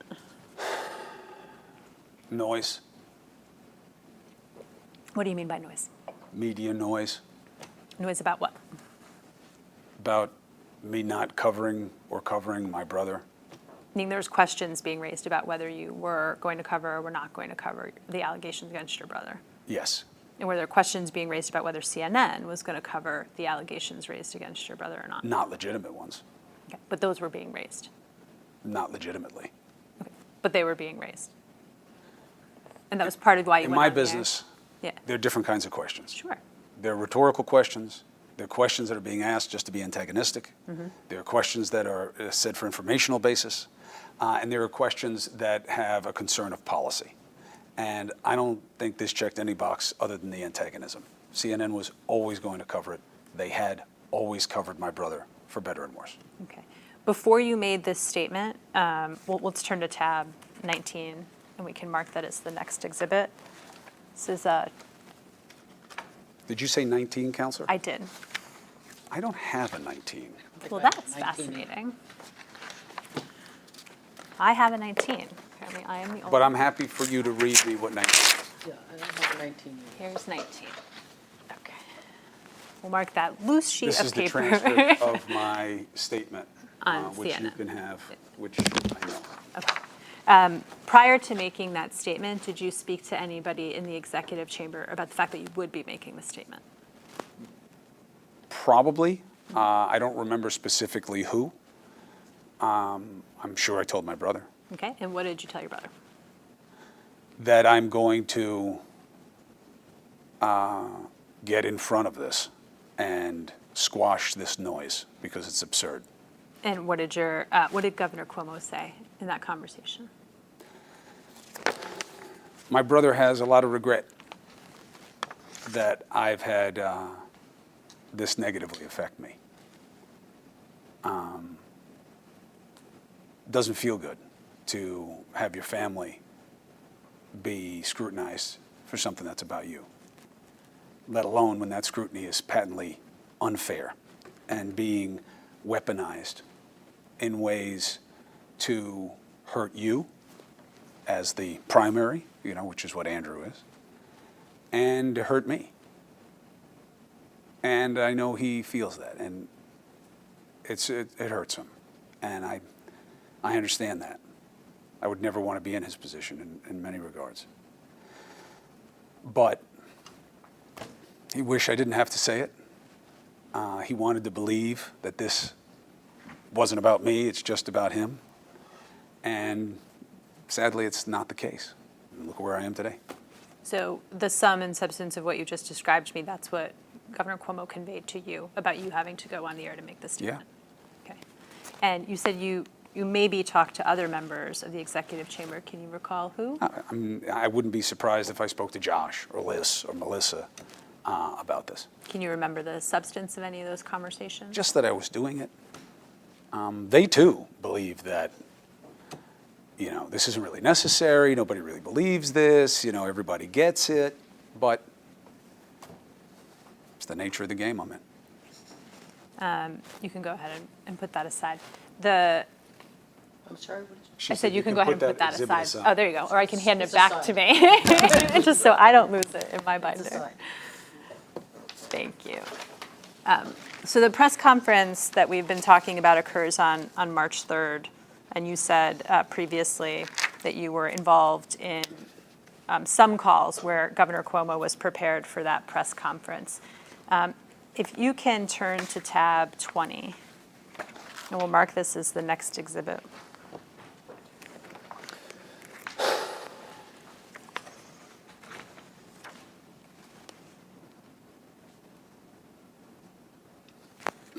There's behind the blue tab, there's another document.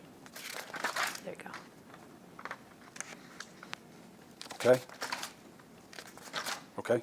Other than with your counsel, have you seen these two documents? No. Okay. When you were involved in the preparation for the governor, did anyone ask him if he forcibly kissed Miss Boylan? I don't remember it specifically, as I've said to you earlier.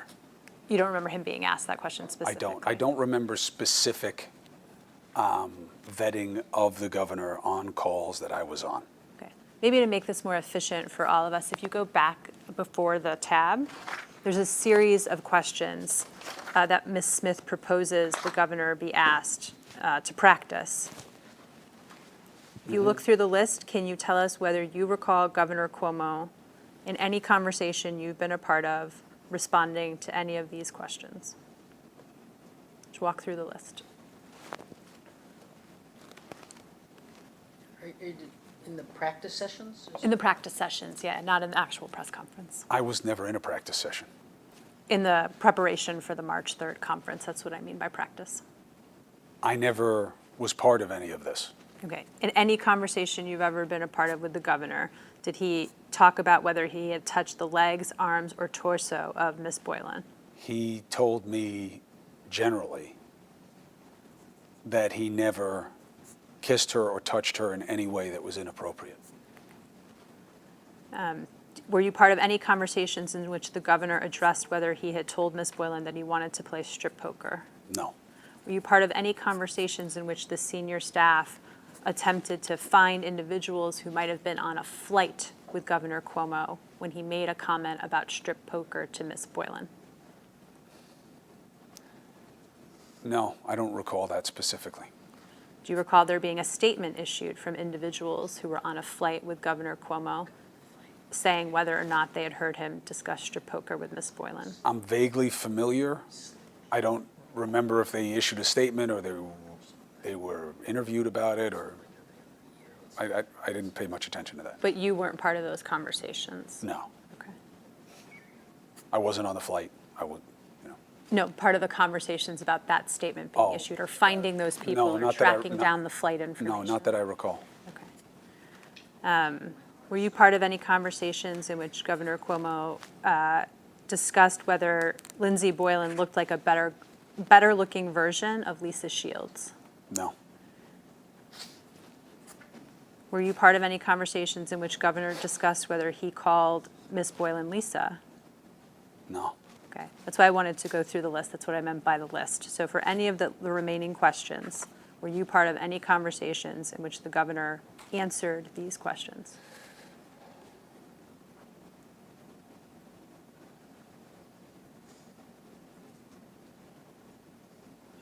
I've heard my brother speak to several of these questions, but I was never part of a practice session where it happened semi-auteur, where they took him through this. I've heard him say that he had no reason to believe that the women who had come forward had, but that he wouldn't be surprised if other ones did once he was convinced that it was a political pile-on.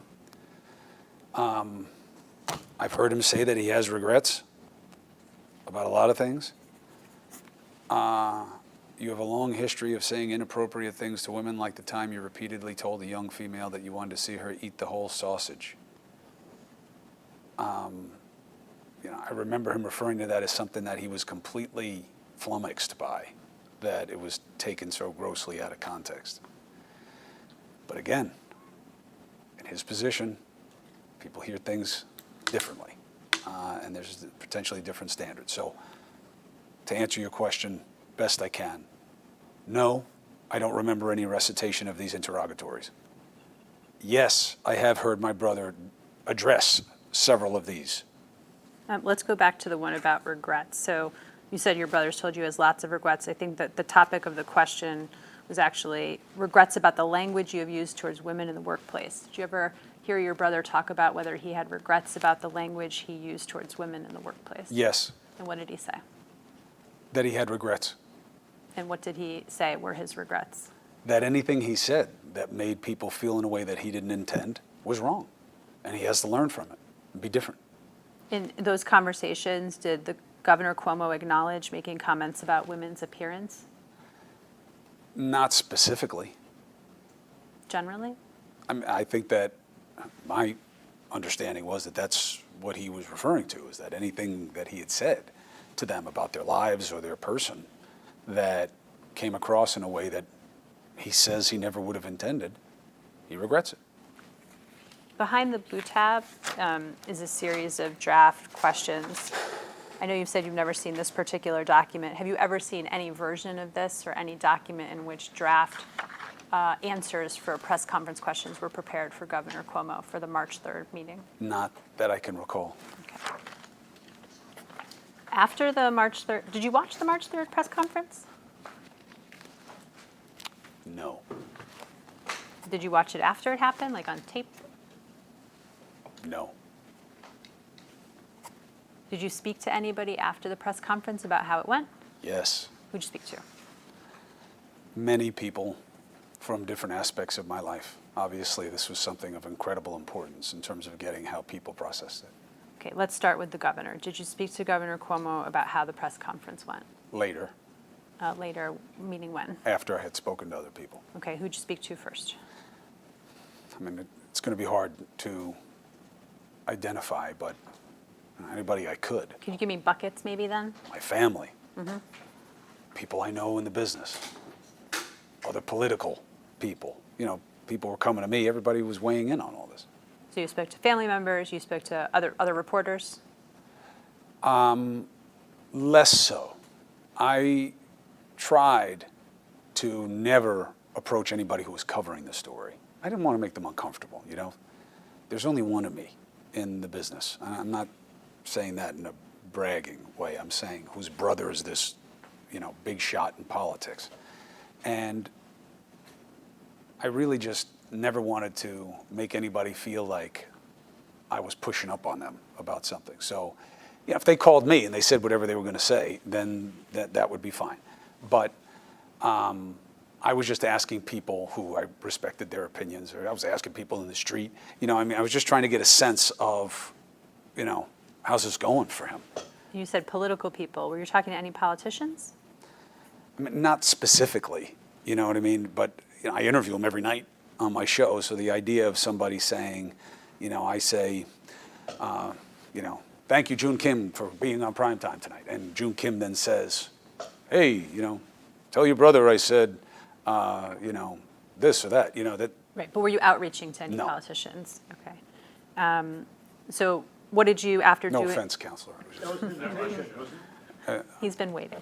Other than, after you had those conversations, what did you say to Governor Cuomo about the press conference? I was talking to him brother to brother, just trying to keep his head in the game.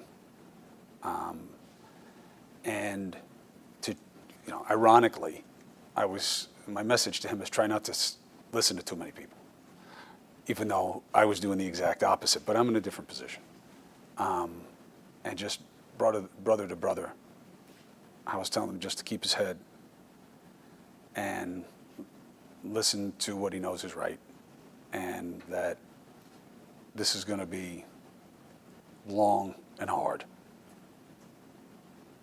What did you convey to him about public perception about how the press conference had gone? It's mixed, you know, like everything else.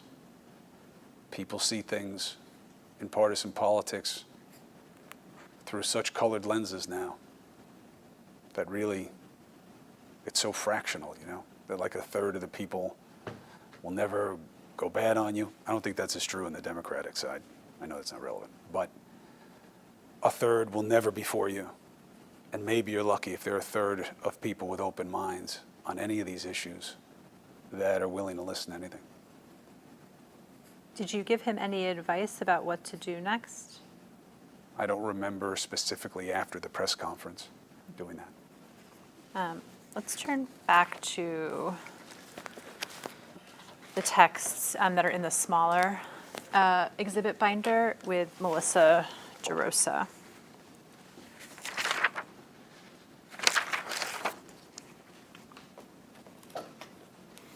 On March 4th, you see on the, turn to March 4th. Yes. Okay. There's a text message from Melissa DeRosa to you that is from, it looks like she captured a email message or text message conveying that Ms. Bennett was going to do an on-camera interview, and then she said thoughts to you. Mm-hmm. You wrote call. Do you remember speaking to Ms. DeRosa about? Didn't I send that to, I'm sorry to interrupt you, Counselor. That's okay. Didn't I say to her thoughts? You're correct. You said thoughts, and then you wrote called. Did you communicate with Ms. DeRosa about Ms. Bennett's on-camera interview? No, and I didn't see it. It was more informational, like what, you know, like what do you make of this? Like I was asking her. Mm-hmm. What did Ms. DeRosa say she was making of it? I don't remember other than her being concerned, obviously. And then you wrote, I have a lead on the wedding girl. Yes. What does that mean? Plain reading, that someone called me who knew the bride's family, who suggested that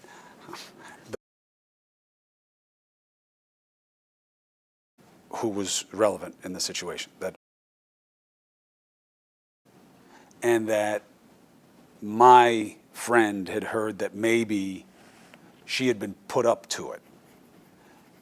I then had a phone call with Melissa and or Josh and was told that this was the wedding of one of their people, and that this complaint had happened right then, had been heard from her, and it's been always there. It didn't just come up. Okay, let me try to unpack that. So the woman that we're speaking about, do you recall her name is Anna Rush? Yes. Okay, and so you had heard from someone some information about Anna Rush. Who is the person you heard the information from? A source. Can you tell me who the source is? I don't know how that's relevant. Well, I'm asking because it's relevant to the credibility of the individual. So who is the person who you got the information Is this a from? journalistic source? No. Okay, so who is the information? His name is Can you, for the court reporter, can you spell the last name?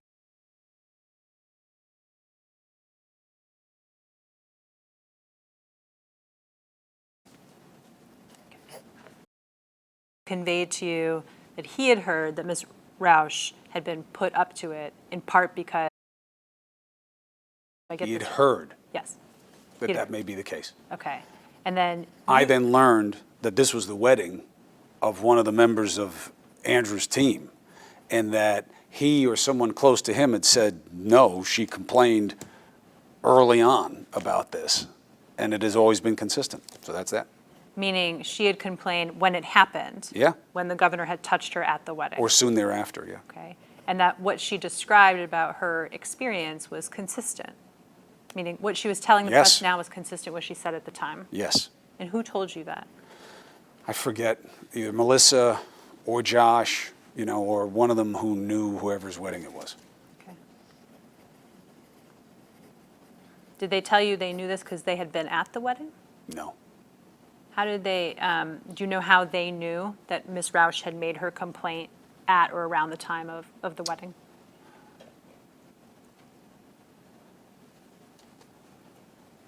I don't remember if it was, I think it was the groom was part of the team. I could be wrong. But it was from them. It was from whoever was on the team who got married, who had heard this, who told them. I see. So Okay. And he had told them contemporaneously to the wedding, or somewhere on or around the That time. was my understanding. I gotcha. Okay. Let's turn to tab 21.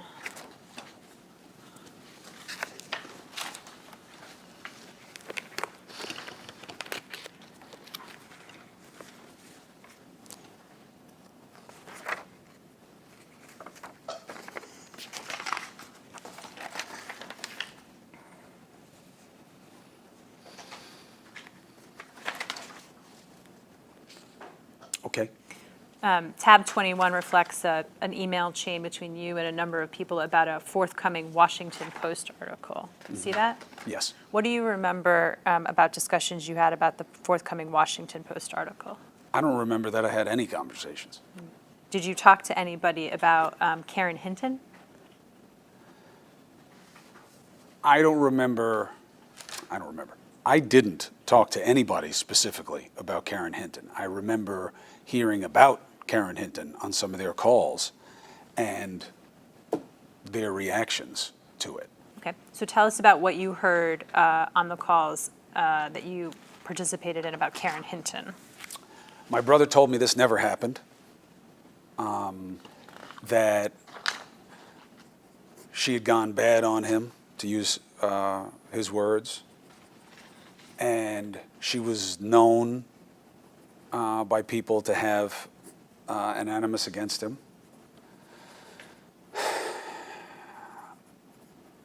And that was echoed by, I think, Melissa, who said to me, she hasn't liked your brother for a long time. Did anyone explain to you why it is that Ms. Hinton had gone bad on Governor Cuomo or didn't like him? No, but I was told, not to your question, but if you want it, that she had a book coming out and that she may or may not have known Lindsey Boylan and that this could have been concerted action. This was what you learned on the calls with members of the governor's Yeah. senior staff and his consultants? Yes. Can you recall who conveyed the information about Ms. Hinton's book Not specifically. or her connection? I don't even know that I got that from them or that I read it somewhere. Okay. You know, I mean, all of this kind of blends together. Yep. And what about the connection, the potential connection to Ms. Boylan? Do you remember where you got that information? No. Might have been Andrew, might have been Melissa or Josh. Can you recall any other information you learned about Ms. Hinton or the allegations Ms. Hinton was making against Governor Cuomo? No, Counselor.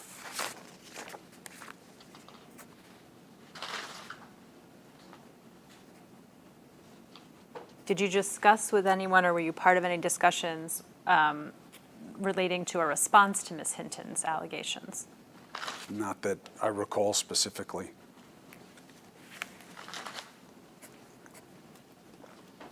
Had you been a part of any discussions where an individual by the name of Anna Liss was discussed? Yes, as long as I'm right about which allegation that is. Okay, so why don't you tell me what you're thinking of when you think of the allegations by Ms. Liss? I'm not sure. So tell me, when I said Ms. Liss, what came to your mind? I know the name. I know that she's one of the accusers. I don't know specifically which one. I know it's not the assault claim. I know, obviously, she's not the other named people that we've discussed. So she's part of that middle wave of allegations. And I don't mean in any way to diminish her or her claim. I'm just saying, frankly, there are a lot of names to keep straight here. And when you say that middle wave, what do you mean by the middle wave? In March, there started to be this steady succession of complaints. And I believe she was one of those. Anna Liss was one of those. Okay. And can you remember any conversations you had with senior staff or consultants to the senior staff about Ms. Liss? No, not specifically. What about Caitlin? Can you remember during this time period any conversations you had or were a part of with senior staff or consultants about a woman named Caitlin? Yes, I remember there being discussion. I mean, it was a very serious accusation. Okay, and tell us about what you remember about the conversations about the woman named Caitlin. That this was shocking to them. Stephanie Benton, I guess, is somehow connected in the office to her. Maybe she's her supervisor, or they work together, or they work for the same supervisor. I don't know how it works. But that they were shocked that she was saying this, that they thought that she had been openly supportive of the governor. I think there may have even been a suggestion that she had criticized women who had come forward, that she was a big fan of the governor and volunteered to work with him. Are you talking about the woman who made allegations that the governor groped her in the executive mansion? Yes. Okay. Do I have the wrong? You tell me, do you have an understanding that the woman who has made allegations that the governor groped her in the executive mansion, that her name is Caitlin? Yes.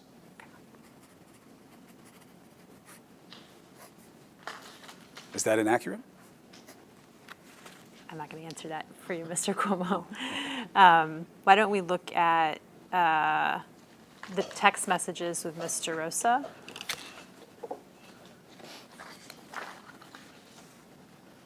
And turn to the ones on March 6th. Okay. Okay. So you see that Melissa DeRosa circulates to you the Washington Post article that we had just been referring to Yes. in the text messages? Yeah. I got it. Okay. And then you wrote back, I need all the best facts for reporters who can do it. Hello. Can you tell us why you were asking her to get all the best facts? Yes. I believed that, as is somewhat evidenced by our conversation, there's so many women and so many accusations, and that they were being blended together, and that there was confusion. And I was worried that this wasn't being handled the right way, and it's not my job to handle it. Okay, I don't work for the governor. I'm not defending him in this matter. I'm not covering it. You know, this is not what I do. I am worried about my brother. I'm worried that this is being handled the best way it can. And my feeling was that, to my basic mantra, you need to tell the truth and get in front of these if you have something to say. And if you have something to own, you need to do that as well. And I didn't see that happening. And what I meant in this text, which may well have been dictated, because I do that fairly often. And we all struggle with the whole thumbs thing and the wrong word. You need to have somebody marshal the universe of facts here and deal with reporters in a way other than, I don't like what you wrote, or you've got it wrong. That doesn't sound well to a reporter's ear.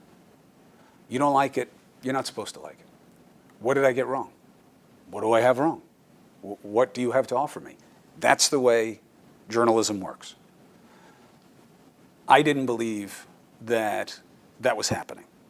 And I thought that Melissa needed to have the press people know the universe of facts, have this organized, be respectful to the claims, and answer them that way. And I didn't think it was happening. This was my suggestion to her about that, which we had spoken about on the phone. And what was Mr. Rosa's response to your suggestion? I get it, Did she do it? as far as I know. And so, Actually, that's not true. I have no idea. I have no idea whether she took my advice or not. did she get you the best facts? Never. Did you convey any of the facts to reporters Never. on the executive chamber's behalf? Sorry to jump the That's question. okay. Never. Or convey any facts to any reporters on the governor's behalf? Never. Okay. On the next day, you see the next text message is actually from the next day. And it says, can Tom Perez call her? Who's Tom Perez? Tom Perez was the DNC chair. Okay.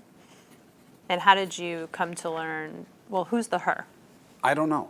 I'll be honest. And looking back, I don't remember what this was about. I know that it wasn't about Andrew. I think he had been on my show, and he was asking for something, to communicate something, and he was having a hard time getting through to the office. And I forget who it was, but I don't remember it being part of this situation. Okay. And it was just me. Melissa, can get somebody through to whoever they need to talk to in the office. Okay. And the next text message is almost impossible to read. No, but I've reviewed it. Oh, you've reviewed it before? Yes. Okay. If you want to show me something, that's Well, fine. But no, I'll ask you, but you've deleted these text messages, right? yeah, it was in the preparations with the attorneys. Okay. So you know that the next text message is a statement by Hazel Dukes, is that right? Yeah, please. Sure, we'll mark this as the next exhibit so that you can Thank you. see the full text message. Clark and Mr. Kim.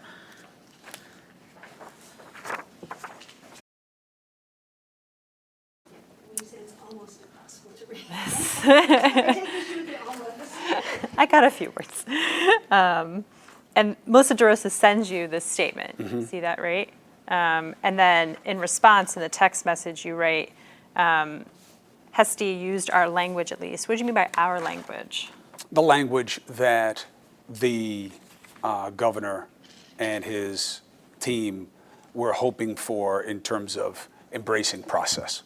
Okay, and so was there language or discussion about politicians embracing process that you were a part of? Yes, And tell us about those conversations.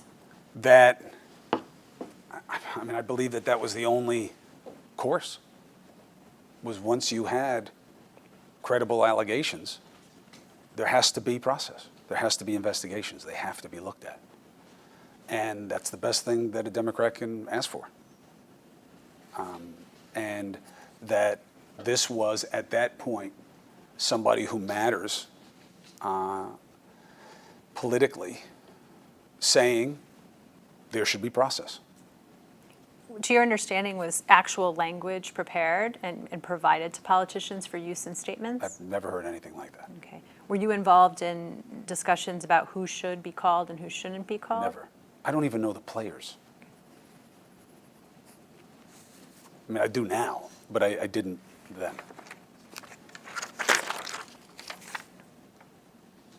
If you turn to the next page on the same, in the text messages with Ms. DeRosa, this is still on March 7th. She writes, hey, rumor going around from Politico, 1 to 2 more people coming out tomorrow. Can you check your sources? And you wrote on it. Did you check your sources? I was frequently in contact when we would hear word that there were other people coming out or there was more to be learned about somebody. I would talk to other journalists to hear what they had heard. And on this occasion, do you remember what you heard?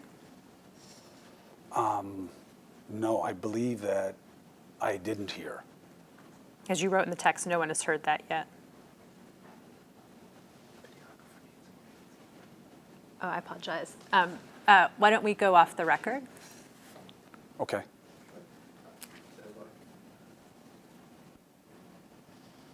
Times 2:11 p.m. includes media 3 off the record. Mr. Cuomo, I didn't realize.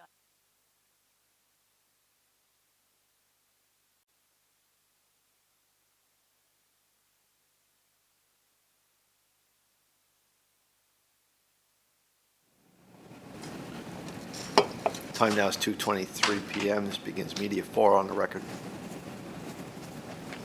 Mr. Cuomo, if you can put the text messages in front of you that are contained in the separate binder, the ones between you and Mr. Rosa, we'll continue talking about those. Okay. If you look on March 7th at 9:29, Mr. Rosa shares an article in the Daily Mail related to Alec Baldwin discussing cancel culture. You see that? Yes. And then you wrote back, my friend asked him to do it very close to him. Can you explain what you meant by that? Yes. This is a little inaccurate. I know Alec Baldwin. So does Andrew. I have a very good friend who's named here who called me and said, Alec wants to talk about cancel culture or political correctness. I asked him not to. I said, tell him stay out of it. It's not necessary. He said, well, he's going to do it. And I think it's a good idea for him to do it. He wants to talk about these things, fine. I said, all right, well, that's my take on it. And that's what it was. And when Melissa then told me that it had happened, I was not aware, but I did know its origin. And what was your perspective on why it shouldn't have been done? Or sorry, it's not.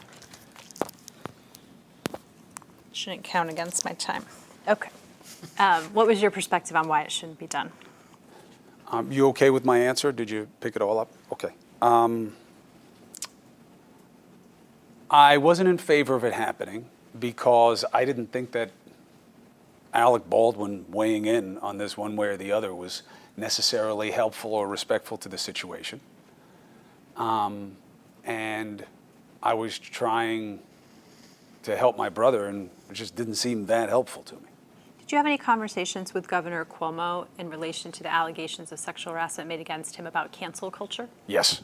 And tell us about those conversations. I think cancel culture is real. So does my brother.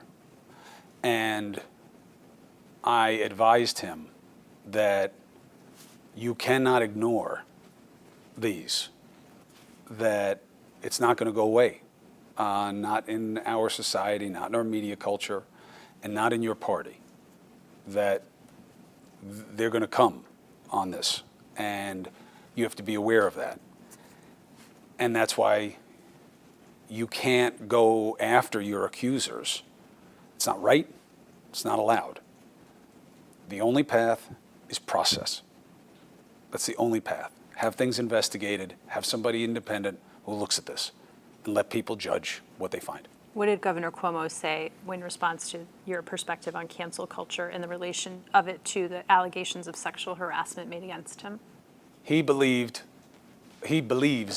a much larger version of this, that it's not just generally cultural, it's specific to him in politics, and that this is an entire string theory of people coming out to get him, head to toe, soup to nuts. And that they are all connected in some way? Certainly in his mind, and again, I'm sure you'll have the chance to speak to the governor, he believes that all of the energy around this, the politicians, the media, that it's all part of what happens in politics. I understand. I asked a poor question. Had Governor Cuomo expressed to you that the women who have made allegations against him are all connected in some way? Not specifically. That it's more about once it had been made okay or popular to come out against him and that people would get attention for it, he believes that that drove allegations. Was there any discussion you had with Governor Cuomo about whether multiple women coming forward made it safer for women to come forward with allegations? No. If you turn to the next page in the tweets, text, sorry, there's a screenshot that Mr. Rocha shared with you. You see that? Yes. And then you respond, why do you guys like this so much? What do you remember about that? Counselor, as I've said, I was often out of the loop. And this had been sent to me by more than one person. And I didn't understand why they were sending this around. I didn't understand. Please understand my sensitivity to these things. To me, this was devastating, what was happening. And it was embarrassing, and it was hurtful, and it was shameful. And I just didn't understand any kind of preoccupation with what's being said by somebody about something else in this political insider yip-yap. I didn't understand why they'd be paying any mind to any of that. That's what that was. But then Melissa DeRosa writes back, brush back, and you wrote week late. What did you mean by week late? Week late meaning, you know, you're like indicating a state of play that is way past you already.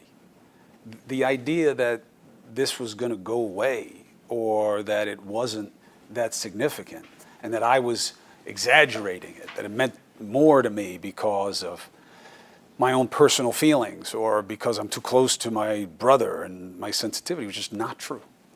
Not true. Do you remember being on the phone with either Governor Cuomo or Mr. Rosa on March 7th? No. And then you texted, no resign, no resign, no resign, and then she said, no resign. Do you remember what the context was for those texts? Yes. What was the context? Whether he should resign. But was there some conversation that you were a part of where resignation was being discussed? Yes. Tell us about that conversation. There were politicians calling for my brother to resign, and he was considering that. Tell us about your conversations with Governor Cuomo about his consideration of resignation. I told him, if you have done nothing that you believe was wrong, don't resign. Because resigning is you saying that you did something wrong. Don't do it. What did Governor Cuomo say to you or his thoughts at that point in time about resignation? He went back and forth. Did he ever say to you in words or in substance that he believed he had done something wrong? Not that warranted him no longer holding office. Right. Regardless of whether it warranted him holding office or not, did he convey to you in words or in substance that he believed he had done something wrong? Not in that way. What way did he convey it? He had regret. What did he convey regret about? Anything that people took in a way that he didn't intend. Was there anything specifically that he said that he regretted saying or doing? I don't remember it specifically that way.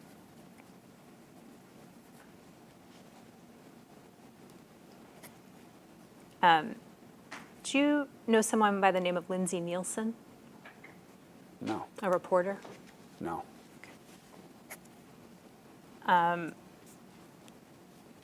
On March 9th, the texts continue, and your eyesight and mine is probably not going to be good enough to read what that says. But if you look at the third page of this little handout that I gave you, we've just blown up what is in that text box from March 9th. And here it goes. It's page 3.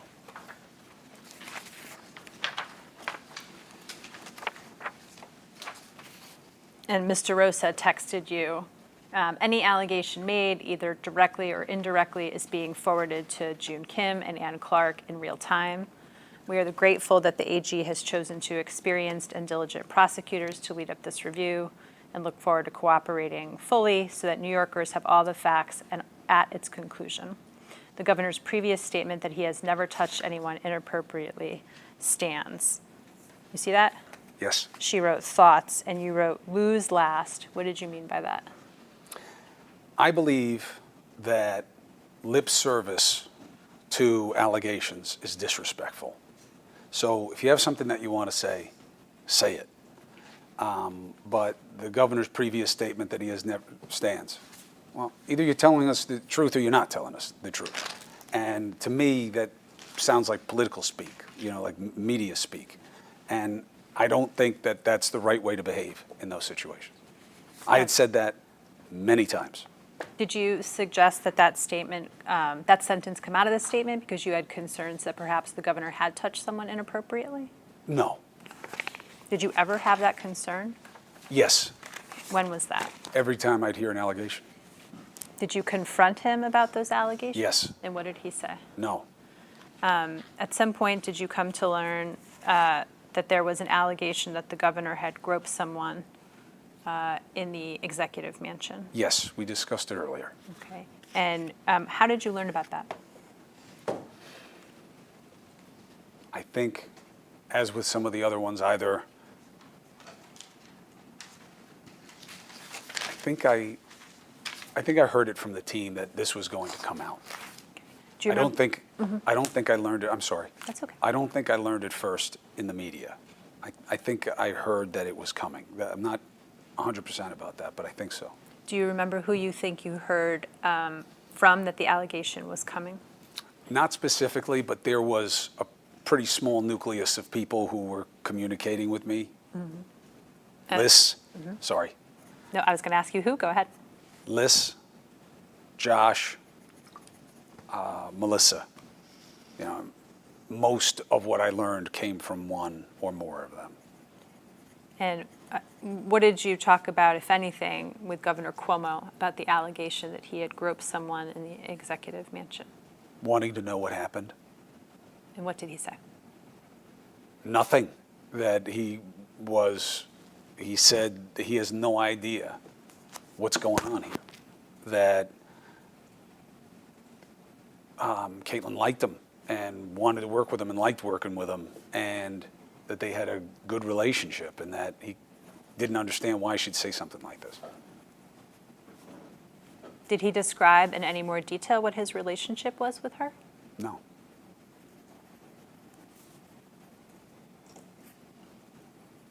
Were you part of any conversations with the senior staff or consultants where her allegations were discussed? I believe so. And tell us about those discussions. And it was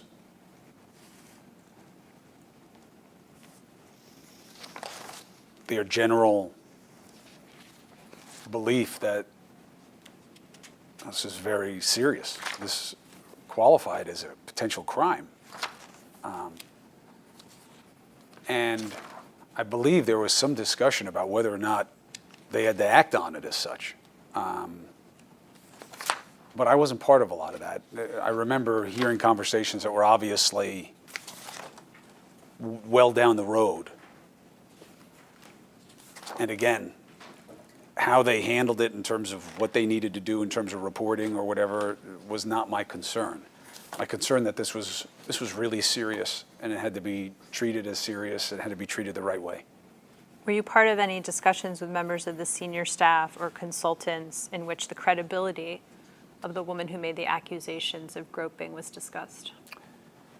Never as a function of how to attack the credibility of the accuser. The confusion and the lack of understanding of why this happened. I guess generally that goes to whether or not these people believed it. But no. And again, I would never be a part of something like that. It is an impossibility of fact. And it is demonstrably false that I was ever even near a suggestion of anything like that. The confusion that was expressed by members of the senior staff and consultants about this accuser, what was the confusion based on? Why would she say this? Did anyone subscribe a potential motive to her? Not that I recall. You had told us about conversations about people subscribing certain motives to Ms. Boylan. Yes. Were similar conversations had about the woman who accused the governor of groping her in the executive mansion? No, I think Caitlin was seen very differently in terms of, disposition and circumstance. And what was different about her disposition and circumstance? Lindsay Boylan was running for office and a known antagonist, and Caitlin was not. Anything else you can remember about your conversations with either Governor Cuomo or the senior staff and consultants about the woman who accused him of groping her? Not specifically.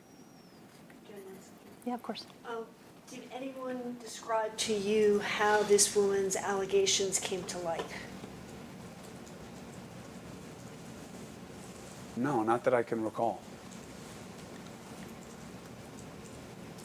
Okay. Let's go back to the text messages, the ones Okay. between you and Mr. Rosa.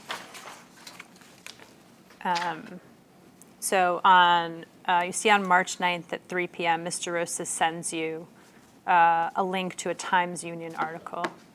I'll represent to you that that's the article about the woman who accused the governor of groping her. And then you respond the next day and you say, why didn't you tell him about potential ATU, I think it's interview, with 6? Can you tell us what that means? Why didn't you tell my brother that this might be happening? That this article might be coming out? That all 6 accusers at that time may be interviewed at the same time. Was your understanding that there might be an interview with the 6 accusers together? Yeah, I think that's what the piece before it had suggested, or Melissa had told me that. Okay. And then she wrote back, I asked you not to say anything until I talked to him. What did you understand her to mean by that? Exactly what it says. And the him is the governor? Yes. And had she asked you not to say anything to Governor Cuomo about a potential interview with the 6 women? That was not my recollection. What's your recollection? That I had not been told that. That she had not told you not to say anything to Governor Yes. Cuomo? Had you said anything to Governor Cuomo? Yes. What'd you say? Did you know that the Albany Times Union is sitting down with all 6 accusers? And what did he say? No, And what was done after that? nothing. Was there any effort to speak to anyone at the Albany Times Union that you were aware of? No. Were they, to your knowledge, anyone could try to convey the best facts to the Albany Times Union? No, I had nothing to do with anything like that. Were you part of any discussions where that was communicated? No. And then you wrote, Not that I recall. Again, yeah. so many conversations, so many different accusations, so many different media angles. And then the process started in terms of the investigation and emails, and texts. And, and my focus was very narrow in terms of just kind of keeping my brother's head straight so that he could deal with what was in front of him and keeping my family calm about this. And that's really my entire motivation here. did you text with your brother? He doesn't text per se. He BlackBerry messages. Pin messages? You know what? They may be texts. They show up green. He has a BlackBerry. I'm Apple. You know, we're blue. They're green. That's how I communicated him with from time to time, but mostly on the phone. Did you have any communications with him during this time period over message? Yes. Text message? Yes. But you didn't save any of those? No.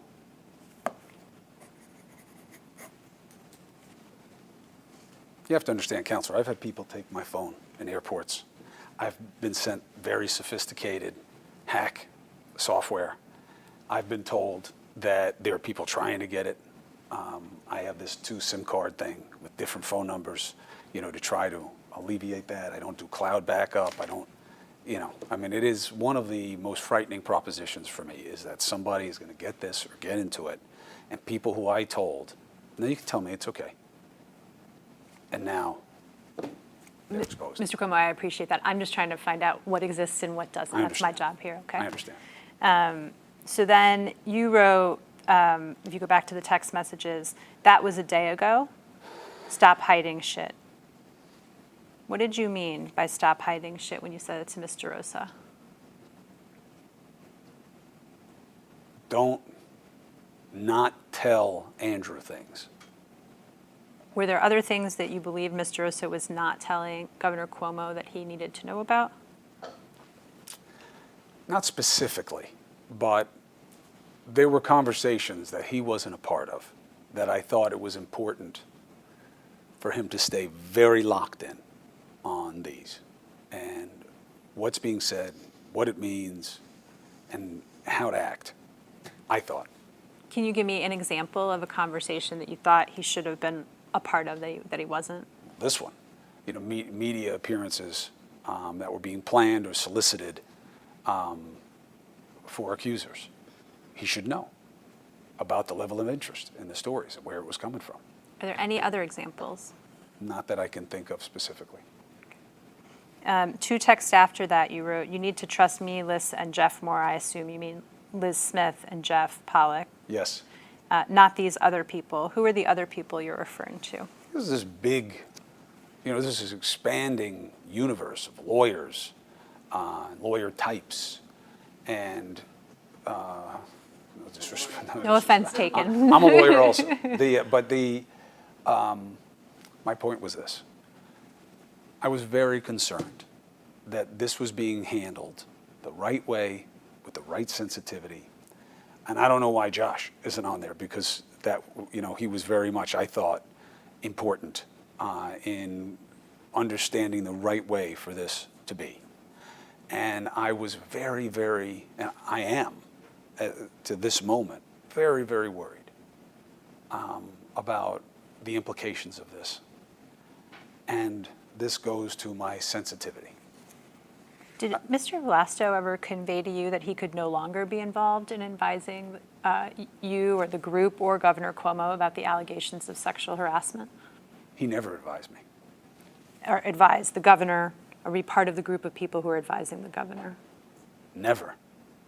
He was very involved all along. I believe at one point they were going to have his firm become the governor's PR representative. And I don't know what happened with that. But Josh Vlasto was very involved, and involved on every level of strategy, starting at the beginning, because as I said, I believe he had some kind of connection to Lindsey Boylan. Mm-hmm. And I know that he felt some sense of guilt about it. When was the last time you spoke to Mr. Vlasto about the allegations of sexual harassment and surrounding circumstances? A while ago, months. March, April? Maybe. Do you have an understanding as, well, why haven't you been communicating with Mr. Vlasto? Because once this process started to escalate and people were getting subpoenas, the guidance kept being, don't get in the way of it. You just made a reference earlier to Mr. Vlasto's, the firm at which he works potentially being retained in connection with these allegations. Do you have any understanding as to why that didn't happen? No. I don't know that it didn't happen. Mm-hmm. I don't know. I don't know if it happened or it didn't. You don't know one way or the other? I believe it did not happen. I don't know why. And then after you wrote, we are making mistakes we can't afford. And then she wrote, we heard last night, we all did a call. What did you understand Mr. Rosa to be talking about? I'm not sure. I think a piece coming out or something like that. And was this the Albany Times-Union piece? I'm not sure. I mean, all I know is that this was another event where I wasn't in the loop. Meaning you were not on the call that's being referred to? Yeah. And then you wrote, this will be a step back, not a huge one. What were you referring to? Sounds like my reckoning of some article that came out. Do you think this was in reference to the allegations of groping that were made against the governor? No. You don't think this was in reference to that Times-Union article? I'm not sure, but I was very concerned about the allegations. And why are you certain that this is not in reference to that article? I'm not certain. I don't believe it is, but it could be. But that is not how I felt about the allegations. How did you feel about the allegations that the governor had groped someone in the executive mansion? Devastated. Did you convey that to Governor Cuomo? Yeah. And what did he say? Didn't happen. Did he say anything had happened between him and the woman who had alleged that she was groped by him? No, nothing physical. Nothing inappropriate, I guess is the umbrella term. Did he ever discuss whether he had touched her in any way? No, not in any romantic way or anything like that. Did he discuss touching her in a non-romantic way? Not that I remember specifically. But he may have, because with some of these allegations, he would try to understand it and be like, well, I hug her all the time, or, I hug everybody who's there, or this, that kind of thing. I don't remember it specifically with her, though, no. Did Governor Cuomo ever discuss in your presence or with you conversations he might have had of a sexual nature or with sexual content with the woman who accused him of groping her? No, I never spoke to him about it specifically. Were you part of any conversations where that was addressed? No, I think I read about it. If you go down in the text messages, Mr. Rosa says, no interview, not talking to press, that is update. Did you understand that to be about the woman who had alleged that the governor groped her? No, I just remember that I was trying to understand what was happening. And increasingly, they were not including me. So what did you understand this to be about? No interview, not talking to press? I don't know. No, I don't understand it specifically. I would imagine it's something to do with one of the accusers. You don't know which one? I don't. And then you wrote, I think, few, doesn't make sense though. I am told lawyer got calls from 2 people saying she has problems with story and that may want to talk about her. Who did you get that information from? A journalist. But if you want to understand the whole thing, I'll tell you. That was my next question you anticipated. Go for it. So starting with the text before it, I didn't understand why any accuser wouldn't give an interview or why they wouldn't do the interview with the 6. I didn't understand why that would have gone away. It didn't make sense to me from a journalist's perspective. Unless they had a booking issue or couldn't get everybody together at the same time, it didn't make sense why the Albany Times Union would let that go. It's such a powerful mechanism for having people understand. You know, having numbers of people coming and telling their story is very powerful. So there's that.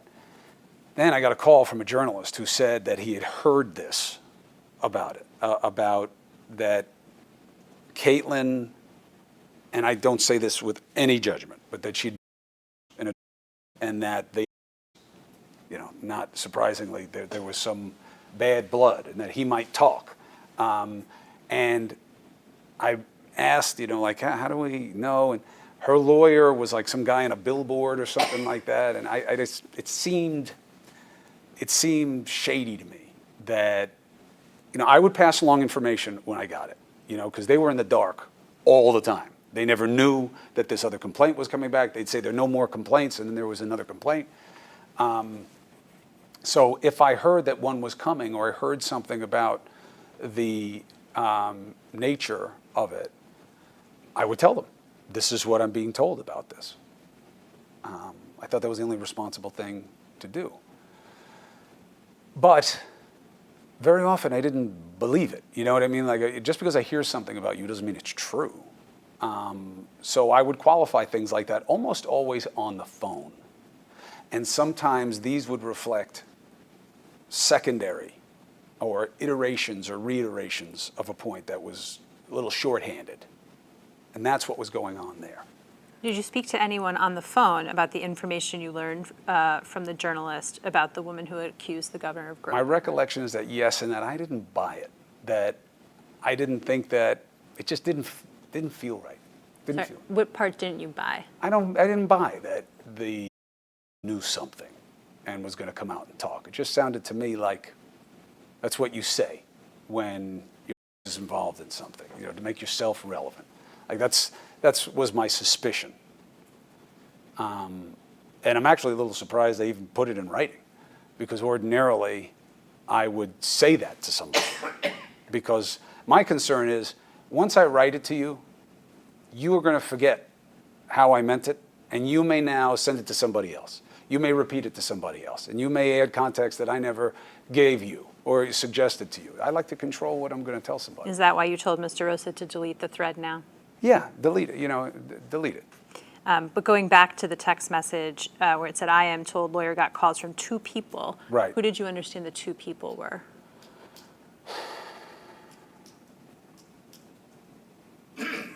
I didn't know.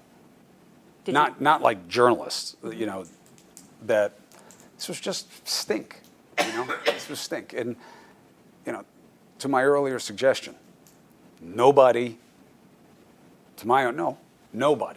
from the governor's office ever said anything about this accuser or any of the other ones. I would have been all over it. There was no, hey, here's a friendly piece about smearing the accusers. I wouldn't participate in it. I didn't want to see it. I was constant in my insistence on that. So So what you're saying is, to your knowledge, no one in the chamber conveyed negative information about any of the complainants to the press. Is that right? I've never read anything that was a hit piece on one of the accusers. I've never seen it offered up by anyone who says they're a friend of Andrew on television. And I was never part of anything like that, and I never heard that anybody was going to do anything like that. What do you know about how Ms. Boylan's personnel file got provided to the press? I don't know how it got to her press. I also don't know that that qualifies in what I'm talking to you about. How is that different than what you're talking about? Because I think that too often we see in these situations that when you allege something, all of a sudden we start looking at you as a person. And I don't think that's right. If there was some kind of transaction or some kind of dynamic of something, then fine, that's going to be relevant to the consideration. But, you know, we all know what can happen in these situations about how the accuser now becomes a target. And I don't buy it and I don't believe in it. And I didn't want that for my brother. I wanted him to respect this process and let it play out. So I'm trying to understand how releasing Ms. Boylan's personnel file to the press would not fit into the category of what you're I describing. don't know that that happened, and I had nothing to do with it, and I would never be in favor of it. What do you think, sorry, what do you think that was gonna say? Something positive about her? No. Why would he say So something How positive? is this not conveying conveying information about someone who potentially has something negative to say about the accuser? Because it was just informational that I had heard this. I never followed up on it. Nobody else ever followed up on it. But Melissa may very well. I know she did not.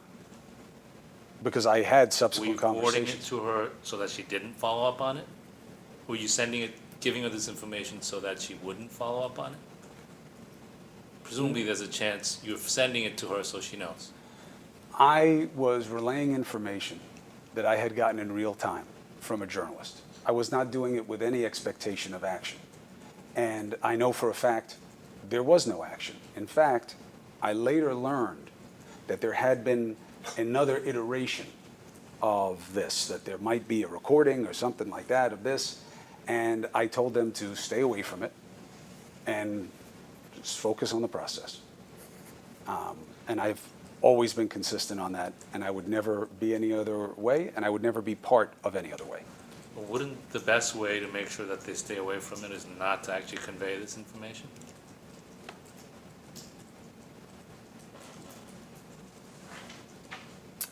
Not necessarily. How does conveying the information? Because there was a lot of speculation often when accusations would come up.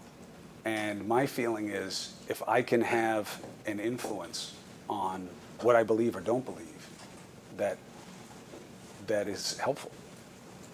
Look, all I can tell you is this, Counselor. I had absolutely no interest in seeing anything malicious or negative said about any of the people making an accusation.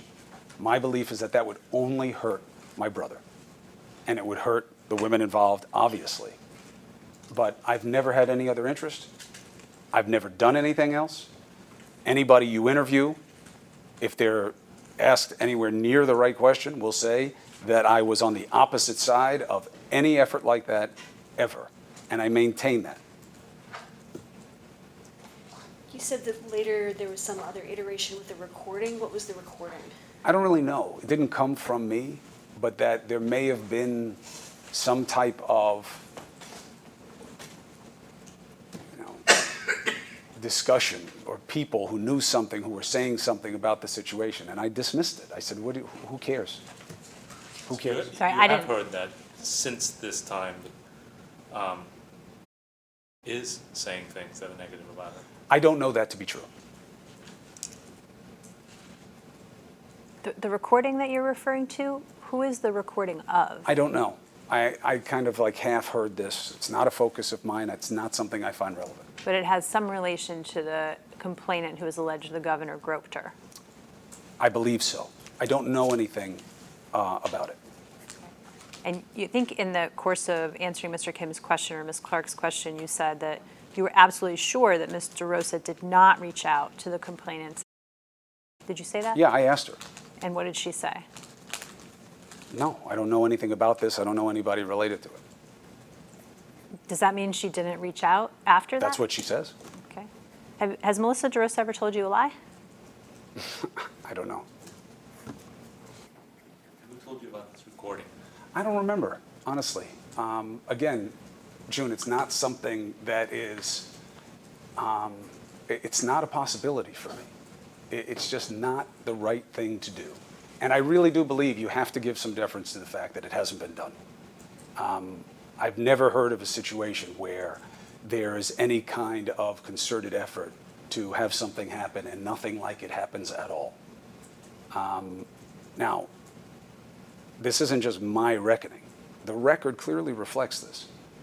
And it really matters to me. That's why I'm being expansive in my answers about it. In the text message chain about this, after you wrote, and that they want to talk about her, and you wrote, I know this. Why? I didn't hear it from someone, nobody told me. This was told to me by somebody, as opposed to I heard this from Josh, I heard this from this one, I heard this from that one. There was always a game of telephone going on with them. Okay. And then the texts continue on the next page. And then on March 11th, you see there's a text message at the top, and if you flip through your blown up packet, you can get a better view of it. Yes. And there's a text message Melissa DeRosa sends to you and says, I just got this from, I heard from a person familiar that Beth called the Albany police yesterday and pushed them to open a criminal investigation. Did you speak to anybody about the criminal investigation being opened in Albany regarding the complainant who said the governor groped her? No. Okay. Did you, after you got this text message, did you speak to Ms. DeRosa about the text message? No, not that I recall. Have you ever spoken to the governor about a criminal investigation being Yes. done by the Albany police? Sorry, Counsel. That's okay. Yes. And what was your discussion with Governor Cuomo? Just about how he felt about it. What did he say?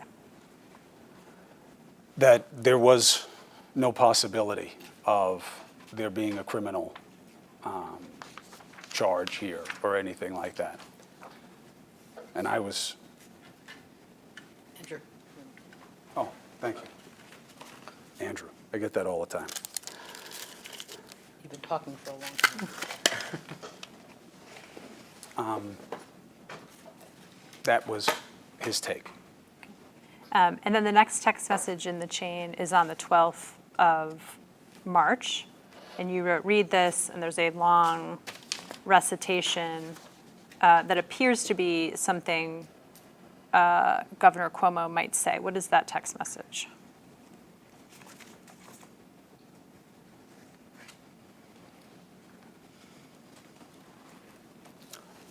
These were thoughts from my brother given to me that he wanted to make sure that the team had. This was already what was being worked with in the universe of possibility of what to say within the team.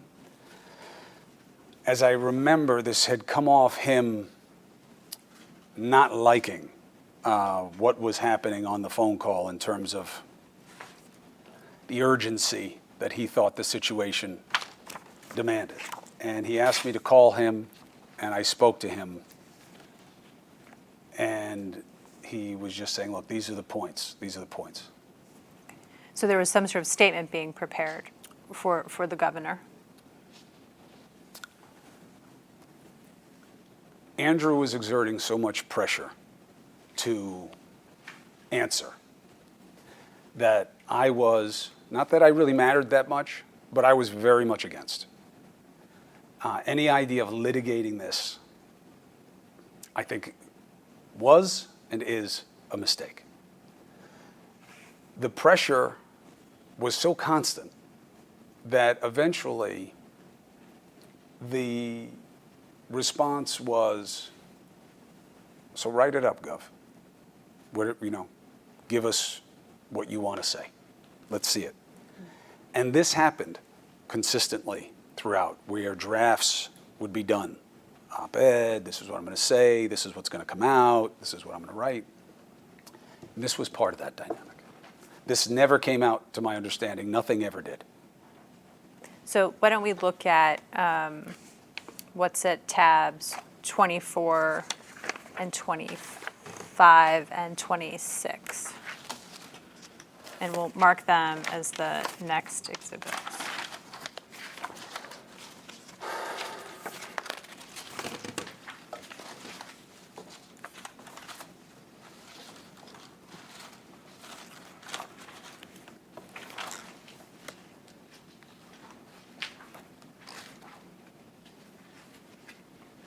Okay.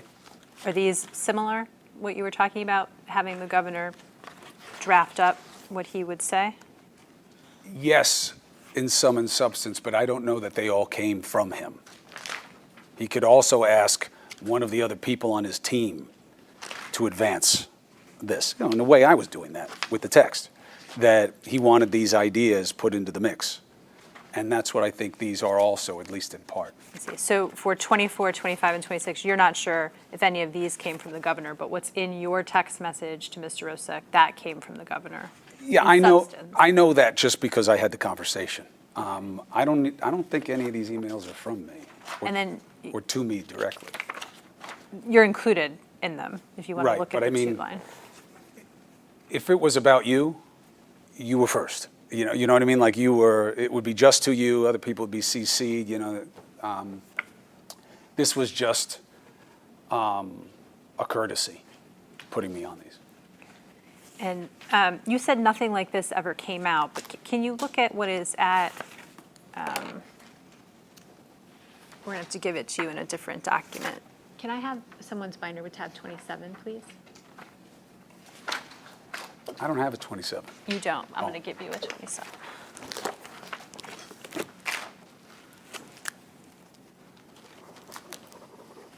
We'll redact that up later. We're going to mark this as the next exhibit, and maybe we can give. That's okay. Okay. So this Governor's is a conference call with the media. transcript that we've prepared of Governor Cuomo's conference call on March 12th. Okay. You see, he does make a statement about the allegations. Yeah, I didn't remember this. Okay. Does that refresh your memory about what the context was for your text message with Mr. Rosa and the draft documents we just looked at? No, because it was an ongoing,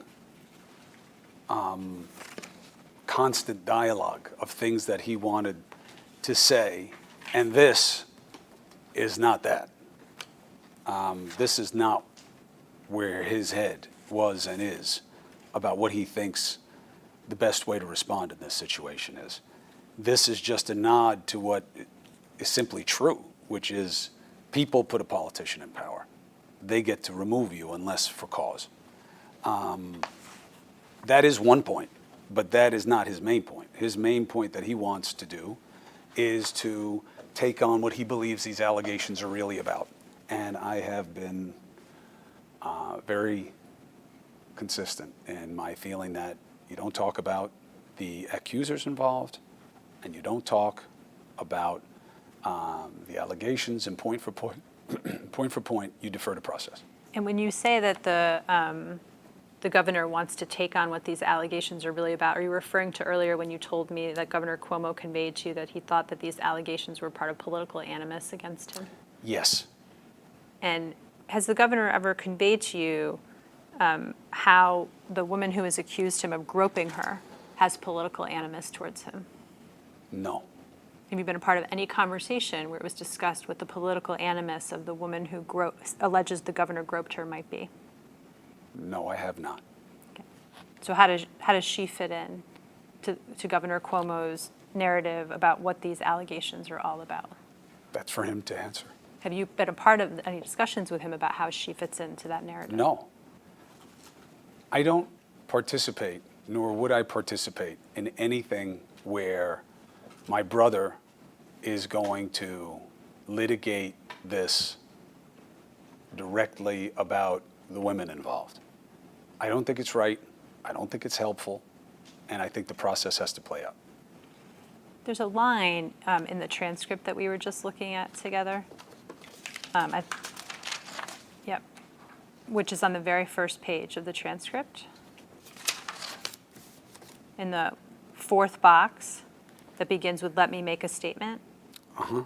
You see there's a sentence that says, "I won't speculate about people's possible motives, but I can tell you, as a former Attorney General who's gone through this situation many times. There are often many motivations for making an allegation.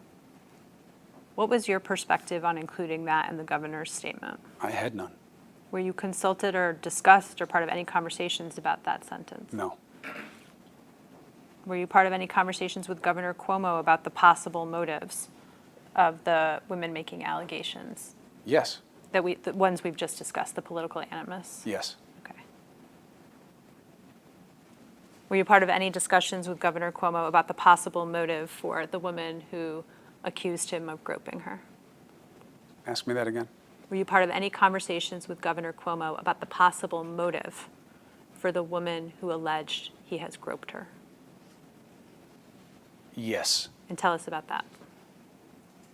My brother speculates that it could be about money, that the divorce didn't give her the money that she felt she needed, and that this could be an act of desperation. And what did the governor convey to you about what he understands about her financial situation? Just what I said, That she may need money?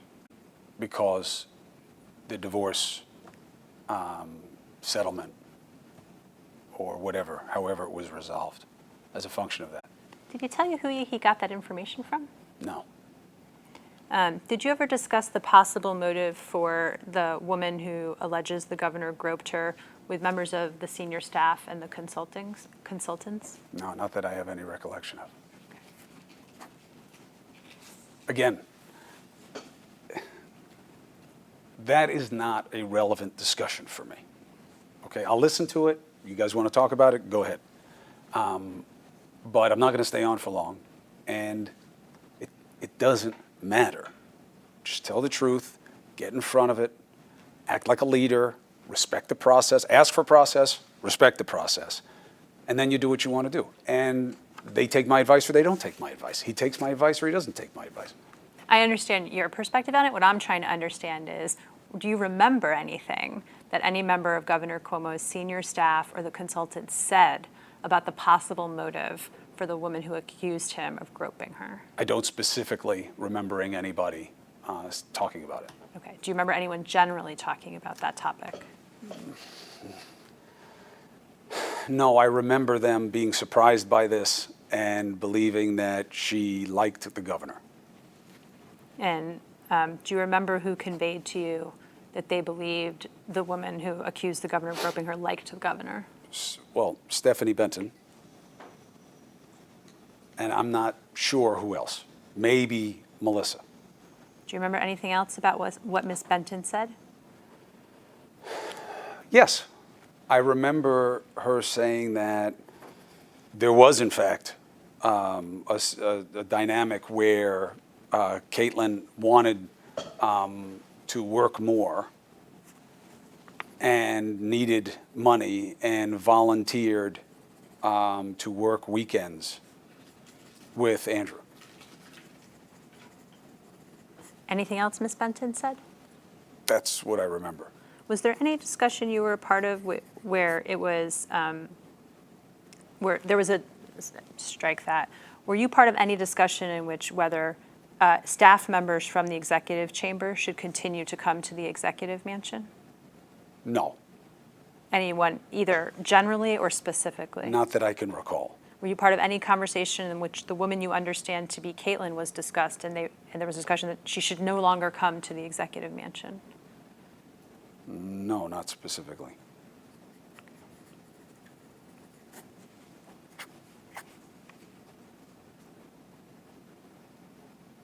Do you recall that there was? Wait, hold on a second.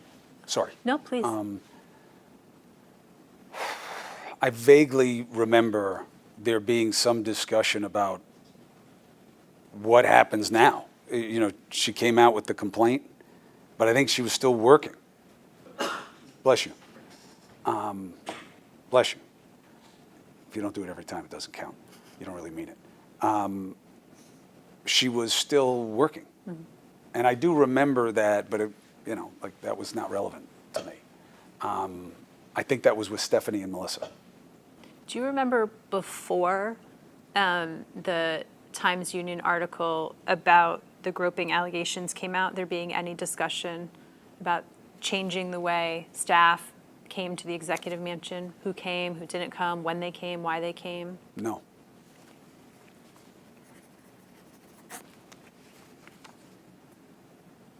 Right. Do you remember being part of discussions about a Ronan Farrow article Yes. related to Governor Cuomo? Sorry. Yes. Okay. What do you remember about the Ronan Farrow article? They were very concerned, and it kept moving. What they thought it was about was moving. When it was coming out was moving.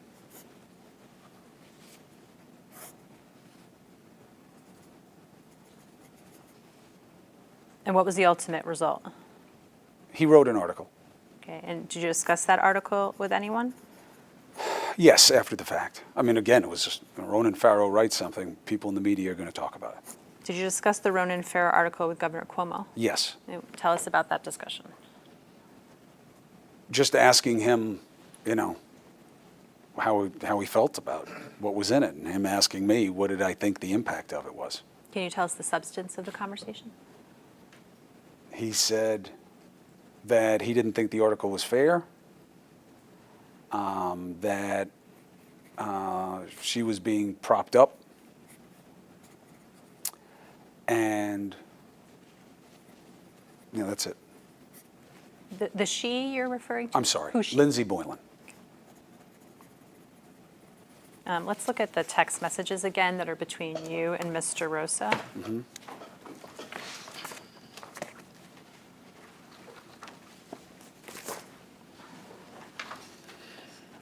So if you look on March 13th, at the very top, you say, Biaggi all but admitted they wanted to cancel him. What was that about? Ms. Biaggi saying on TV that they wanted Andrew out. They wanted him canceled. Was there any discussion you were a part of with Governor Cuomo about allegations Ms. Biaggi had made about her interactions with the governor? I've never, to my memory, discussed Ms. Biaggi with Andrew. Were you part of any discussions with his senior staff or his consultants about Ms. Biaggi? I remember hearing Melissa say that she didn't like Biaggi didn't like her, and Biaggi didn't like Andrew, and that she was being opportunistic. Anything else? That's all I remember. If you go down a few texts on March 14th, you write, if Ronan has nothing better than Boylan, that's a great sign. Yeah. What do you mean by that? The concern was that Ronan almost always has more people. You know what I mean? That's part of his currency as a journalist, is that people come to him to expand understandings. I know he has his critics, but to me, that's when he's at his best. So the assumption was he must have new people if he's waiting so long to have written about this. And then he didn't. So what the context is specifically is I had heard that all he was writing, the only person he was writing about was Lindsey Boylan. So that means that he didn't find more people to complain that once again I would have to experience this team being shocked that there was another person, which was this never-ending cycle that was very hard for a family member. That was the context. And then there's a dial-in circulated, and it's to discuss Ronan Convo. What do you remember about that call? I don't even know that I was on it. The allegations that are in the Ronan Farrow piece about Ms. Boylan, do you remember them being additional allegations Ms. Boylan made about her interactions with the governor in that piece? I don't recall. Okay. You don't remember any conversation with anyone about additional allegations she made in the Ronan piece? No, I don't recall. And then on March 15th, she wrote to you, did you get any more intel? And you wrote, story not ready for tomorrow. She wrote, can you talk? What was that about? They didn't know when the Ronan piece was coming out. Mm-hmm. So I just asked people, do you hear anything about when the Ronan piece? We do this with him all the time. It's a really good device that he has, that his people let you know that something's coming, but they don't tell you when, so that there's this constant speculation game. It's really effective in driving interest for his articles. Who did you get the information from that the piece wasn't ready for? I called a fellow journalist who works with Ronan a lot, and I didn't want to contact Ronan directly. I know him. He's been good to me. He's been on my show, but I didn't want to push up on him like that. It's not right. And I was told nothing's coming right away. Did you tell anyone at CNN that you were contacting people who had been on your show to ask them about articles being written about your brother? I never did. You never did what? I never did that. I thought you just told me you contacted someone who had been on your show to find out Ronan. if Ronan Farrow. I'm sorry. Ronan Farrow had been on my show. I see, I had misunderstood. So who did you contact to find out when the Ronan Farrow article might be coming out? Another journalist.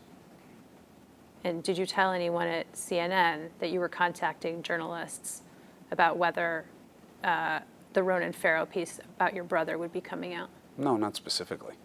Generally? No, that's not something that would be out of the ordinary.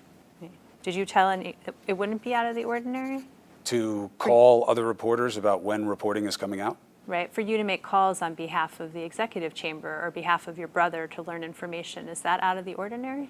Well, I didn't see it that way. How did you see it? I wanted to know And why did you want to know? because there was going to be an article about my brother, so I'm interested. I wasn't going to call the person writing it. I wasn't going to try to influence any of the stories. And we know that that's true because you would have read about it, had I. It's not exactly a loyalty-based business. If I had tried to influence any of the reporting at CNN or anywhere else, I guarantee you people would know. And so would a lot of others. So the idea of one reporter calling another to find out about what's coming down the pipe is completely business as usual.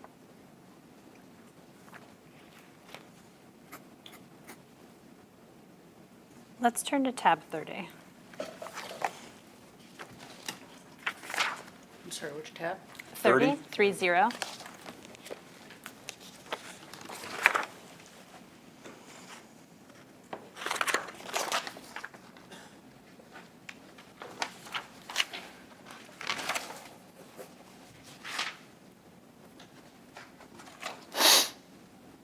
What is this?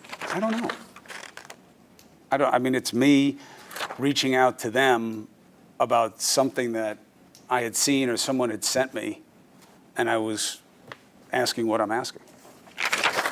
This is what you're sending is someone sent to you. Is that right? Oh, that may be true. I don't know. I don't remember. Let me look at the second page. Oh. The text says,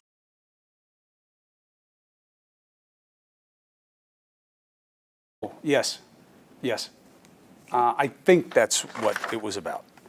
But I didn't know if these were the real documents or not. Mm-hmm. People put out fake things all the time that look so legit. And I wanted to make sure, I always want to make sure about that stuff. You got to get things right. why did you want to make sure it was real? I wanted to make sure it wasn't fake because it was being circulated. And what were you going to do if it was fake? Tell them not to pay attention. Well, I wasn't going to tell them to do anything. I was asking them, do you know about this? Because I had seen this from several different people involved in the ambit. And I didn't even know if it was real. And what did they tell you? The senior staff of the executive chamber and the consultants, what did they tell you? I don't remember, but I definitely wound up learning that it was true. Okay. And I didn't know until that point. I mean, yes, I had heard that something happened to her in college and that she was assaulted. I mean, I knew that, but I didn't know the depth and what it meant to her and what, where it had come from and what she had done already to deal with it in ways that people, don't want to do. So to me, I was very affected by the realities of Charlotte Bennett's situation. She's unlike anybody else involved in this situation, in my estimation. And I got the sense that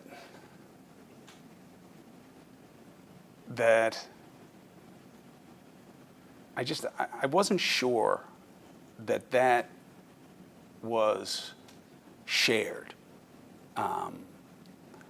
That this wasn't just somebody saying something happened or referring to something, that there was depth to this. And it needed to be appreciated and respected. And, you know, was that shared? Yeah, by some. Did you have any conversations with anyone in the executive chamber or the consultants about how to potentially use the fact? Never. On the contrary, my conversations were not to lump Charlotte Bennett in, which was the temptation, which went to my conversations about you need to marshal your facts and know who you're talking about and treat people the right way here. And that this situation had to be given tremendous deference and respect. I understand that was your perspective. My question was, were you involved in any conversations in which anyone in the executive chamber or the consultants discussed? Never.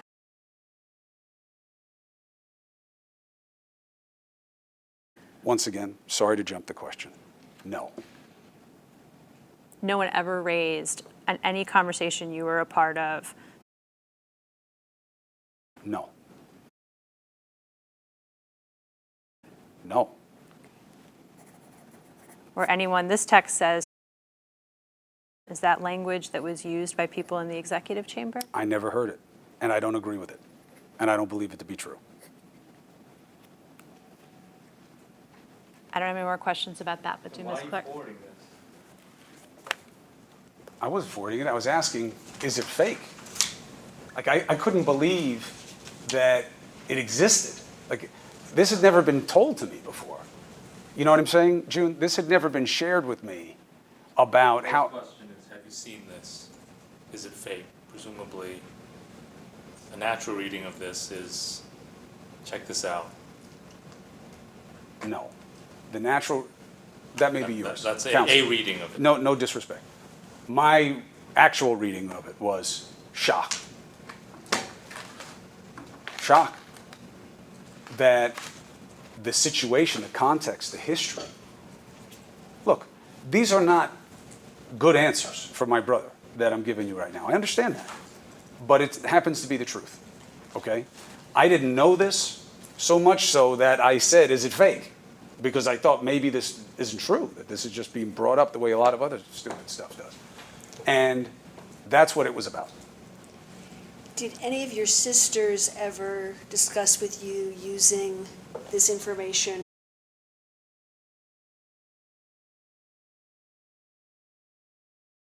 Not with me, no. Are you aware that your sisters had those conversations with anyone else? I have heard, I don't know about my sister, but I have heard that there were conversations about curiosity of what this was and what this wasn't. With whom? Steve Cohen, and maybe my sister Madeline. I have 3 sisters. But I was never part of any of those conversations. What do you understand Mr. Cohen and Madeline Cuomo did about that? Nothing as far as I know. Did they look into it? I don't know. Did they discuss it with Governor Cuomo? I have no idea. Were you part of any conversation with the governor, his senior staff, or his consultants about how he could have hired someone into the chamber who was a sexual assault survivor? No.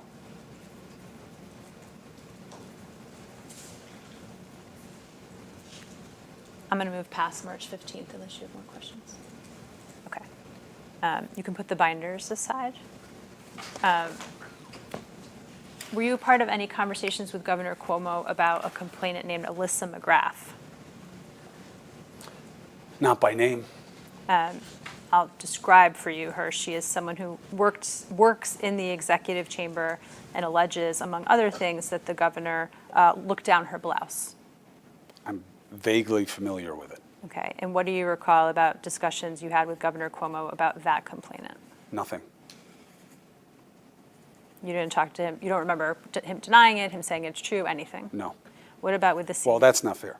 Sure, go ahead, Apology. please. he's said that he never did anything that he believes was inappropriate. So, in as much as that, he never said it to me specifically about this allegation. You never specifically discussed with him Ms. McGrath's Not that I allegation? recall. Okay. What about with the senior staff or consultants? Did you discuss her with them? No. Are there any complainants that you discussed with Governor Cuomo that I haven't asked you about today?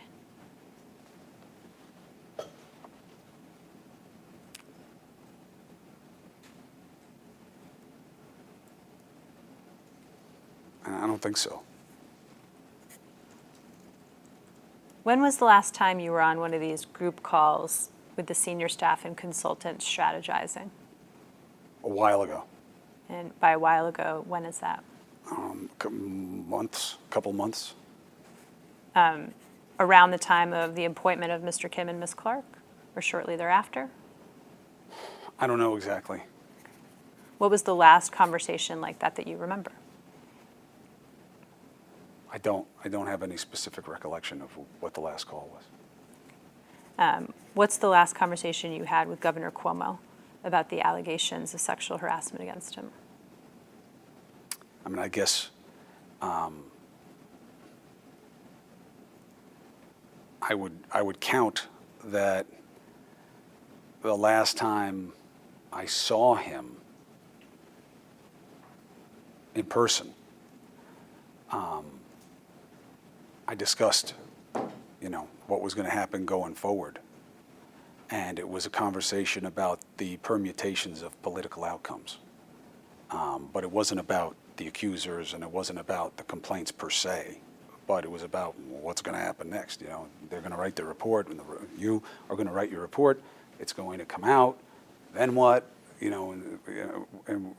How long until the legislature? What about their report? And what about this other report? It was that, about me trying to get hands around how much I have to not tell my mother over the course of the next few months. And in that conversation with Governor Cuomo, did you or he discuss what you thought the report might say? No, not the last time I saw him. I don't think so. Are there any occasions in which you've discussed with Governor Cuomo what he thought the report might say? Yes. Tell us about that. The governor, my brother believes that it's going to be a severe condemnation of him in every way possible. And when did he convey that to you? Pretty much from the beginning of the process, that this is going to be very badly. That's what the goals and aims are here. Whose goals and aims? Yours, counsel's, the AG, most of the media, many members of his own party. I think I asked you this, but I want to be sure.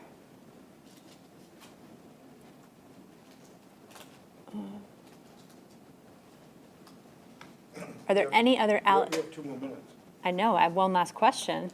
Are there any other allegations? I asked you about complainants, but are there any other allegations of conduct that was inappropriate or that may have been of a sexually harassing nature that you've discussed with Governor Cuomo that I have not asked you about today? Not that I can think of.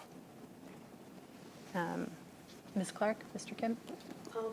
In talking to your brother about what he expects the report to be, has he discussed with you how he intends to respond if the report comes out as he expects? Yes. What has he said? That he intends on being very active and taking on whatever he believes is unfair.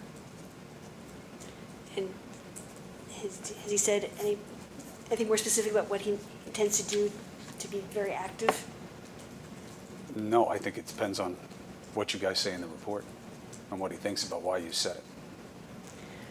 And have you had any discussions with Melissa DeRosa about what the response might be to the report if the chamber doesn't like the contents?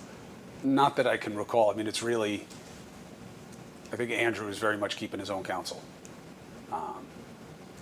Is that accurate? I mean, he has lawyers, but I don't know that he's looking to his lawyers really for advice on politically what he feels he needs to say and do. Do you know if he's still talking to any of the group of advisors, Steve Cohen, the Liz Smiths of the world, about how to respond? I don't know. I don't know.